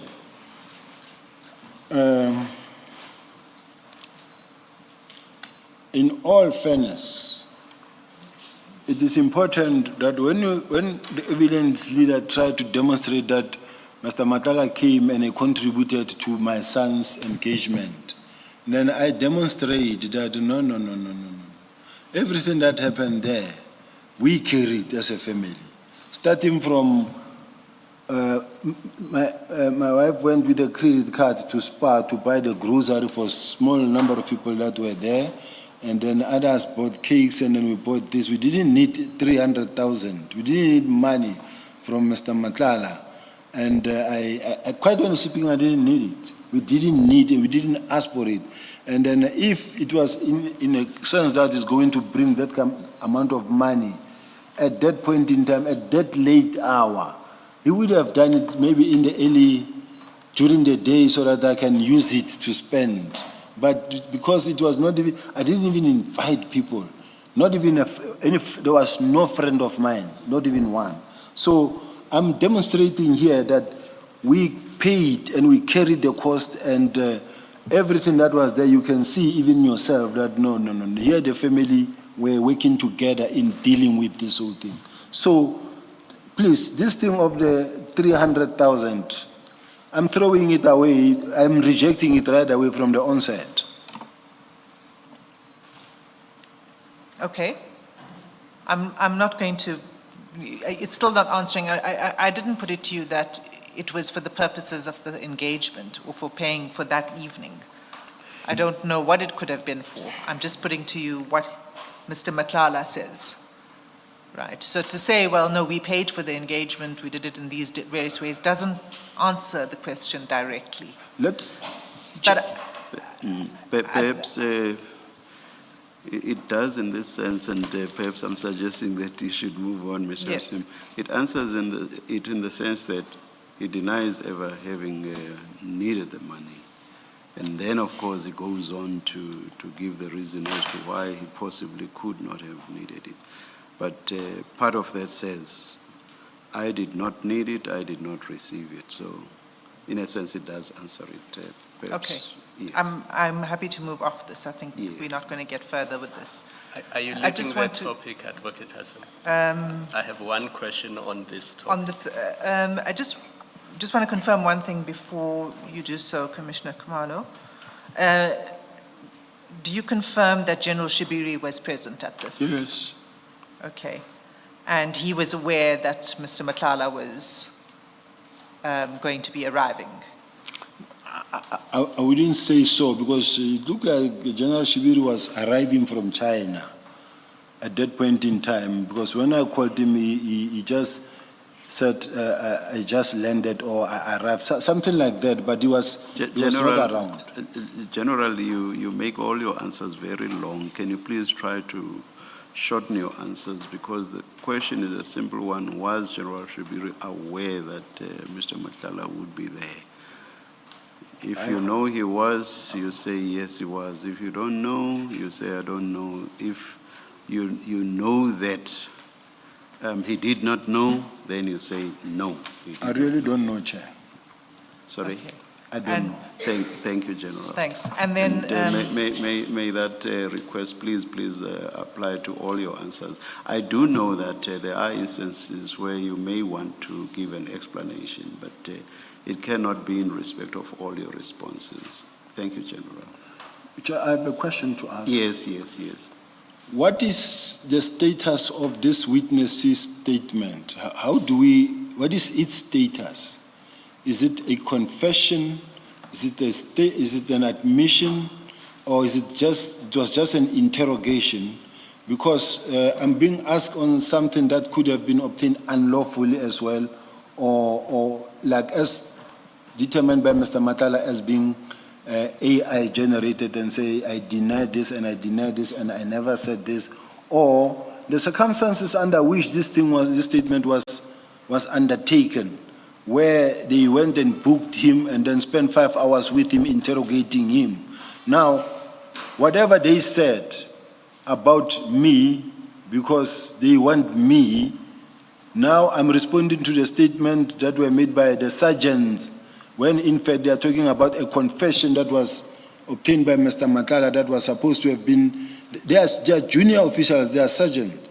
They were supposed to, when a person begin to make an unequivocal statement that if it were to be made in court would amount to a plea of guilty or a confession or an admission, then which means then there are certain procedures that needs to be followed. And in this regard, we're talking about a statement where people just called, went to book a person out, sat with a person out for six hours and saying it was an informal decision. It was an informal discussion. And then as a result, I just want to be assisted. Where do we position this thing? Was it an admission made by Mr. Matlala? Admitted? Is it admitted? Was it a confession?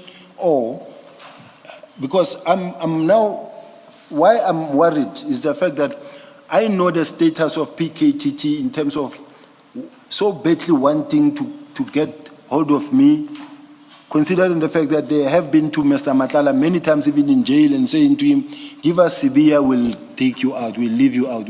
We are prepared to even leave that case of Ms. Tobejani as long as you give us Sibia. Work with us. Now, I'm in this situation now where now I'm being questioned on the statement that were obtained by PKTT junior members, say this is what Matlala told us. Whether I was being assaulted or was under duress, I don't know. But I'm just worried about the fact that I'm responding to a statement that I don't know what its real status is in front of the commissioners. Ms. Hassan?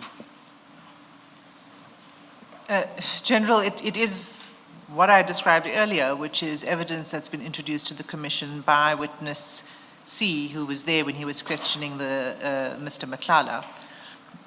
And that's all it is. This is not a criminal trial. This is evidence that emerged during the course of this commission's hearings.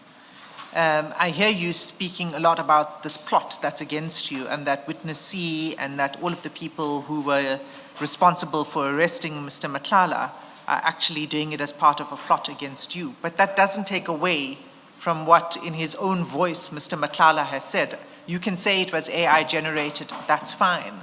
I'm putting it to you so you can respond. You can admit it, you can deny it, you can say whatever you want to say about what Mr. Matlala allegedly said, if you want to put it that way. And that's it.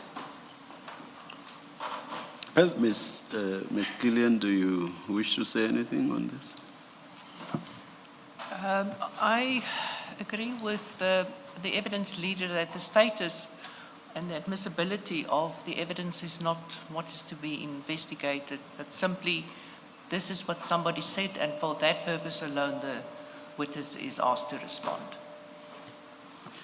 Thank you, Ms. Kelly.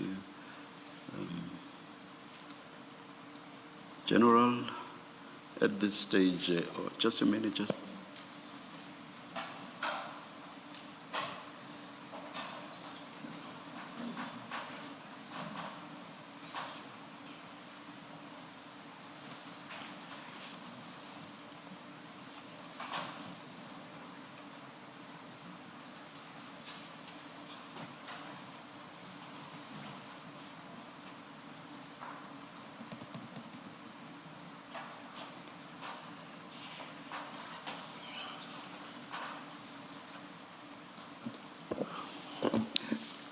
General, we have heard your point, but at this stage, we would want you to respond to the questions.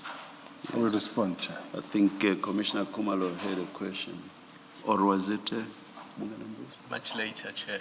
Oh, Let him all right. finish the answer to the question. Oh, all right. Thank you. Sorry, Ms. Hassim. Would you like to answer? I thought I responded in the Chair. I would suggest that if you rather Okay. repeat your question. Oh, no, it was really to respond to the to what Mr. Matlala is saying, that he came to your house, that he came, in a Rolls Royce, that he had withdrawn cash, and that it was 500,000, but that 300. I think we dealt with and put the question of the money to bed. He denied the bit about the Yes. money. Yes. Yes, I, for some reason, the witness reopened it and said he was questioning the status of it, so I thought he wanted to come back to that question. But if you don't have anything else to say on it, we can move off it. I do.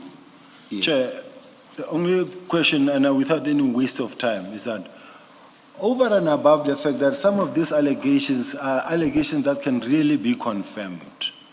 If a person talk about EFT or whatever cash or whatever, we must be able to also produce that they are on that day as well. He went to the bank and he withdrew 500,000, and then this is the money. When asked about that, he said, Mr. Matlala's got too many accounts, but let's also see if maybe on that day, did he ever really withdraw money or transfer any money? I mean, the commission has got investigators. It's a point that we're supposed to be rest assured and say, and we can confirm that point as well. But all I can say, I would not really put my family through this thing of my kids. They are struggling where themselves from their own little corners. Another one say, okay, I'll buy a cake. This one said, no, I'll buy this one and then I'll contribute here to support our brother. And then the next thing, when I know that, no, I've got 500,000, I will say, no, don't worry, guys. And then I'll put actually 50,000 and so to go deal with this thing. And then I keep quiet with the 250,000 and see what I do. But that is not the case. So I deny this thing of the EFT, the 500,000, it's just being malicious. Yes, Mr. Hassim. I have no further questions on this. I'm going to move off, Commissioner Kumalo. On the 14 September event? Yes. Yes. General, I have just a few questions. So when Mr. Matlala came to your house, it was late at night. I'm assuming it was around 8 o'clock? That's correct. Yes. And when somebody who's never been to your house before comes to your house that late at night, you would open the gate for him? How else would he get into your house? No, Chair. General, did you open the gate for him? I'm trying to explain to you. I have security at the gate that opens the gate and closes the gate when we have an event, so that people that are invited, they cannot call in every now and then someone must go. So one of the people that I ask that works with me, or that we ask the gardener, will be at the gate. As a car comes in, they will open the gate. And then as a car drives out, they will open the gate, so that nobody comes every now and then call me, open the gate, Sometimes I can't even hear the phone, or I don't find my phone somewhere. So we normally make provision for someone to be at the gate. So did you tell that person that Mr. Matlala will be coming to your house and they must open for him? No, I don't tell a person that Mr. So-and-so will come. You are at the gate and then you know there's an event at home. Whoever comes, open the gate. Whoever goes, open the gate. And when the gate was opened for him, did you go to meet him and introduce yourself or him introduce himself? Not at all. There was no greeting? No. Like he said, I bumped into him. It's not like I was seeing him for the first time.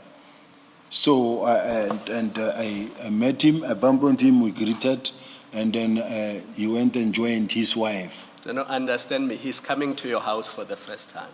I mean, when you go to somebody else's house for the first time, you greet them and they welcome you into their house. Did that not happen? No, it's not how it works, how it happens in all instances, especially under conditions like those.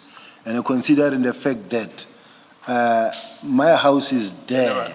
You love explaining. You can just say that did not happen and then we leave it there. All right. So I don't want you to give a general.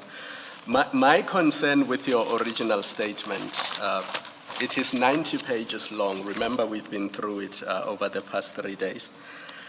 And from paragraph 161, you address allegations concerning your purported relationship with Mr. Matlala.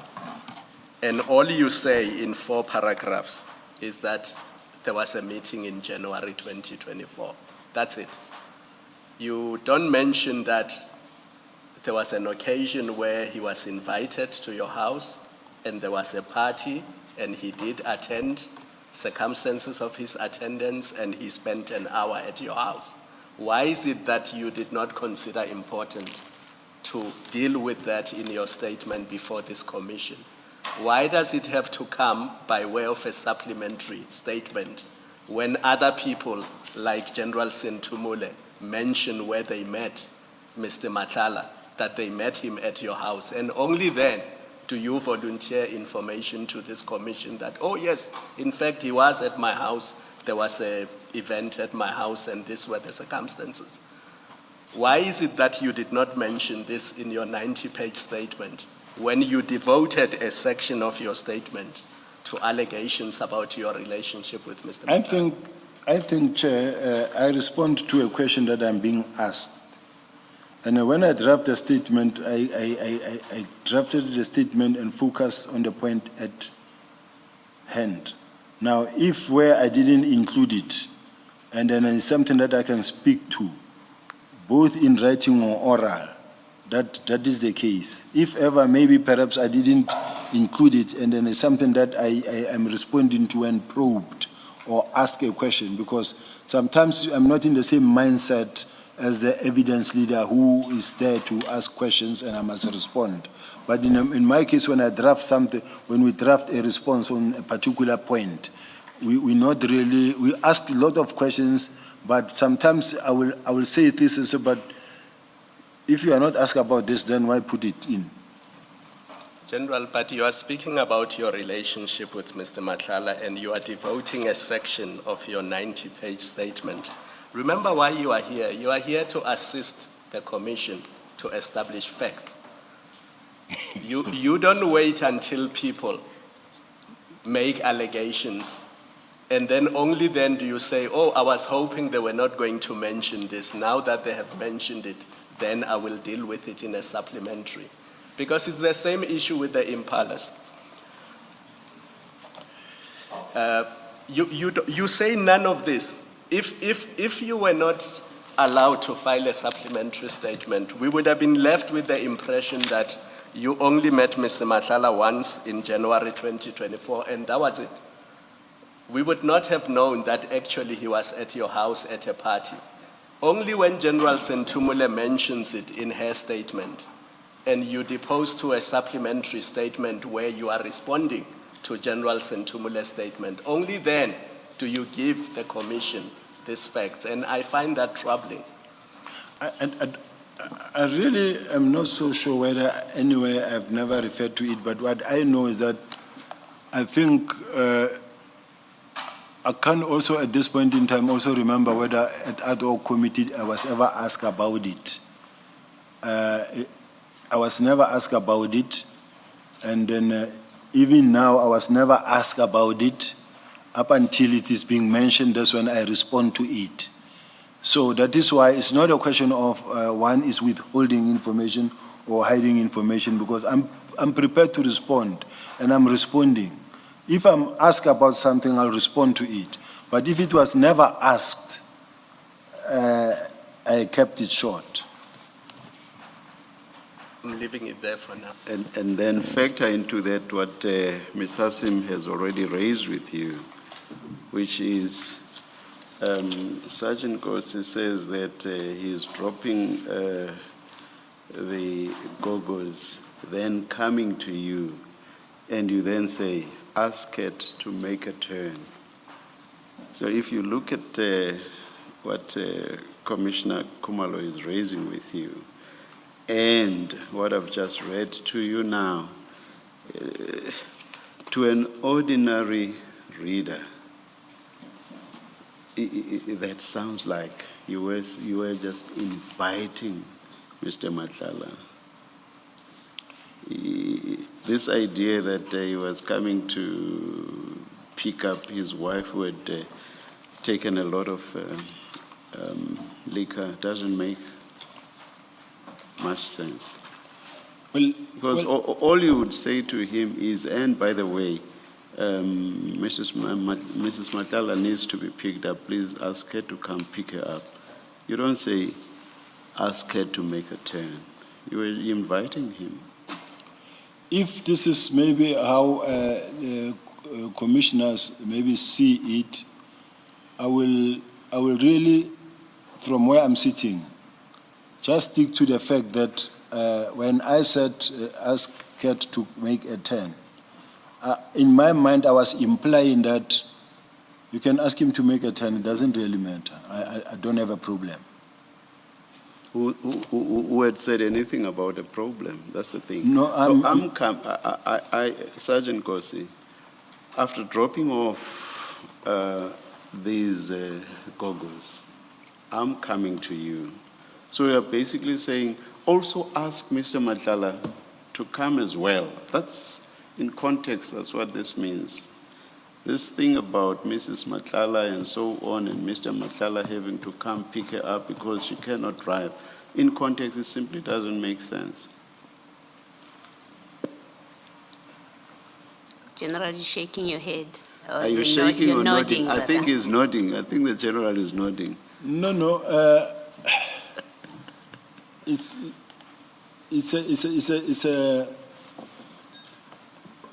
a chair's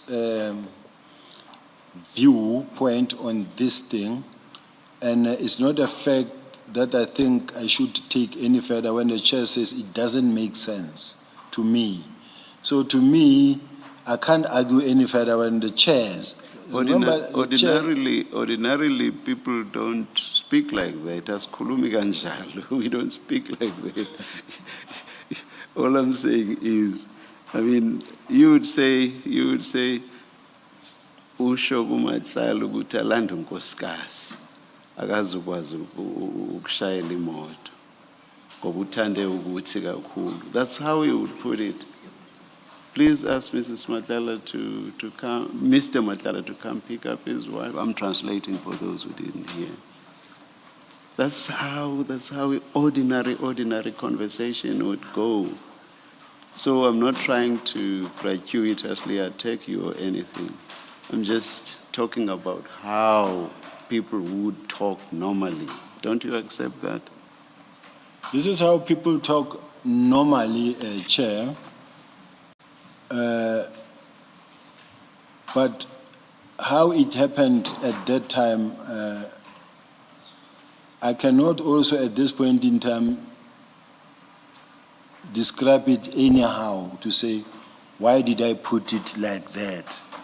But I said, ask Kat to make a turn, and as far as I'm concerned, there was nothing wrong. Thank you, General. General, maybe still on this, when you say to Mr. Matlala he can make a 10, and you don't say to Sergeant Nkosi the reason that you are giving us now, you do appreciate that Mr. Matlala would not have known that you are asking him to come and pick up his wife. Only you would have known that, because you don't tell Sergeant Nkosi why Mr. Matlala should make a 10, and so Sergeant Nkosi doesn't tell Mr. Matlala why he's being asked to make a 10. He could only, therefore, both of them, in fact, Nkosi and Matlala, could only think that he's being invited to your house. We didn't think so, Commissioner, because already Mr. Matlala was in constant communication with his wife, I guess. No, under normal circumstances. don't guess, General. Don't guess. You've given us what you say are the facts. You say they spoke to you to check if you would be okay or have a problem with Mr. Matlala coming to the house. So you state that as a fact. You then respond by instructing Sergeant Nkosi to tell him to make a 10. So what I'm saying to you is, with what you have told us, you must admit, or you must accept, that Mr. Matlala would not have known from you, at least, communicating to Sergeant Nkosi, that in fact he was being called to come and collect his wife. Just as we wouldn't have known until you started saying, they told me that his wife can drive. Just looking at this correspondence. Commissioner, if you remember very well, Mr. Matlala himself did indicate that he received a call from his wife to come fetch her. He did indicate that at the ad hoc. Okay. I'm not aware of that evidence. I'm dealing with I would like to believe, I don't want to think that you are tailoring your evidence to accord with what Mr. Matlala said. He may well have been lying. And I think it is best that you don't refer to him, because then it may give the impression that you are tailoring your evidence to accord with what he has said. I'm asking you about that date, what happened on that date. Forget what Mr. Matlala and his wife may or may not have been discussing. You say to us, you have this party, they tell you that Mrs. Matlala won't be able to drive. And they ask you, would you have a problem with Mr. Matlala coming to your house to pick her up? You action it. And that's what these WhatsApp exchanges are about. You action it by telling Sergeant Nkosi to tell Mr. Matlala to make a 10. And I'm saying to you, what I'm putting to you is, on what you are telling us, someone asked you, do you mind him coming to the house? You instruct Sergeant Nkosi, or you ask Sergeant Nkosi to tell him to make a 10. And I'm putting to you for your comment that, and I think it's a concession you can fairly make, that just on this, he wouldn't have known why he's coming to your house unless his wife spoke to him. Unless you don't know as a fact that his wife spoke to him. Surely you should be able to make that concession, that unless his wife told him that she can't drive, he must come and pick her up, he wouldn't have known why you are saying he must come and make a 10. Commissioner, Chair, with respect, the evidence leader leads me about a statement that was made at the ad hoc commission by Mr. Matlala. He says things that, and she asked me about things that were spoken by Mr. Matlala at the ad hoc. And I respond, and I'm also making reference to what I heard him saying at the ad hoc, Now then, Commissioner Mbale says, no. Forget about what he said, because now you might be accused, I might actually take it that you are tailoring along the way. Now, I want you to answer in respect of this. Now, but as I answer in respect of this, then the question is going to come and say, but Mr. Matlala in ad hoc said this. Now, I'm in between now. Okay, that's it. I hear your complaint. It's a fair complaint. Let me do this differently. We don't know whether Mr. Matlala is telling the truth or not in the ad hoc committee, so I don't base anything on what he said. I didn't even listen to him in the ad hoc committee. So, and I don't know whether it's true or not what he says happened about this incident, so I put no stock on it. I have my conversation with you about that night, what you know about that night. So let's not refer to him, because we don't know what happened between him and his wife, if anything happened at all. We don't know for sure. So I'm saying go back to that evening of the 14th. You are at your house. Your version is someone said to you, they said to you, Miss Matlala can't drive back home. Would you have a problem if Mr. Matlala came to pick her up? That's what you tell us. And I'm not in a position to say, no, that's not true, that's not how it happened. I have, for purpose of our discussion, to take it at face value. It's what you say happened that night. You then action it, that's what you tell us. You send a message to Sergeant Nkosi to tell Matlala, Ket Matlala, to make a turn. We do know that he does arrive, because that's your version. He does arrive at your house. All I'm saying to you, or I'm putting to you, is that when all there is someone spoke to you, Sergeant Nkosi wasn't there. Someone told you Mrs. Matlala can drive. You say to Nkosi, tell Ket to make a turn. Ket arrives. In all of that, with all of that communication, Mr. Matlala would not have known from you or from Sergeant Nkosi that he's being asked or invited to come and collect his wife. That's what I'm putting to you, and I'm saying I think it's a fair construction of what happened that night. What do you say to that? To me, Commissioner, it's rather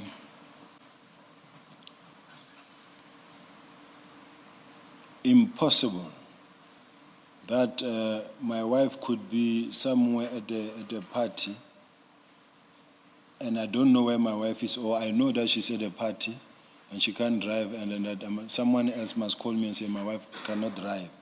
Do you know for a fact that Mr. Matlala knew that his wife can't drive home? Do you know that as a matter of fact? And you understand when I say as a matter of fact, I mean, you're a police officer. You know what the question means. Do you know as a verifiable fact that Mr. Matlala knew that his wife, before you called him, before Sergeant Nkosi spoke to him, and before he arrived at his house, at your house, do you know that he knew as a fact that his wife is unable to drive herself home? Personally, I didn't know. Okay, thank you. That's what I wanted from you to clarify. You want to follow up on this? I'm still doing some questions. You can, I have a question on this chat. Just go ahead. But not if it's going to interrupt your line. So maybe you should finish, Commissioner. Don't forget your question. And then you say, when you say they asked me if I would have a problem, who is they that you're referring to here? I think it's either General Tema or General Sintumule. Yes. Because they are the ones who were sitting with her. Yes. Yes. Okay. And you told them, no, I don't have a problem. I'm assuming you would have told them Yes. that. Okay. And if that's what happened, if you said to them, no, I wouldn't have a problem, why was it necessary for you to get Sergeant Nkosi to communicate with him? Sergeant Nkosi wasn't in the house with you. He was nowhere near you. So you can't say, or I saw him next to me and I thought, let me just mention it to him. He's out there. Why don't, after giving the answer to whoever it is that asked you, why don't you leave it at that? Why do you involve Sergeant Nkosi, who's far from this? I think I left it at that up until when either I got a call but we spoke with Sergeant Nkosi. That's when I said, tell Kat to make a 10. But I left it at then because it wasn't like such a special invitation. So up until at the time I spoke to, I said, no, tell Kat to make a 10. Because I could see already his wife was here and we had two generals there. The third one was Shiviri only. And then no any other person was there. These are the only two colleagues that I work with at that office that I came so that I'm not alone. And I didn't invite friends because I knew that others will complain why I didn't invite them. Why did you not call Mr. Matlala yourself? Like I indicated, Chair, I never made it my practice to actually communicate with him. Let me suggest to you what then your answer leads me to. Let me tell you what it leads to. That when Sergeant, because you could have communicated with him, you say you just never made it your practice to communicate with him.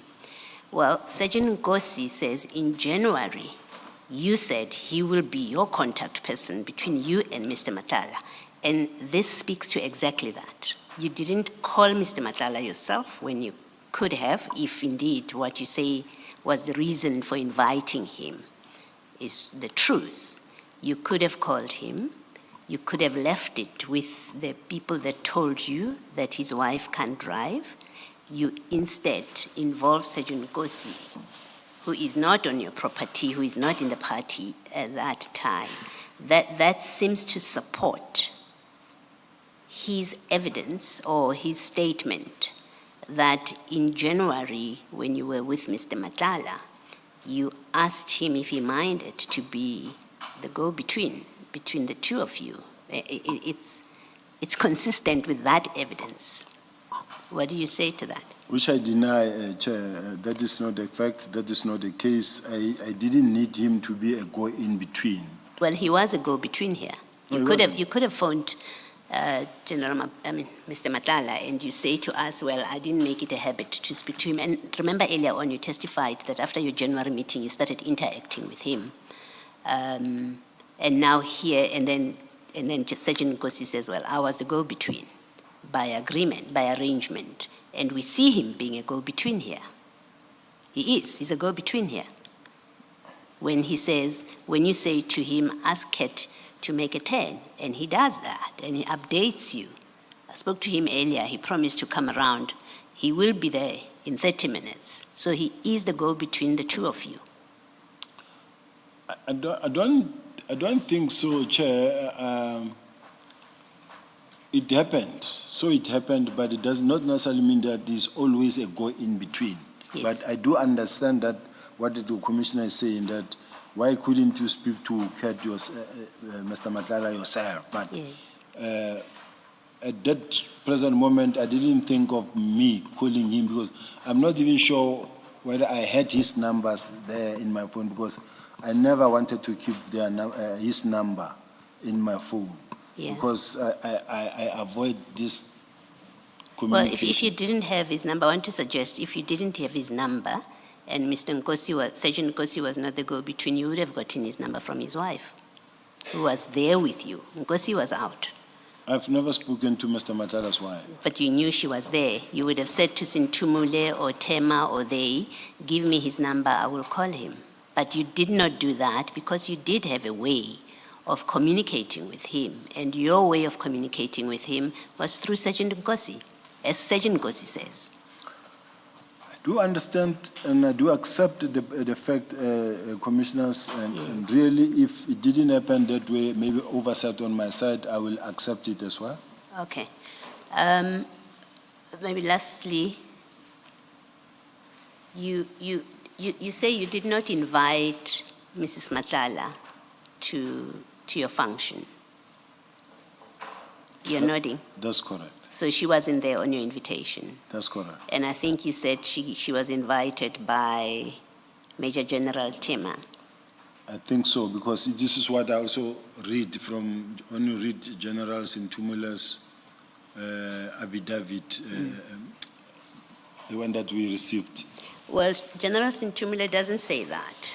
Her affidavit at paragraph 6.1, I can read it for you, otherwise you can pull it out if you want. This is her speaking to that evening, and I'm going to read.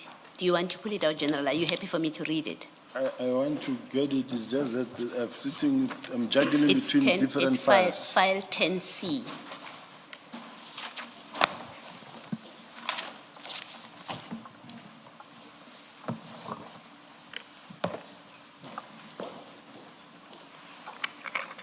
I've got it, Chair. Yes. It's quite a long paragraph. She says, I want to give you, if you start from the bottom and you count the line numbers, I just want to direct you where I'm going. From the bottom, 11 from the bottom. Page 11. Oh, sorry, I do apologize. It's page 5, paragraph 6.1 of that statement. 6.1. I've got it, Chair. And then line 11 from the bottom. You will see that line starts with, I did not trust him, even if there were other generals or people. You see that? Yes. Okay, so this is where General Sintumule tries to explain why she didn't come alone. And she says, I did not trust him being you, even if there were other generals or people. And then this is where I want to read from. I would either take my younger sister or a friend. In this instance, I took Major General Tema, and she can attest that I informed her that I was actually uncomfortable going to this event because of the ever-changing nature of my relationship with Lieutenant General Sibia. The party was on a Saturday, and I recall, and this is the part, upon arriving, we noticed there were other colleagues who were also in attendance. During the event, there was a lady, and this is the part where she explains Mrs. Matlala's presence. She says, during the event, there was a lady that came and sat with us, and Major General Tema introduced her to me as Mrs. Tsakane Matlala, with whom she was acquainted. And then she later pointed me to Mr. Matlala and informed me that he was Tsakane's husband. So, according to General Sintumule, Major General Tema did not bring Mrs. Matlala to your house. In fact, what happened is General Sintumule is the one that brought Major General Tema. That's what General Sintumule tells us. That's what she tells us. And then she says she then saw Miss Matlala there. So it is not correct. And it may simply be that you've got the facts wrong, or your recollection or your understanding of what happened that day, which is fine if that is the explanation. But Mrs. Matlala was not brought to your house, according to General Sintumule. She wasn't brought to your house by Major General Tema. It is not correct, Chair. Miss Matlala is a very close friend of Miss Tema. Yes, she may well be. I don't know anything about their relationship. She may well be close friends. All I'm putting to you is General Sintumule, and if necessary, the commission can, if it's decided it's important, can get a statement from Major General Tema. But according to General Sintumule, Mrs. Matlala was not invited by Major General Tema. She says, I met her because she came to sit with us. I invited, when I say I mean General Sintumule. She says, I invited Major General Tema. 1, 2, while we were there, a lady came and sat with us, and she was introduced to me as Mr. Matlala. So that's General Sintumule doesn't confirm what you're saying, that they came with Mrs. Matlala. If I were to respond, Chair, Yes, please do. I'm going to say something here that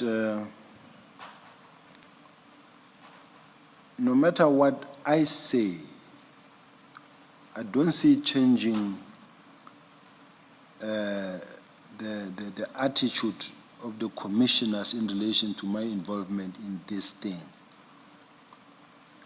And I'm going to give you an example, Commissioner, that says, when you look at the lease agreement that, I don't know whether it's Dr. Pett, the one who did the BBL, or there is another doctor who was referred to get the lease agreement from Department of Public Works. They were referred by General Tema, who was the head of college. The same applies to Mr. Matlala. They were referred by General Tema to the same Public Works. Now, we are sitting with one person who is very close to these people, but the commissioner is saying, no. This lady, Matlala's wife, was actually brought by you, not by her, could not have been them. But she's very close to them, I don't know them. And I found them there working together, being very close to one another. General, I'm not saying you brought Mrs. Matlala to your house. If that's what's happening in how you perceive things, it doesn't come from me. I didn't put to you that you brought Mrs. Matlala to your house. I'm discussing with you your description of how you say she came to be in your house. You say she came with Major General Tema. That's what you said. One. And then you say, even General Sintumule says that. You remember that's what you said. For now, I'm not yet asking for comment. You can say to me, I'm wrong in my recollection of your evidence. But your evidence, and let me repeat it, is she's very close to Major General Tema, who has since retired, and you didn't invite her to your house. She was brought by Major General Tema, who came with General Sintumule. Even General Sintumule says that in her affidavit. That's a sum of your evidence. Now, Chair, I don't think I was specifically saying they came all three together in their house to houses. I invited General Sintumula alone. Yes. And then she asked me a question and said, General, can I come with General Tema? I said, it's okay. Yes. Because at least she needed to be with someone. Yes. And then she came. Like even what I heard at the artwork when Mr. Matlala was saying, my wife was invited by one of her friends. So this is what I know, at least. Yes. But you said positively in your evidence, and it is important to detail, because part of the work that we are doing is investigating your relationship with Mr. Matlala, so it is important to detail. Your evidence a short while ago is that Mrs. Matlala came there with Major General Tema. That was your evidence. That part I did not misunderstand or mishear. And then you say Major General Tema is retired. She was invited. I didn't invite her. She was invited by General Sintumule. That's your evidence. And then you say even General Sintumule says so in her statement. All that I have done is to read for you, together with you, what in fact General Sintumule says about it. And I say, but what you've described about how Mrs. Matlala came to be at your house is not how General Sintumule describes it. So what you're saying is not the same as what General Sintumule said. And General Sintumule may well be wrong or being dishonest even about it. But You are, to the extent that you are relying on her affidavit, I was correcting you that no, but your reference to her affidavit or your reliance on her affidavit is incorrect, because that's not what she says. She says, we met Tsakani Matlala at that house. That's what she says. And that's really the gist of it. She says, we met her at the house. You see, commissioners, there are key points that I wish the commissioners could just also highlight or underline, rather, to say that I'm taking the relationship that says they are close friends. I'm taking it to the relationship with Dr. Pett, who did the BBL. I'm taking the relationship to the fact that it is General Tema who actually assisted Dr. Pett or the other doctor. I don't know whether it's Pett, but there are two doctors involved, because another one, she did head transplant, she did all those things. Now, when you look at the fact that I also indicated that they were at Mr. Matlala's house, at General Sintumula's house, both Mr. Matlala and Ms. Matlala, and I gave the registration number of the car. I do have the registration number of the car, and I'm challenging the evidence leaders, not the evidence leaders, I'm challenging the investigators also to see if they can locate the vehicle in the vicinity in terms of telephone triangulation to see if it can be confirmed, because it is confirmed. So I'm just saying, these people that are so close to Ms. Matlala and Mr. Matlala, no, they are there, and I'm the one actually who was inviting and who's actually close to Mr. Matlala, and these ones, no, I just wanted to put that point as a worrying factor to me. General, is the long and short of what you're saying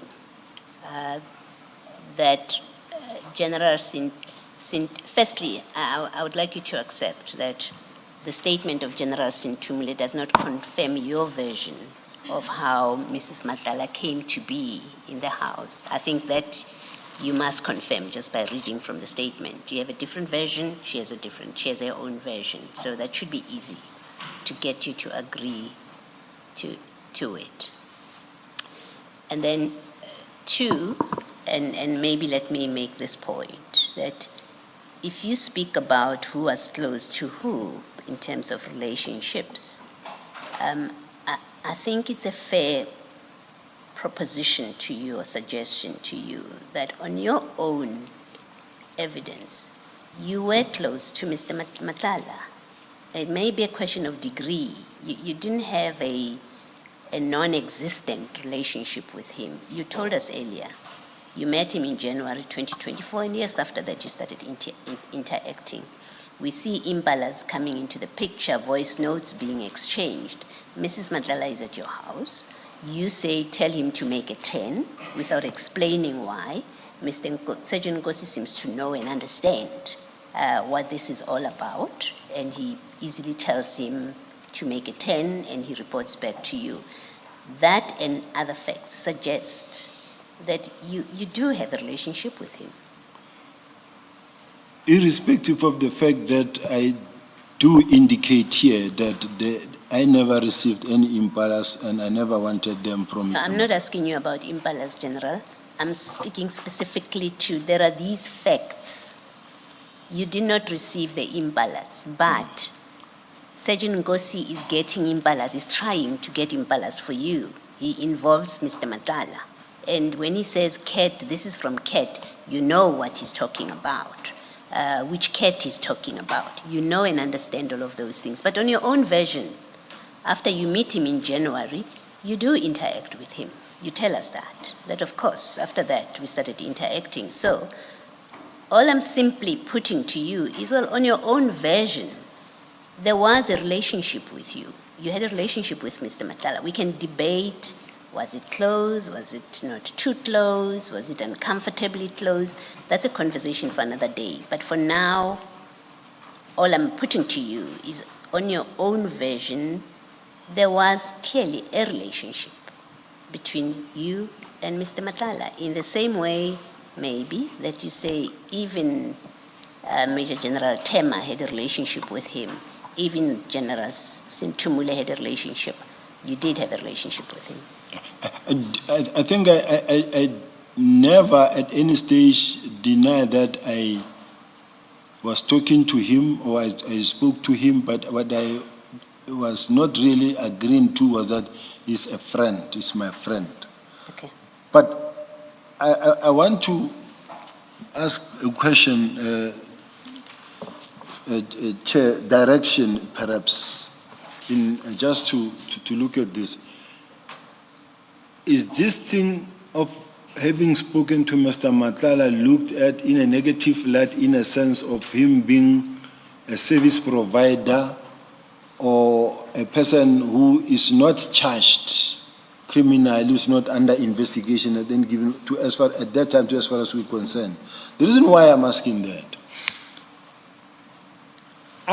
we have the same scenario where Lieutenant General Nkua, who is the acting Deputy National Commissioner, who is very close to a lady whose husband is the one who's been allocated the tender, and they are all over the show. They attended the wedding. Let me finish, Commissioner Baloi. No, General, no. I don't think we should provide you with a platform to make allegations about people. If you've got evidence before us, by all means, you can do a supplementary statement. You can provide us with evidence, and then we look at of what relevance is that to our terms of reference. I don't think it is right that you sit there and you use the platform to introduce other relationships that suggest impropriety. Maybe there is impropriety, but this is not the time or the opportunity for you to do that. I asked you a question about, do you accept on these facts that they indicate that you had a relationship? And I made a point of saying to you, I'm not saying it is close relationship, because I don't know how close this relationship is. But do you accept that from January, when you say you met him for the first time, and you've now testified this morning to say, of course, I interacted with him after I first met him, and now we know his wife was at your house. We know he came and spent about an hour, according to your evidence. We know that Sergeant Nkosi tried to get Impalas for you, at the very least tried, for you from him. Yes, and then now this evening, you say to Sergeant Nkosi, tell him to make a turn. I'm saying, do you at least accept that it signifies a relationship, whatever form it is? It does signify that you did have some relationship with him.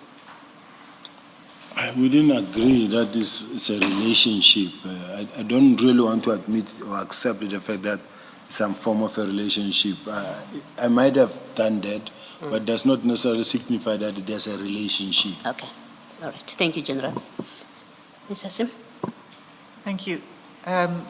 General, just before we leave these chats,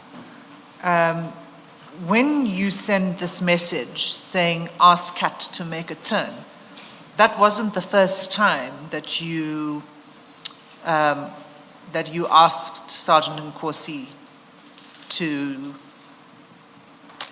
invite Mr. Matlala over. Isn't that so? For the 14th September. I don't remember inviting him in any other place. There's one moment that I remember, because as allegations started filtering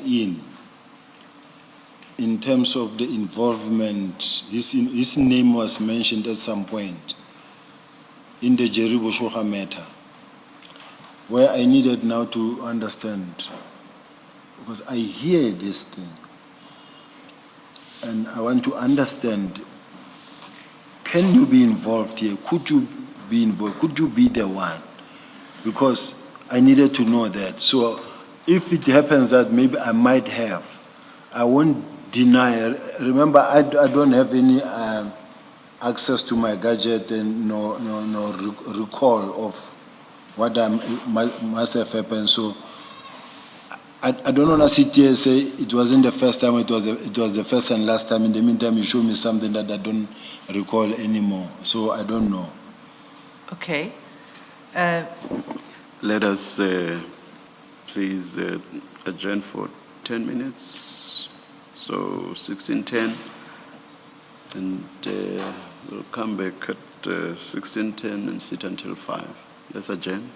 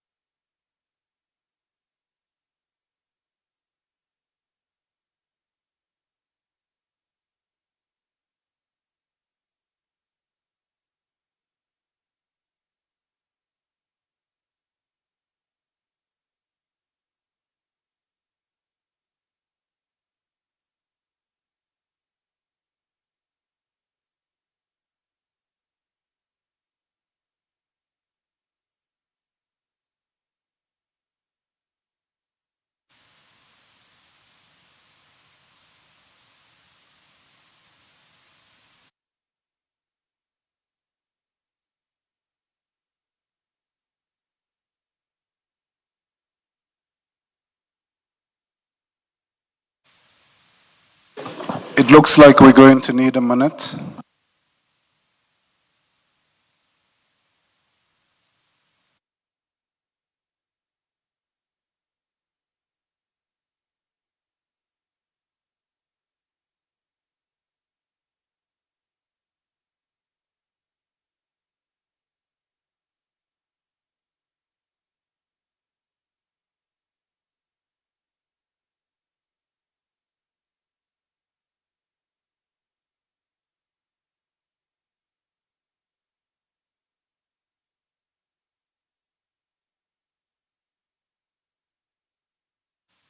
All right, we are ready to resume. Cell phones off, please.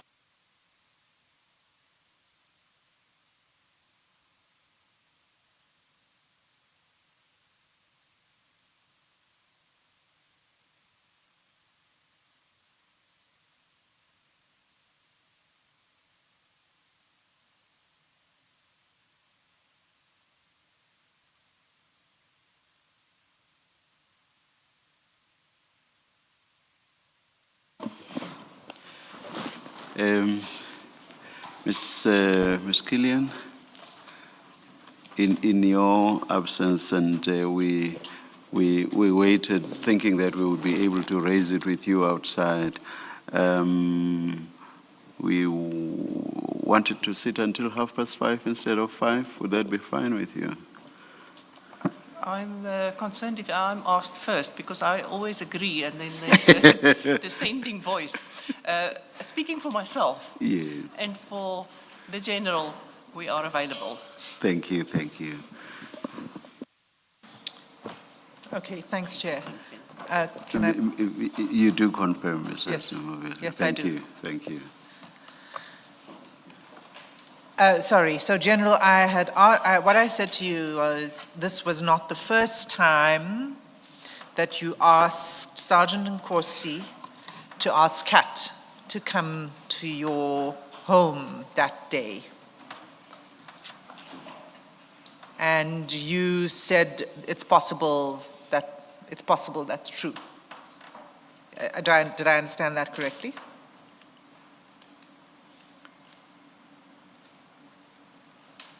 Yes? On that day. Yes, on that day. Chair, I don't remember that. Okay. So let me just go back to the chats. You see, when you say ask Kat to make a turn, the response from Sergeant Nkosi is, I spoke to him earlier. He promised to come around 8, okay? Meaning, I spoke to him earlier in the day, and when we look at his conversation, if we look at his chat with Mr. Matlala, and let's just go back there, it was where we began, and it's page 111.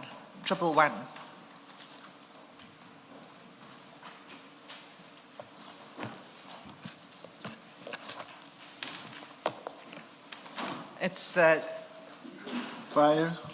it's the same file. 6 of 10. I think it's 7.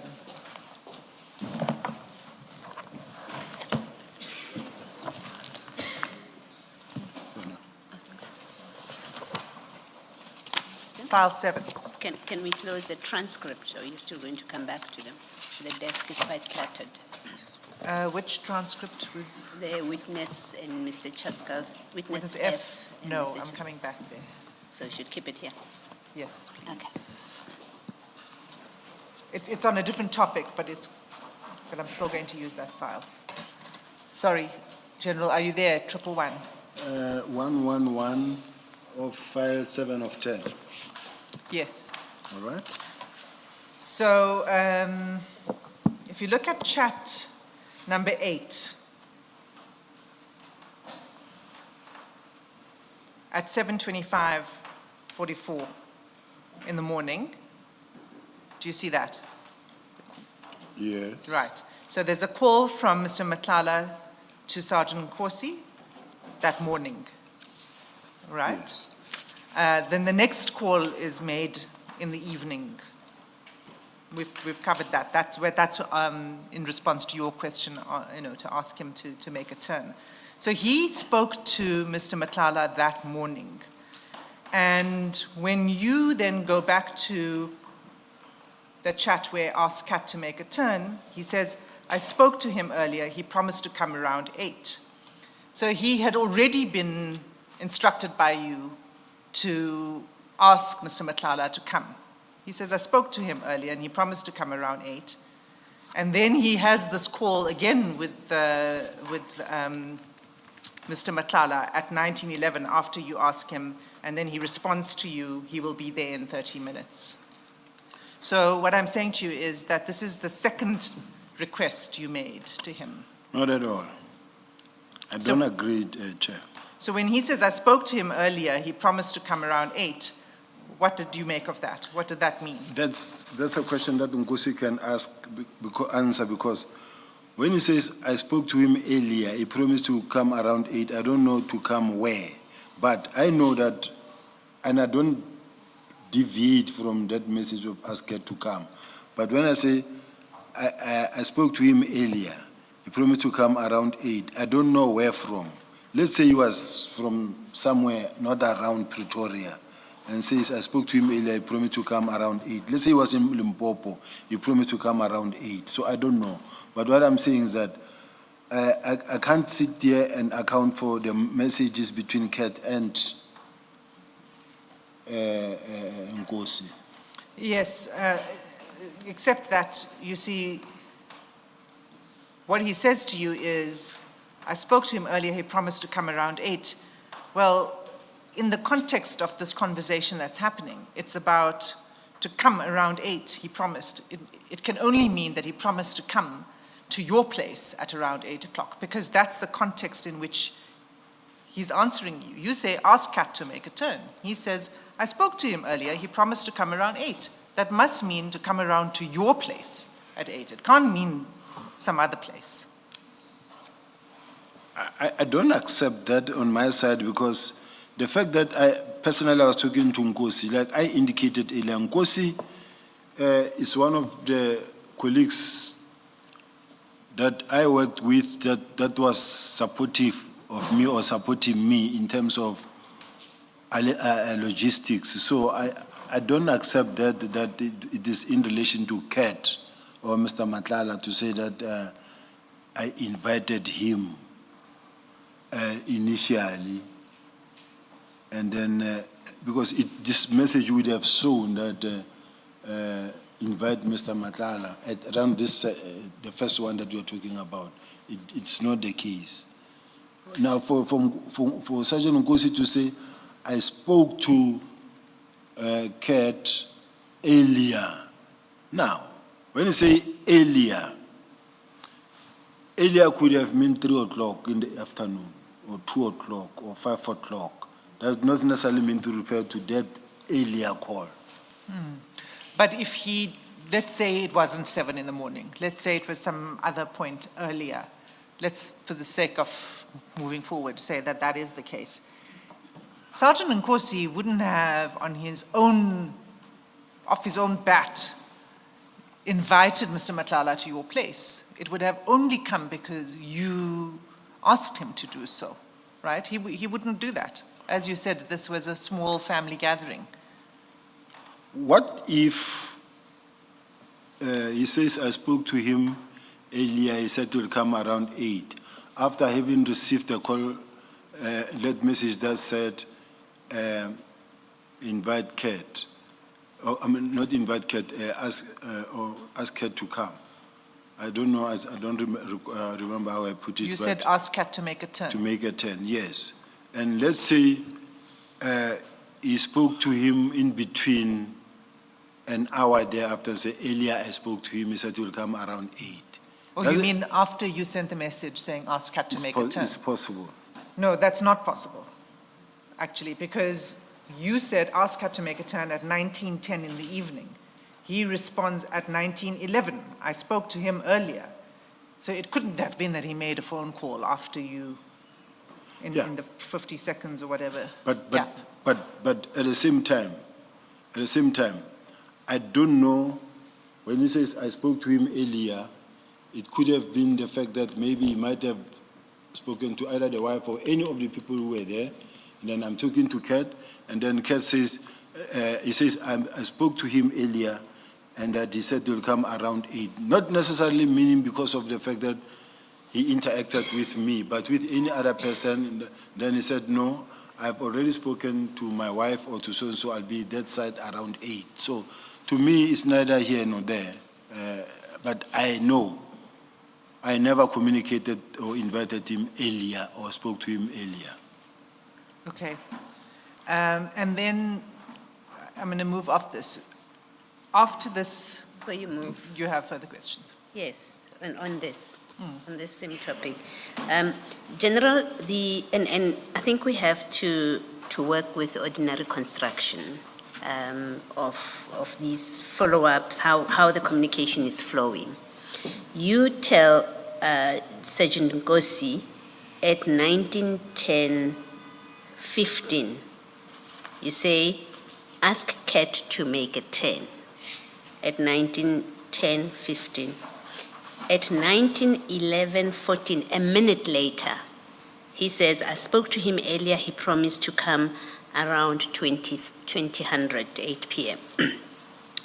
So from his response, it's clear that he has, at least that's what is being proposed to you, and I'm supporting that from his response to you, it's clear that he has invited Mr. Matlala, or he has already told Mr. Matlala to come to your house. And there's no intervening telephone call between your message and his response. There is no intervening call. Within a minute of your message, he comes back, he says, I have spoken to him earlier and he had already promised he'll be there at 8 o'clock. That's what this is. That's what it conveys on the face of it, without interpretation. Logically speaking, Chair, it does not necessarily mean that the fact that he said, I spoke to him earlier, and then he said he'll make a call, it means that he was ever asked to make a 10 earlier by me. What else? What are the possibilities? What does it possibly mean?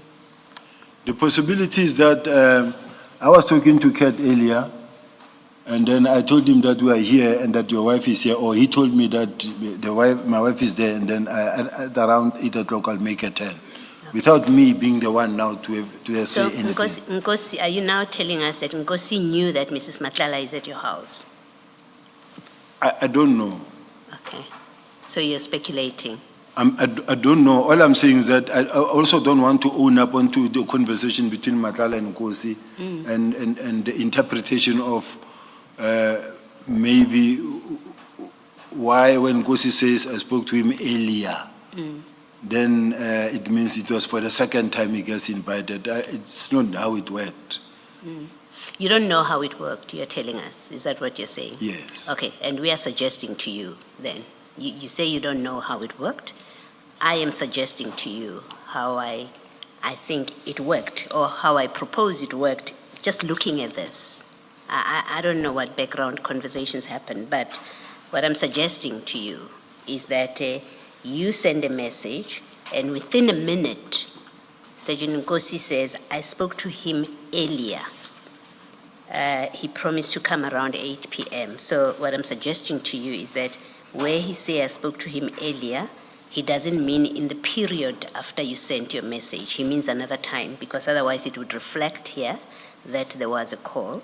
But also, a minute is too short for him to have made a call and then say I spoke to him earlier. He would otherwise have said, I just spoke to him. He says he will be there around 8. So here's my construction, and that I want you to comment on.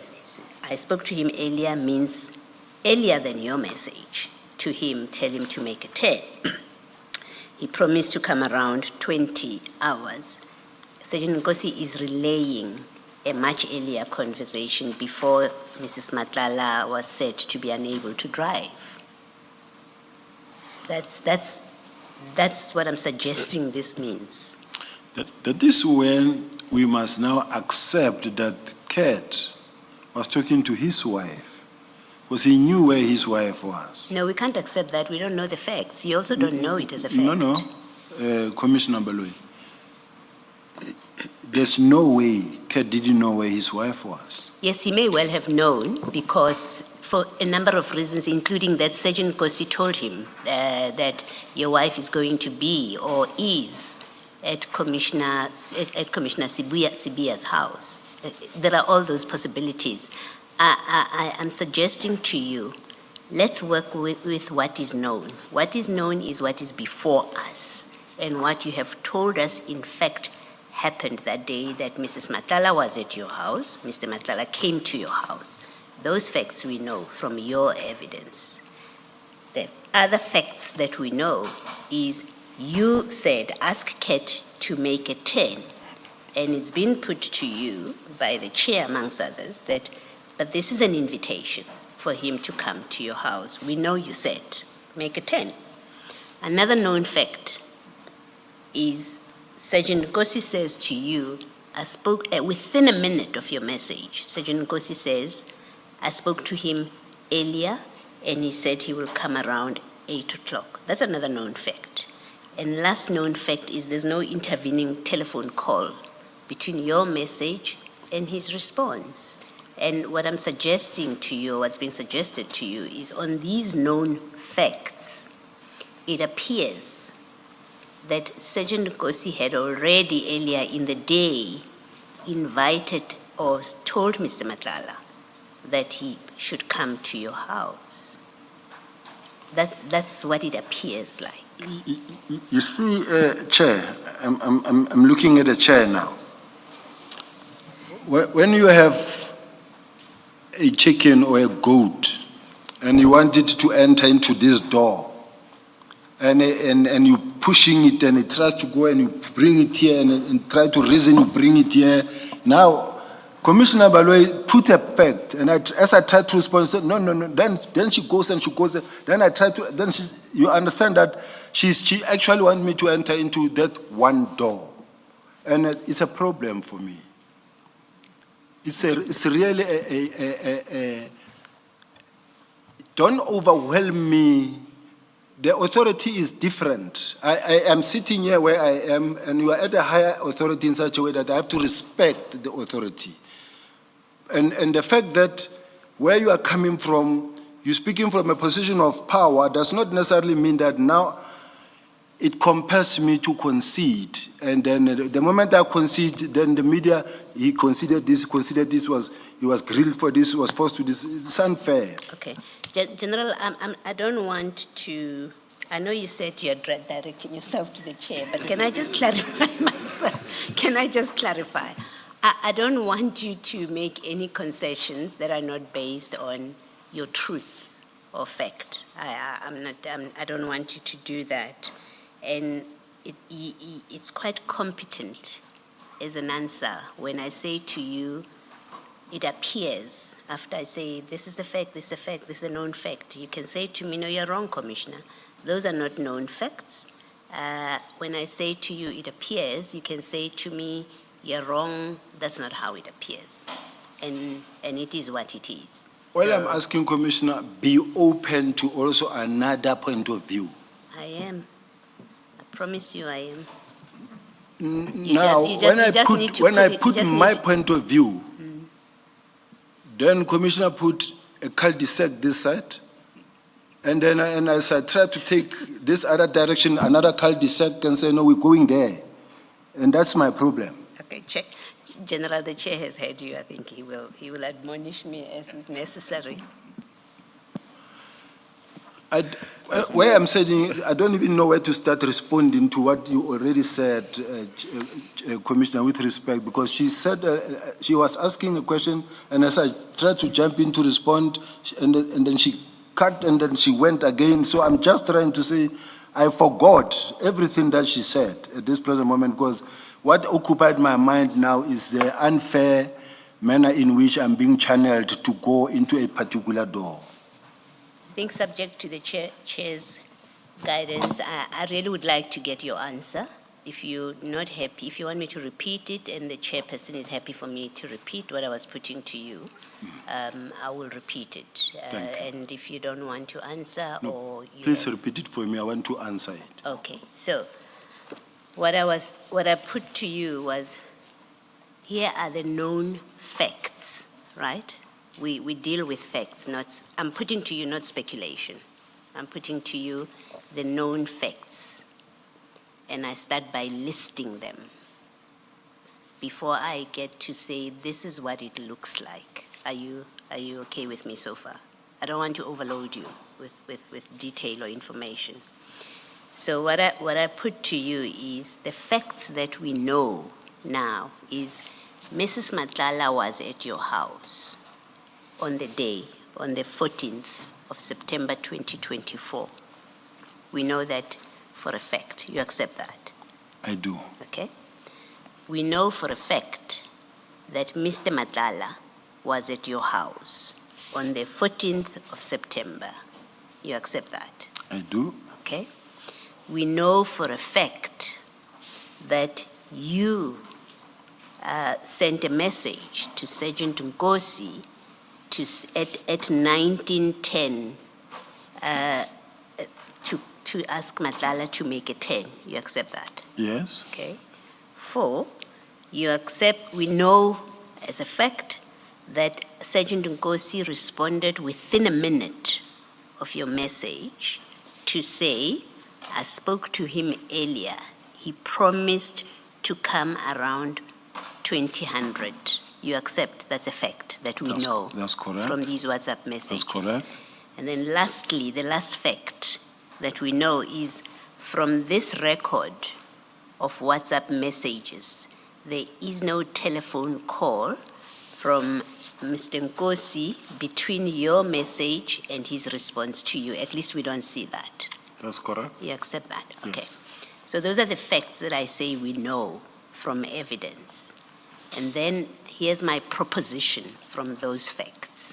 It appears from these facts, it looks like from these facts that Mr. Sergeant Nkosi, when he spoke to Mr. Matlala earlier, as he tells you, I spoke to him earlier, and he said he would come around 8. From that, it appears that, in fact, in the earlier conversation that he's referring to, he, in fact, spoke to him, to Mr. Matlala, about coming to your house in the earlier conversation. That's what it appears like. And all I'm asking is, do you agree? It may be wrong completely. That's not what happened. So that's why we're talking appearances. Do you agree that that's what it appears like? He invited him earlier. I don't agree for simple reasons, Chair. The Commissioner Baloyi created the impression that the role players that were on stage there is only me, Nkosi, Matlala, only that. Forgetting that there was General Sintumula, General Tema, General Shibiri, and also other people that were there.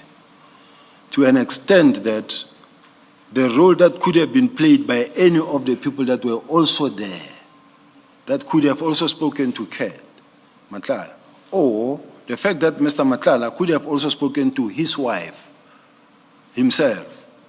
And then when Nkosi calls or received that message or say, I spoke to him earlier, I said he'll be there around 10. We don't know that he said, no, I know, I spoke to my wife earlier, and then I'll be there around about 8. Then he sent such a message. It's also possible. So all I'm asking, let us be open to also other explanations or suggestions. I mean, that's your answer to me. Thank you. Thanks, Ms. Hassan. Sorry, Commissioner Baloyi, but your General, what you've said, you've forgotten another important fact, which is what I put to you when I said to you that it looks like you had asked him prior, and that is that the only conversation that Sergeant Nkosi had with Mr. Matlala that day, before this 1900 hours time, is at 7:25 in the morning. There wasn't any other conversation between the two of them. So it doesn't allow for your theory that there would have been some conversation pertaining to this. You know, if there was a call that Mrs. Matlala is in the need of assistance of her husband because she can't drive, that would have been later on. That would have been after the party began. The only communication between the two of them was 7:25 in the morning until this later in the evening. So it doesn't allow for that hypothesis. I wish I could ask a question, but I'm here to answer, not to ask questions. Now, how I will put it is this way. I don't think the evidence leader do know how many phones does Mr. Nkosi have and how many phones does Mr. Matlala have. In such a way that you can say, I only see that one call 7 in the morning and that last call, that one. But in between, there could have been any other communication or conversation on any other device. So all I'm saying is that we cannot bank and go with our whole weight on saying there's no any other communication other than what we see. I'm going to leave it here. I just, you know, I put it to you that your interpretation of this is not believable. That as Commissioner Beloy says, it appears that there was an earlier. Well, it's my plea that the chair also believe my story. We will assess the evidence at the appropriate stage. Thank you, General. Thank you. I'm Yes, not Ms. going to Hassan. respond to that. Okay, so after the 14th of September 2024, did you have further, well, let me put it this way. Did you ask Sergeant Nkosi to convey messages to Mr. Matlala at any other occasions after this? I don't remember, Chair. You see, I'm talking from myself. As you see me, I don't have anything in front of me. These are the files that I'm provided, but I don't have my gadget, I don't have nothing. So you have the benefit of what you have, but I don't know.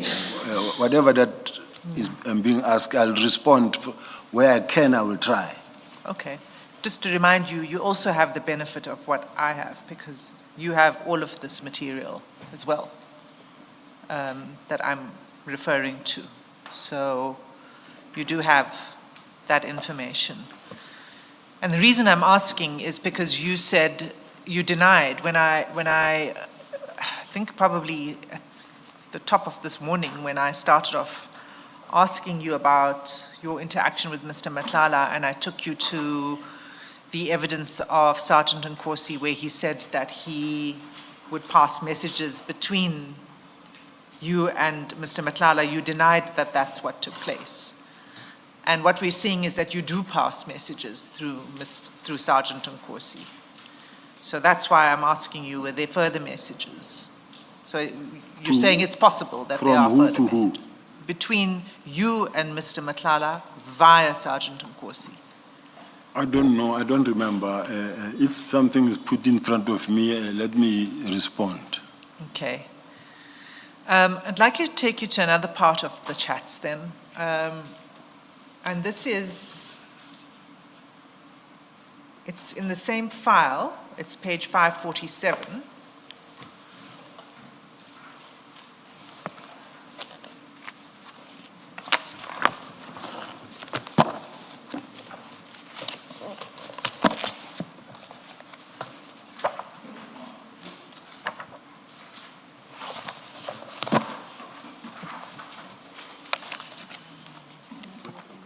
To stop at 453. Then it must be file 8. Apologies, Chair. Which page? File 8, page 547.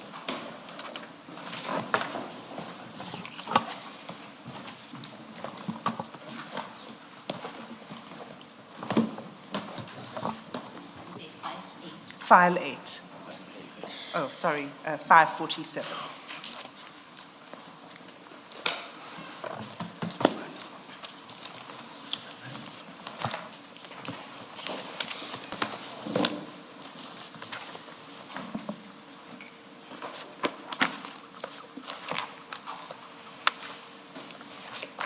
This is an extract of the chats between Sergeant Nkosi and General Shibiri.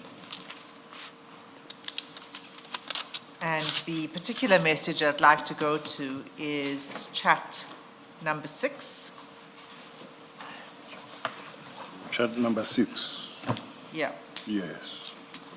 It is on the 17th of September, 2024, at 8:45 a.m. And you'll see that General Shibiri sends Sergeant Nkosi a screenshot.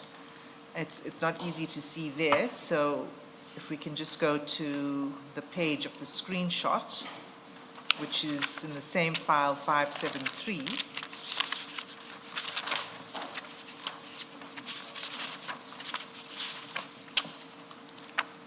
Well, I'm here at 547. Yeah, so you'll see at 547, there's the screenshot that I General Shibiri. see chart number 5. Chat number 6. Oh, sorry, number 5. Chat number 5, yes. Yes. But it's, you can see that it's not easy to see what that screenshot is. Yes. Right, so if you go to page 573, you'll see the screenshot. Yes, it's probably easier for you to look at it there. Yes.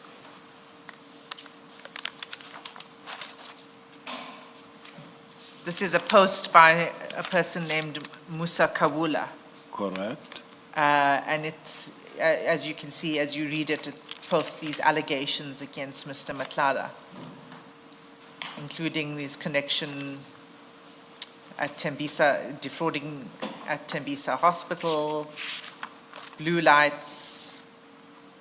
He's connected to the killing of Babita. He spells it incorrectly, Dearkam. Okay. Do you know this person, Which one? Musa Kawula? Do you know who he is? I know him from, I haven't seen him in person. How do you know? How do you know of him? I don't know what they call him or what they call this type of people, but what they do is he posts things like this about people, too many people. Okay, so you're aware of this. You're aware of him and you're aware that this is what he does, that he Yes. posts. Yes. Okay. So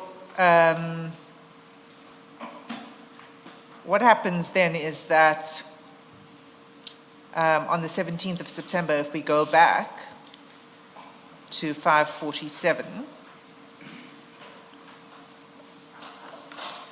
and you'll see at chat number 7, General Shibiri sends Sergeant Nkosi, he forwards this message. It appears to be a message forwarded from Mr. Matlala, which says, "Someone sent this to me yesterday and demanded money from me, or else they will publish this nonsense. I told them to go ahead with it. They're trying to extort money from me." Okay? And then if you continue on 548,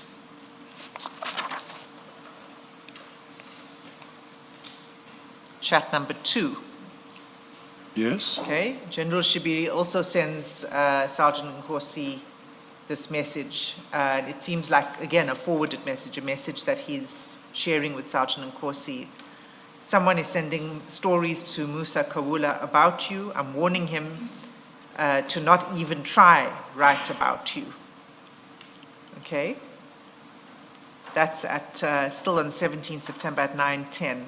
And then he immediately shares with Sergeant Nkosi the screenshot in chat number 3.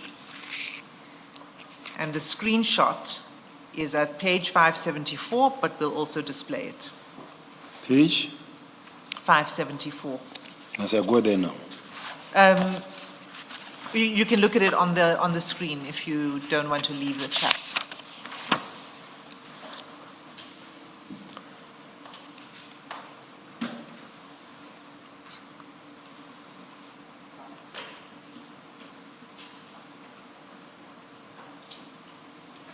So in that screenshot, is what you see is this is a conversation between General Shibiri and Musa Kawula, in which he says at the bottom there, Shami, don't run the story. He's a good guy. He never bothers anyone and he lives a private life.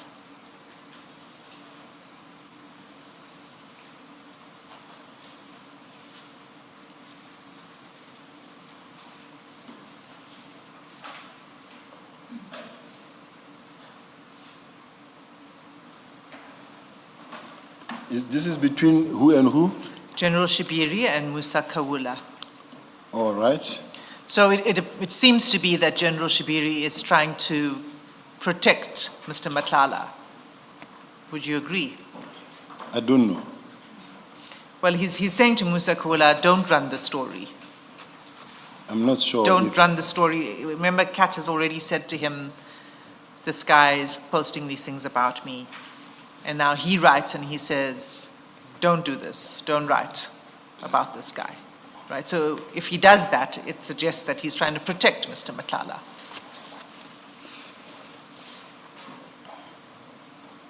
Would you agree with that? I don't know. You don't agree with that? I don't know whether he was trying to protect him or trying to protect anyone. Okay, I'm not going to dwell on it too long because there are others who can answer this question. I want to take you to page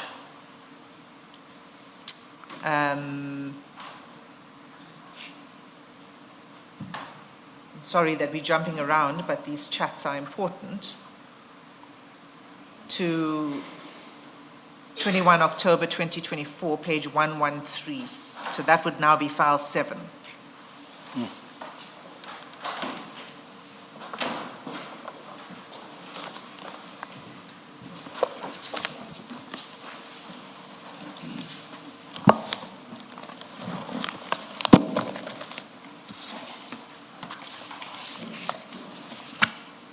Page 113.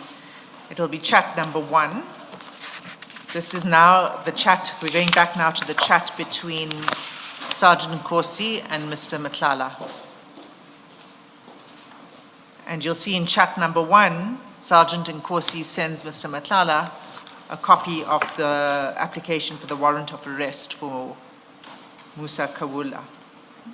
And you'll find that warrant, a proper copy, on page 126. Page 126. 126.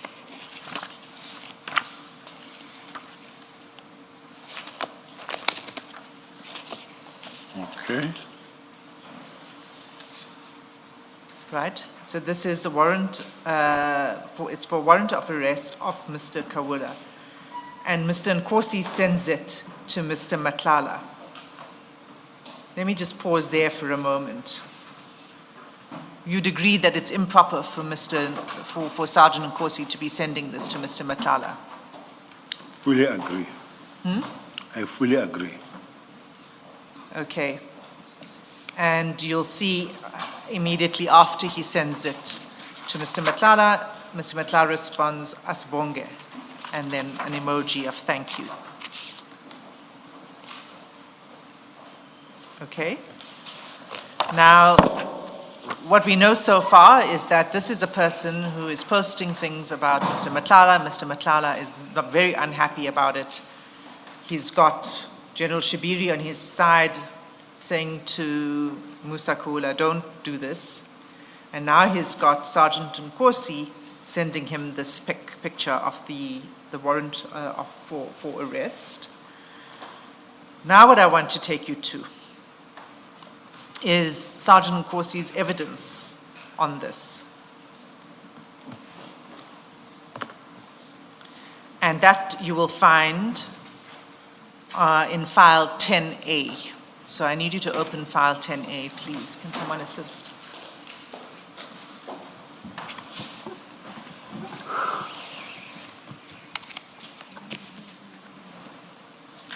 Chair, let it not be said that we didn't use all of these files that we put before you.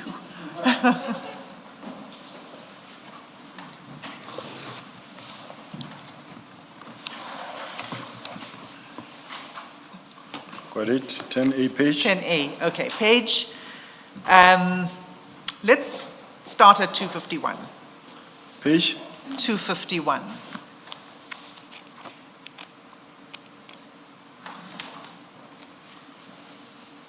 Okay, so this is the transcript of the evidence of Sergeant Nkosi.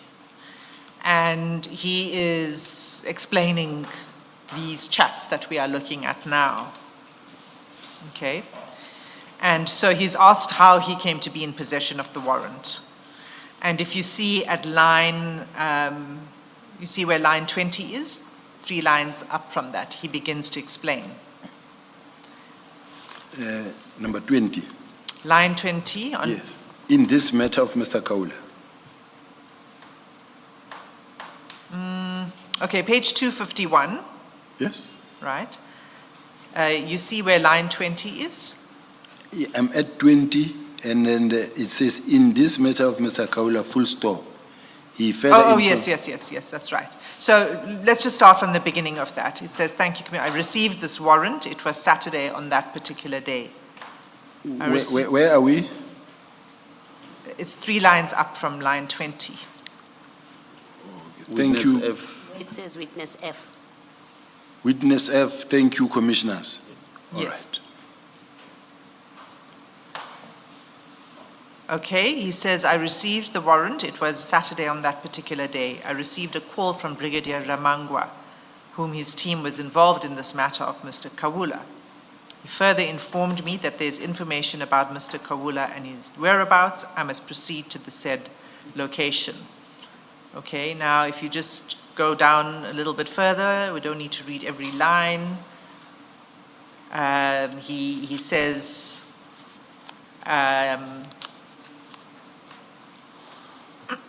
at line 10, in the next page, he says, fortunately, I was able to get hold of Captain Zungu, who further accompanied me to the said address. Do you see that? Are you there, General? I was still, Page 252 now. I'm on it, Chair, but what she's reading and she says line 10, 10. then I see was the weekend. Yes, was the weekend, but fortunately I was able to, so if we start from the sentence before, there were no members available on that day because it was the weekend. But fortunately I was able to get hold of Captain Zungu, who further accompanied me to the said address. Now here comes the important part. On our way, then Brigadier Ramangwa sent to me this warrant of arrest. He further elaborated to me that this warrant of arrest was of importance. I then proceeded there together with Captain Zungu. On our way, we received a call from General Sabia, telling me that I must also forward this warrant to Mr. Matlala. Because at that time, Mr. Matlala had a security company, according to Mr. Matlala, to General Sabia. Mr. Matlala and his security company always have a provision where Musa usually goes on weekends. Okay, do you see that? I see. Well, let me pause there before I go any further. Why did you make this call to Sergeant Nkosi? I think, I'm quite sure that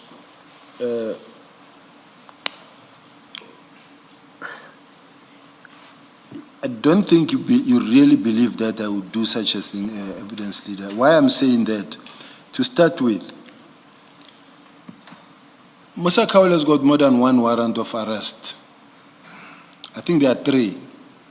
There's one attempted murder and another one is murder and this one, at that time. If that was the case, I would have given him all of them if I'm the one who gave them. But that is not the case, and I never made such a call.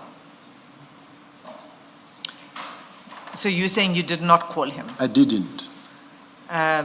He goes on to say that, if you scroll down to page 253,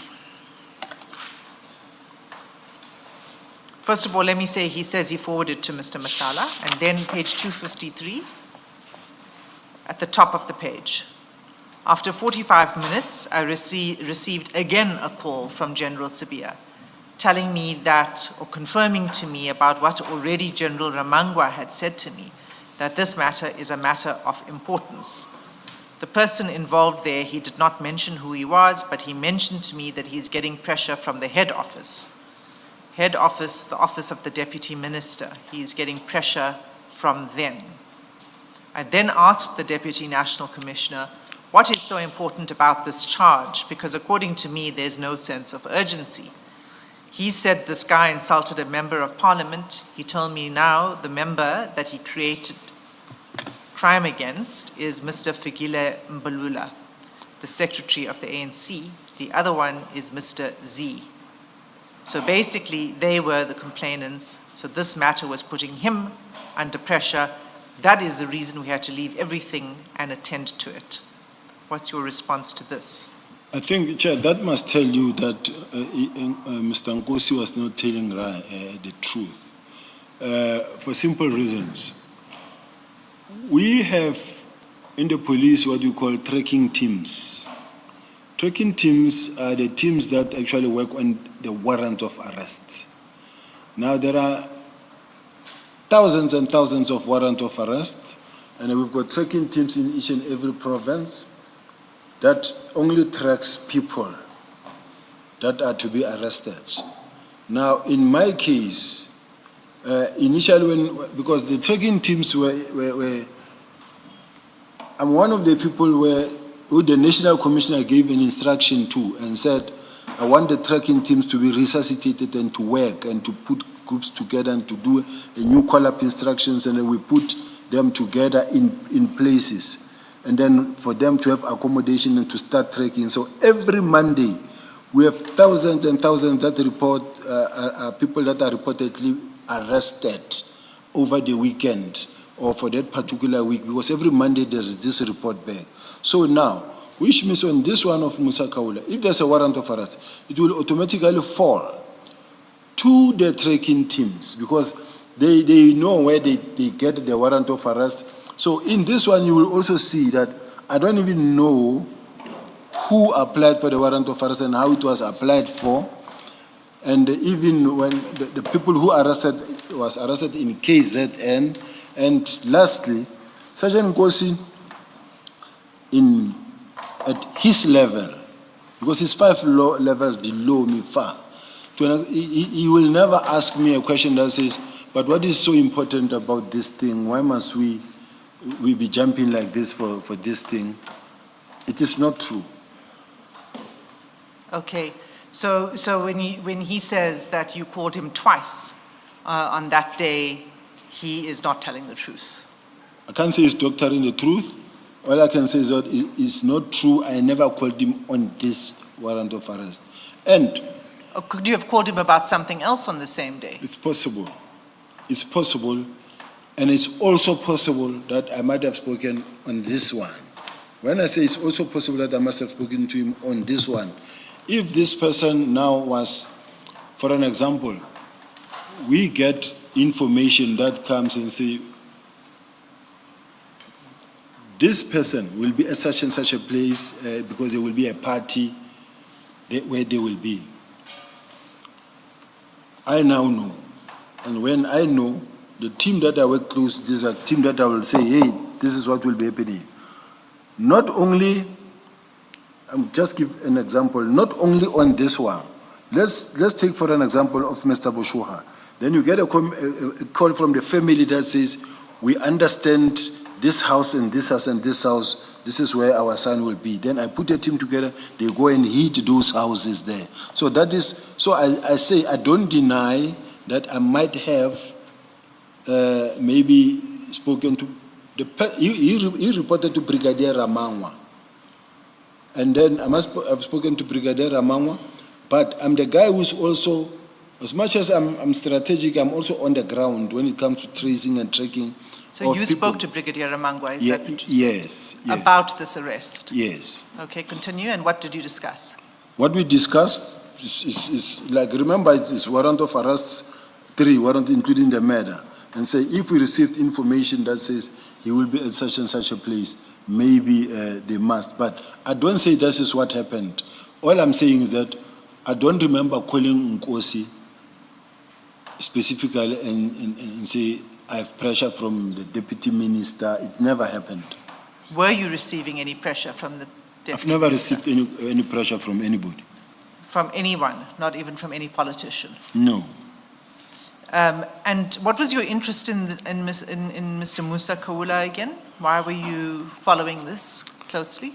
I never was any interested in Musa Kaula. I'm interested in the arrest of the suspects that are wanted and those that are the warrant of arrest throughout the country. And we arrest thousands and thousands per week. Every Monday you can check the statistics. It's not only Musa. Are you interested in all of them? Yes, So you pay attention to all of those thousands of arrests? to all of them. That's why we report on Monday. General, what you're being asked, and I think what you're being asked is, in all the thousand and thousand weekend cases, do you call, I don't know whether Ramangwa is the investigating officer, but do you call for each one of those hundreds and hundreds? Do you call whoever is dealing with that warrant for all of them and ask about it? No. You don't. So the question is, why this one in particular is what Ms. Hassim is asking. Why would you have asked about this one in particular? Like I indicated earlier that sometimes if you do get information from informers that tells you that we know so-and-so and so-and-so is wanted and then he will be at such and such a place, there will be a gig at such and such a place, then obviously is to inform the police that there will be a gig. They say this particular suspect against whom we do have a warrant of arrest will be there. Put a team together, Brigadier Ramangwa, and see if this person can be arrested. So you, go ahead. So you received information from an informer? Yes, I might have. When I say I might have, I'm trying not to move away from the fact that I might have called or maybe spoken to Brigadier Ramangwa. All I know is that who reports to me in relation to this warrant of arrest is Brigadier Ramangwa. And once I've given them information, they themselves also would come and say, no, we've received information that there will be a party at such and such a place, he will be there.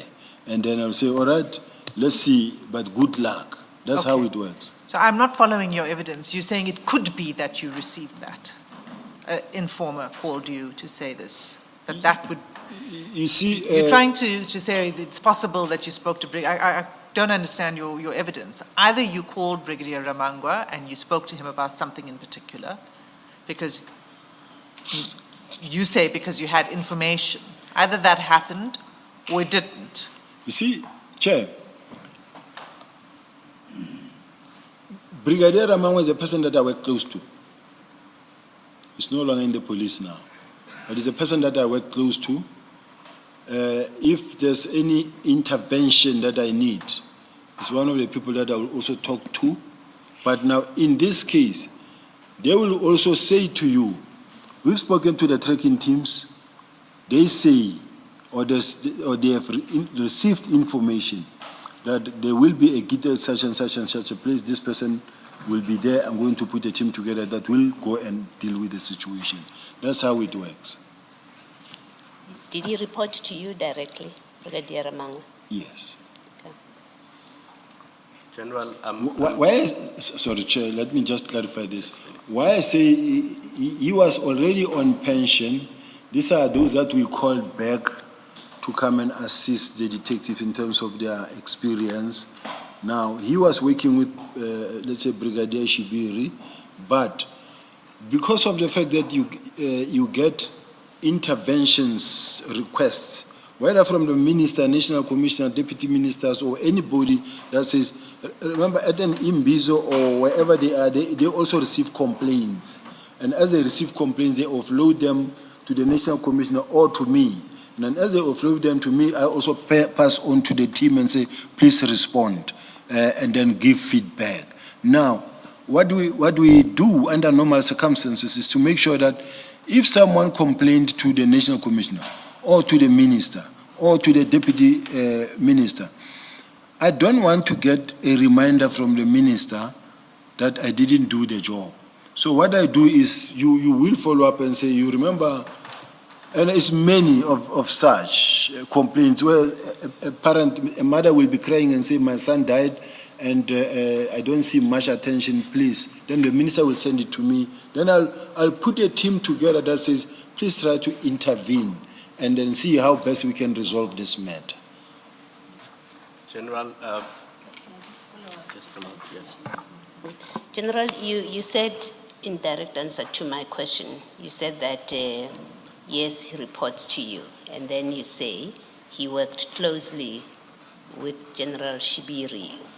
Can you just explain what that means? I don't understand what it means. General Shibiri is the component head of organized crime,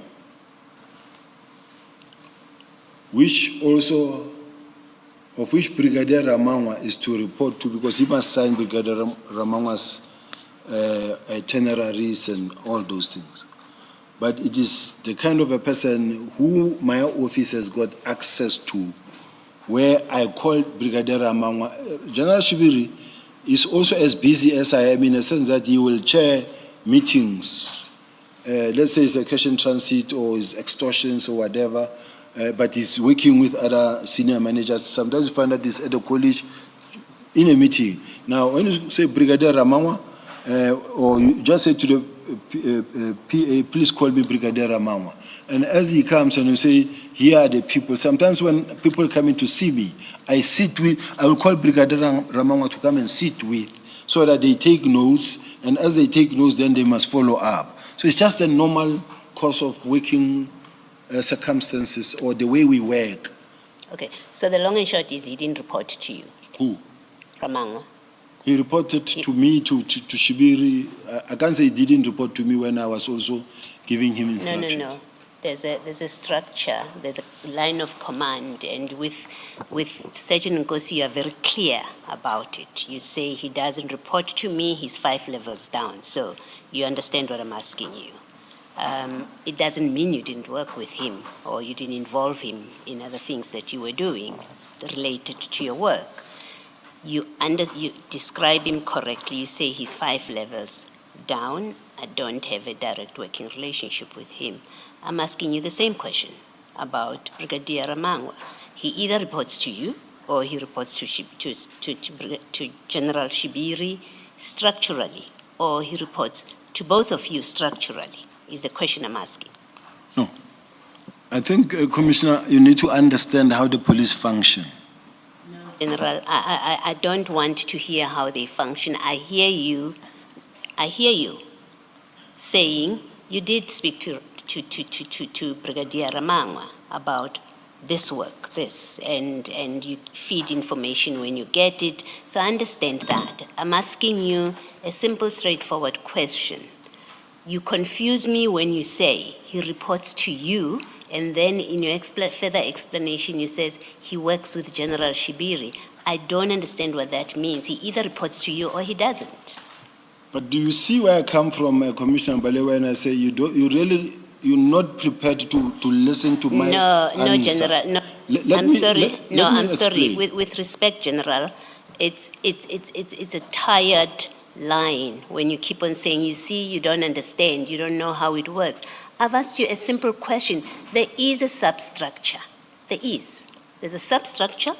You can say to me, structurally, he reports to General Shibiri, not to me, but I do work with him, or the other way around. My question is capable of a simple, straightforward answer without a long explanation, General. Please.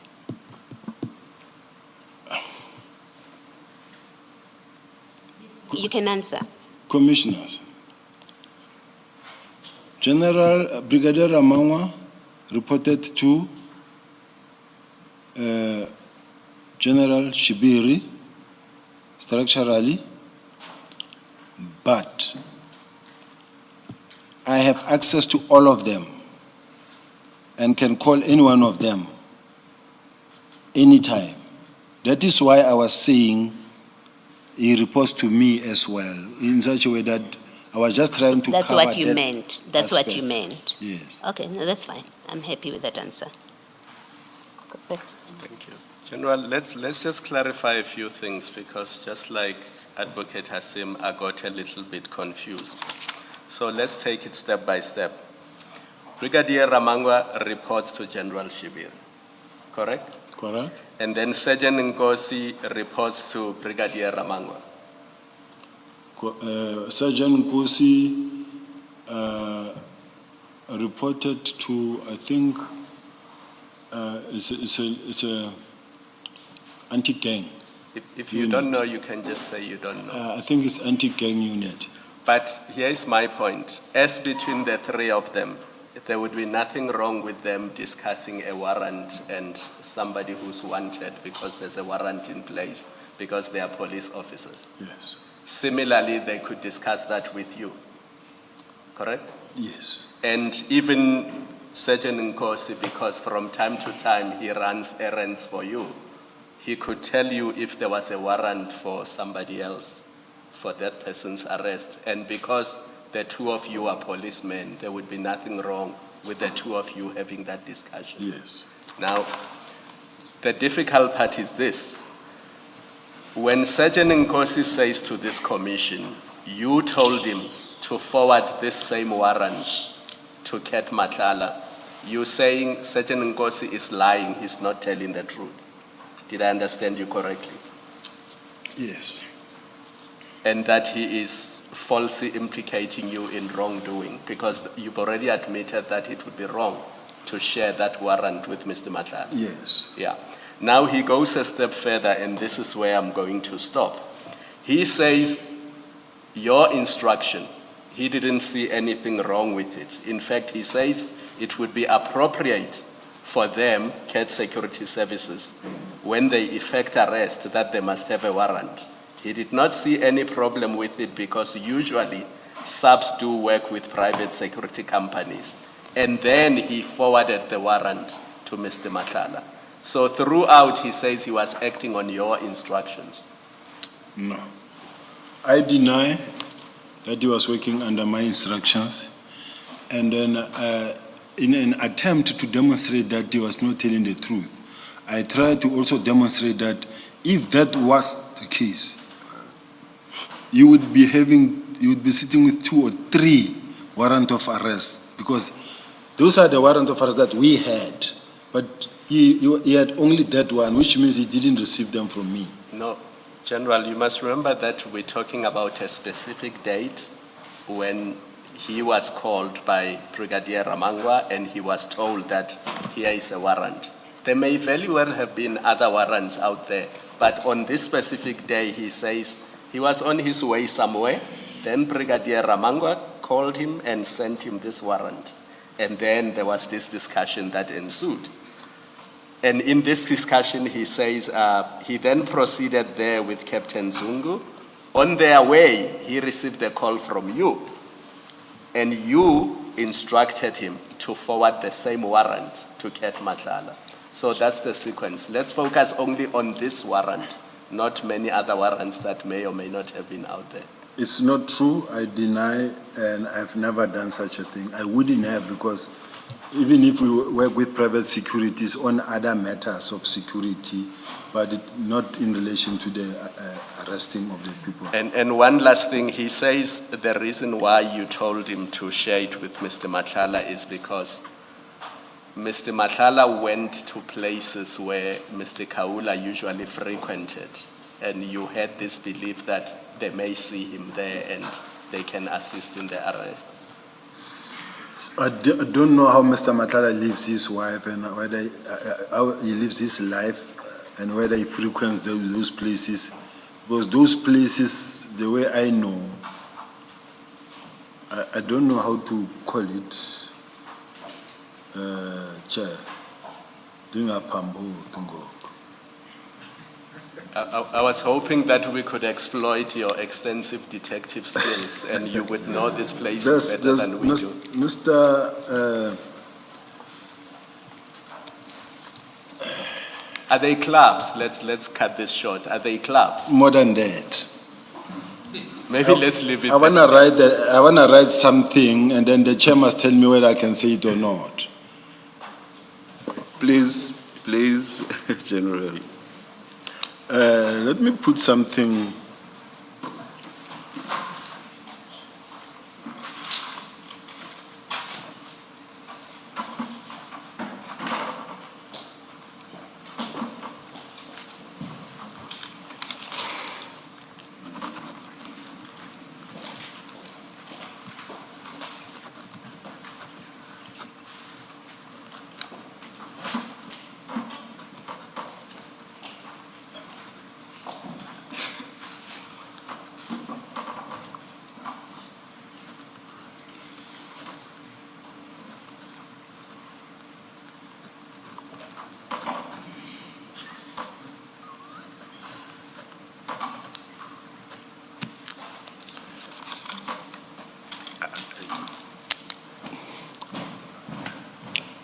I wish and pray that the chair won't say I must say it.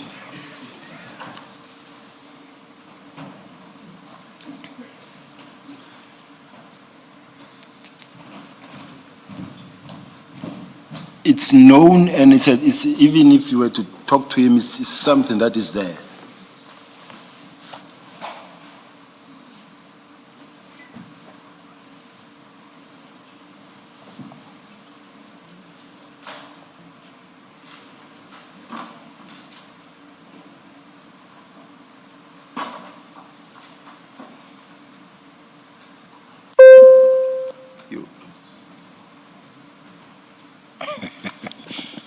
I see no problem with saying it. Oh, Chair, put him in a difficult position now. But just a minute. You see, General, you call these things because all I asked was, is it a club?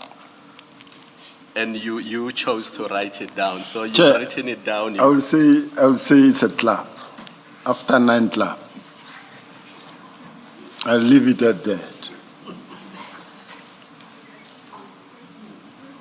After 9 club, all right. Yes.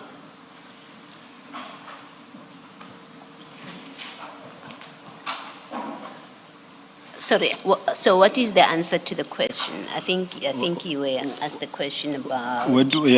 Please remind me the question, Chair. General, the line of questioning was to this effect, that Captain Nkosi says one of the reasons why you instructed him to give the warrant to Mr. Matlala was because Mr. Matlala frequents or goes to places where Mr. Kaula usually goes, and they might see him there and assist with the arrest. So maybe let me read it for you because I don't want to misquote. He says, on our way, we received a call from General Sibia telling me that I must forward this warrant to Mr. Matlala because at that time, Mr. Matlala had a security company. According to Mr. Matlala to General Sibia, Mr. Matlala and his security company always have a provision where Musa usually goes on weekends. Do you see that in 252? So let me not misquote anybody. I've read it for you, and this is the reason Sergeant Nkosi gave as the instruction that was coming from you. I deny the allegations made by Sergeant Nkosi is not correct, Chair.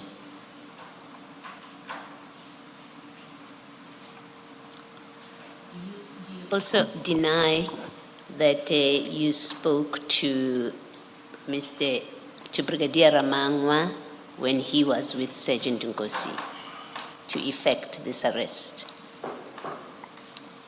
To Brigadier Ramangwa, I won't say I can deny that because he was leading the task team. So I can't say I deny or I admit. I might have spoken to him on the day of the operation to arrest. It's Mr. possible. Kaul.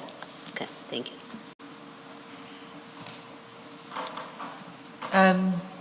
May I continue? General, this is a month after you, General Shibiri, and Mr. Matlala were in the same place together at your house. when you were together, did this discussion of Musa Kawula come up at all? Did his name come up or any discussion around it take place on that evening? No, Chair. No evidence there. We've never been, myself and Shibiri and Matlala, sitting at the same place at my son's engagement and be busy discussing Mr. Kawula's issues. Okay. Can I, that's fine. I hear what you say.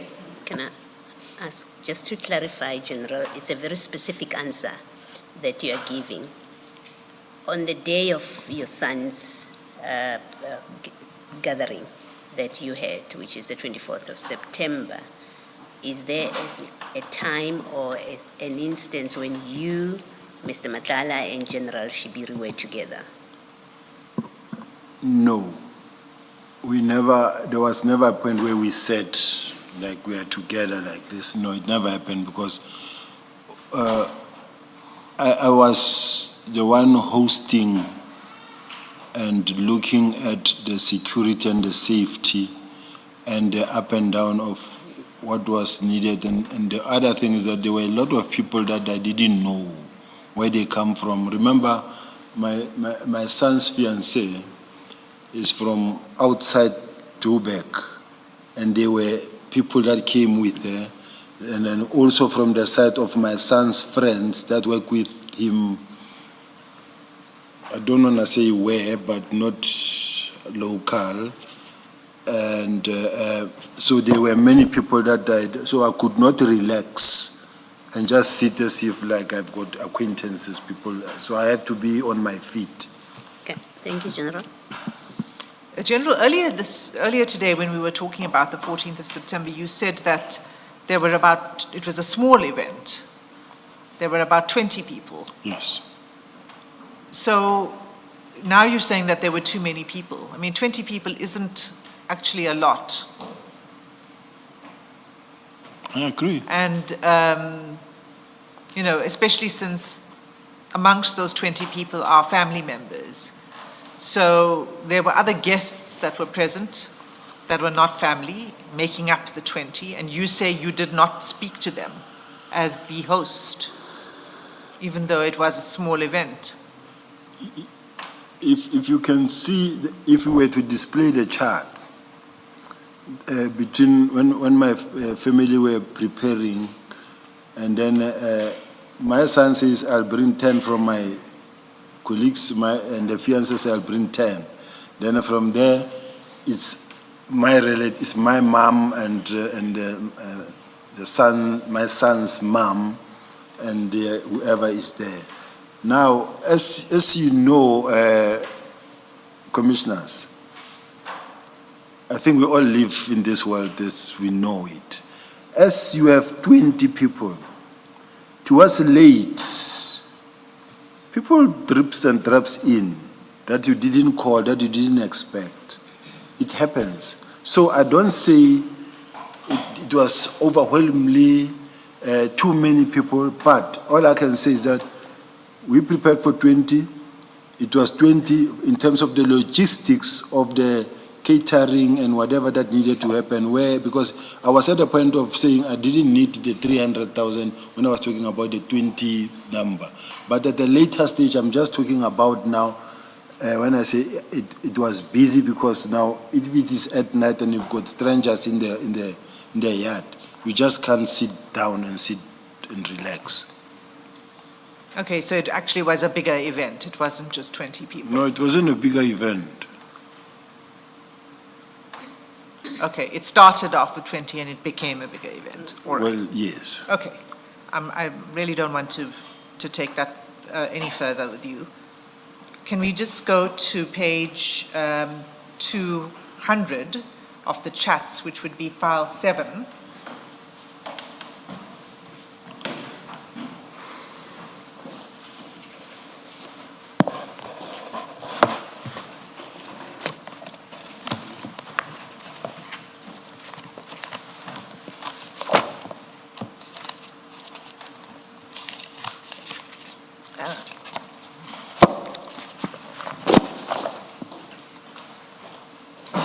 chat number 6.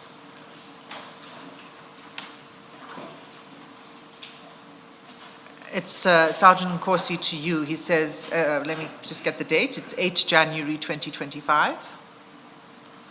And he says Musa Kawula is arrested. And then you respond to say by who. Do you see that? Do you recall that Yes. exchange Yes. taking place? And why did Sergeant Nkosi feel the need to report back to you that Musa Kawula is arrested? Because he knew that we were looking for Musa Kawula. Okay, and then after that exchange, there's a phone call from you to Sergeant Nkosi. Was that to discuss the arrest? I don't know. Okay. Let's go then to 11 January 2025. So that would be page 202.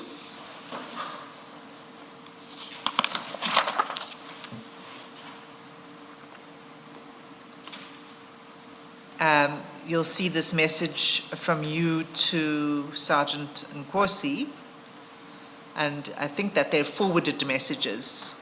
The first one at chat number 4. Do you see it?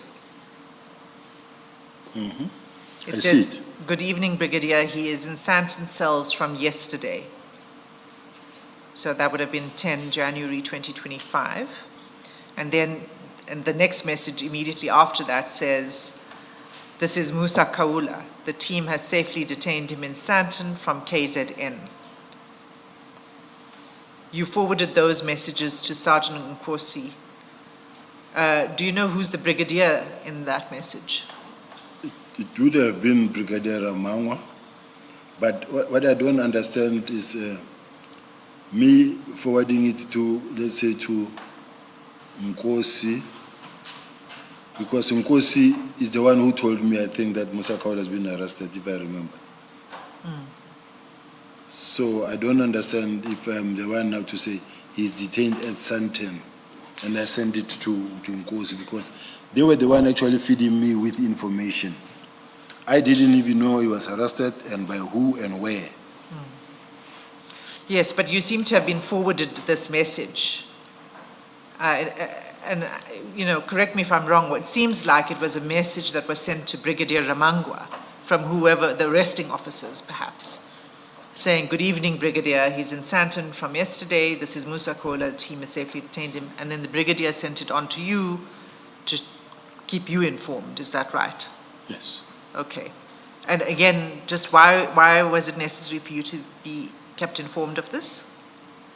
Maybe because of the fact that if we're working on a project, all of us, and we know that all of us have been talking, communicating about these things. What must be known, Chair, is that it happened in many instances that they get a call that says he's at such and such a place, and they rush and they don't find. And then, so I know the fact that there are people who've been actively working on this project. So if it happened that I sent to him, it's possible also. I don't want to deny it. Yeah, my interest really is because there's a consistent involvement. You are involved, you kept informed throughout, and which suggests a very particular interest in this arrest. And I'm wanting to know from you why the particular interest in this arrest, because I imagine that it's not every arrest that you kept in the loop about to this extent. It's not only this one. There's been many arrests where, for instance, if we really have to work on something and we're working as a group on it, or we're pushing on it, we communicate. It's a normal working environment. So this is the way I worked, or I work. I work with certain group of people that I know that even when I call and say cash in transit, let's rush, we go. Or there is this thing that is happening, let's go. And these are the people that I know that I can go deeper with them in the operation. Okay. General, I think in your statement somewhere, you describe your relationship with Sergeant Nkosi, and you say you have a personal relationship with him, you don't have a work relationship with him. Work in the sense of he doesn't report to you, you do not deal with matters of work. But here he is reporting to you consistently. On this one case, which you say Brigadier Ramangwa was in charge of, so it's not his case, it's not Sergeant Nkosi's case. And he's reporting to you. How do you explain that in the context of this question from Ms. Hassim, that why does Sergeant Nkosi think you have an interest, that kind of interest, in a matter where he's not leading, it's not his matter, you don't have a reporting line relationship with him. In fact, you have gone so far as to say you don't have a work relationship with him or about work matters. This seems to suggest otherwise. The relationship with Sergeant Nkosi,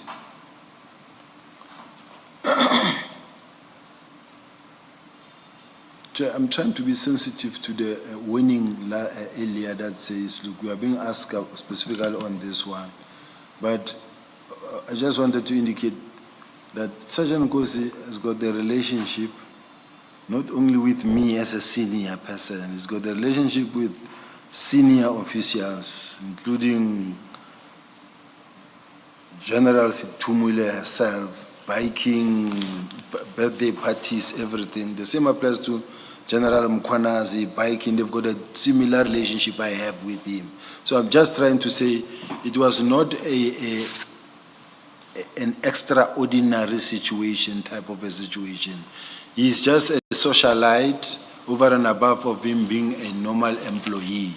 So the fact that I had a personal relationship with him is in a sense that he's a kind of a person that could come when I have something, and then he will say to me, I'm coming here to assist you, General, and then leave me. So I don't know how to describe it any further than that, but it's a kind of a colleague that really we had a good relationship with. You build a relationship over a period. The same applies to my protector, my driver protector. You build a relationship with him. When you have something at home, he will be here with you, even if it means he must park his official car there and he start taking my car. It's after hours, then he's helping me. This is life. General, the personal relationship and interactions are clearly visible from the exchanges, and you have spoken to that. I'm asking about work-related matters. And I ask because in your statement, and I'm trying to find my file, in your statement, you quite firmly say we have nothing to do with each other when it comes to work. He's far junior to me. He doesn't report to me. So you speak very firmly about it. So that until one has seen the chats about that touch on work matters and has looked at his evidence, which Ms. Hassim has referred you to, the impression your statement has firmly conveyed is he's just a friend. He's a nice person, and I do admit I'm very close to him, but nothing to do with work. This discussion now has you and Sergeant Nkosi discussing work matters in a matter where it's not clear why is he reporting this to you when it's not his case. It's Brigadier Ramangwa's case. And he has no reporting line to you. Why is he giving you all of these details about a case that involves Mr. Matlala? If somewhere or in this statement, this is what I said, that I don't have any work relationship with Sergeant Nkosi, it will be really wrong, because I have assigned him, if I remember well, to a matter also sometimes in Messina, where he went. And if all of them, I have access to them and we deal with work-related stuff, I can't say really I don't have a work relationship and it's an official, I have a personal relationship. It won't make sense completely. So I don't know how it then slapped my eyes where it came to that point. And it's not actually even because of the probe or the questioning to say that I'm now changing tune. No, there's no way you won't have a work relationship with a person that you came and met at work, and that you work in. I've worked on different operations with him, so I can't say I don't have a work relationship with him. So it's an oversight or it's a mistake that I want to categorically put before the commissioners. Paragraph 219, I think, Commissioner Beloy. 219 of the statement, if that's of any assistance, and following. Yeah, I think this will be the last point, General, before we adjourn. The chair indicates to me, but this is what you say. It is untrue that, this is paragraph 219 of your statement. It is untrue that Sergeant Fanny Nkosi works under my command, or that he acted as my middleman for the passing of money to or through me. While Sergeant Nkosi falls within my broader portfolio, he does not report to me. He is several levels below me in organizational hierarchy and has a direct line manager to whom he reports, which is not me.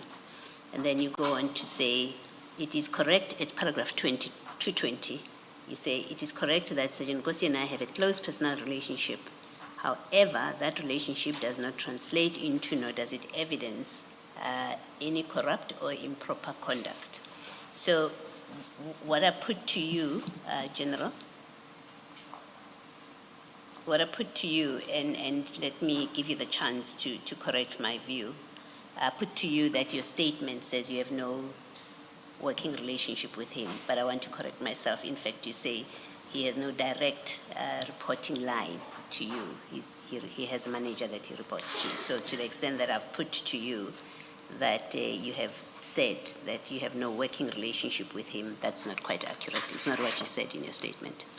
I accept it, Commissioner, that this is what I might have said, but I'm putting it here. There's no way that I can say I do not have any working relationship with him when he works with me in my office, in my vicinity, and I've tasked him many times, and there wouldn't be any reason for me to really lie and say I don't have any working relationship with him. I work with him. All right. And if this is something that I need to correct, and that I wish that it be corrected. Yes. Okay. You see, I can be fair to you, right? At least, thank you very much. Thank you. Chair, I just have one last question, if you'll allow me, because then it means we can move off this theme and start with something new tomorrow. So, General, it's just one last question to complete this. After you send these messages to Sergeant Nkosi, he then responds to you to say, did Z call you? I just spoke to him yesterday and gave him your number. And you say, not yet, but I'm back to Joburg tomorrow. And he says, sharp. Who is Z? Z Nxumalo is a businessman, a well-known businessman who is in the taxi financing industry. He owns a lot of businesses that relates to the taxis. And why would he need to call you?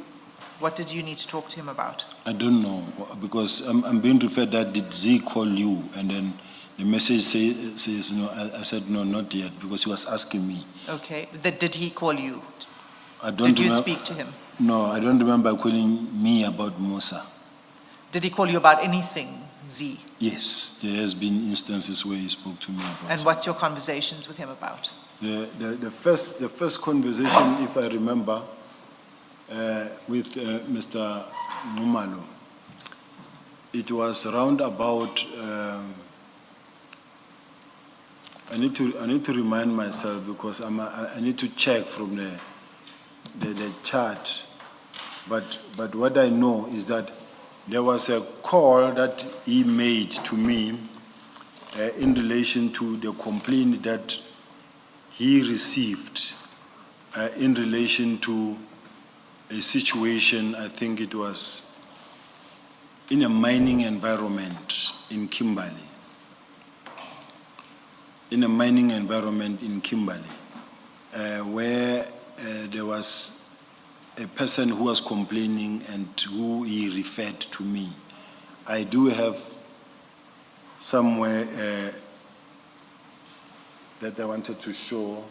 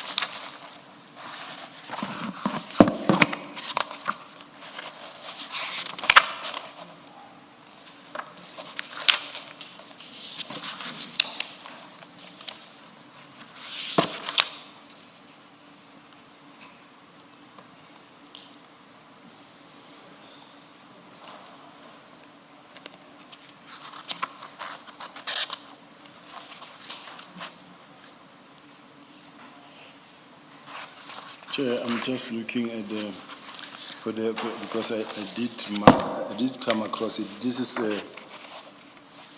General, maybe you could look at it overnight and you could give us the references tomorrow. in the morning. But just to finish off on this, you recall when I took you to the transcript of Sergeant Nkosi.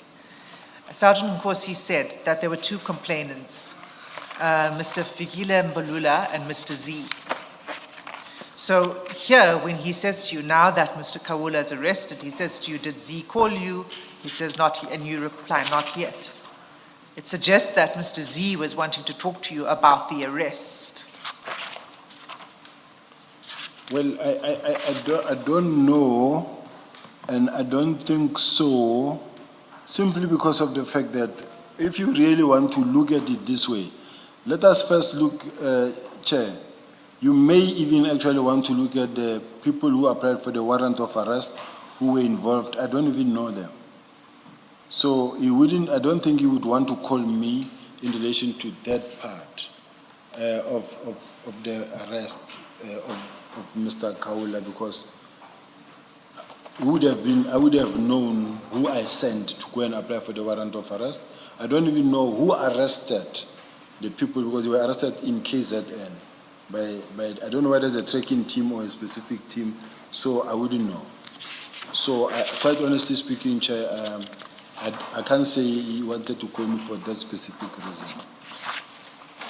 The last point on it is that what Sergeant Nkosi said is that you informed him of this. And then you see in his chats that he refers you he refers to Z. So it suggests that what he was saying to the Commission in evidence is consistent with the way in which he was communicating with you on the chats. You can comment on that, and then we'll leave it at that. Just repeat it for me for the last time. So what Sergeant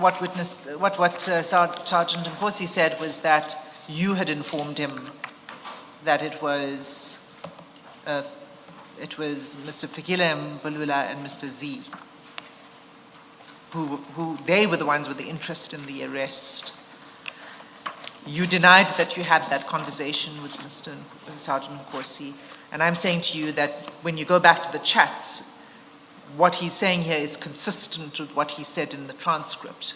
No. I've never spoken to Mr. Fikile Mbalula. I've never... At least in relation to Mr. Kumar. Not at all. I haven't spoken to him. I haven't spoken to Mr. Z Numalo in relation to this matter. You deny that you spoke to Sergeant Nkosi about Z having been insulted as a complainant and that he was insulted. The complaint is he was insulted by Mr. Kaula. You deny that kind of conversation with Sergeant Nkosi? I think for now, I don't remember talking to him specifically about that. Okay. Thank you. Let us adjourn and resume at 9:30 tomorrow.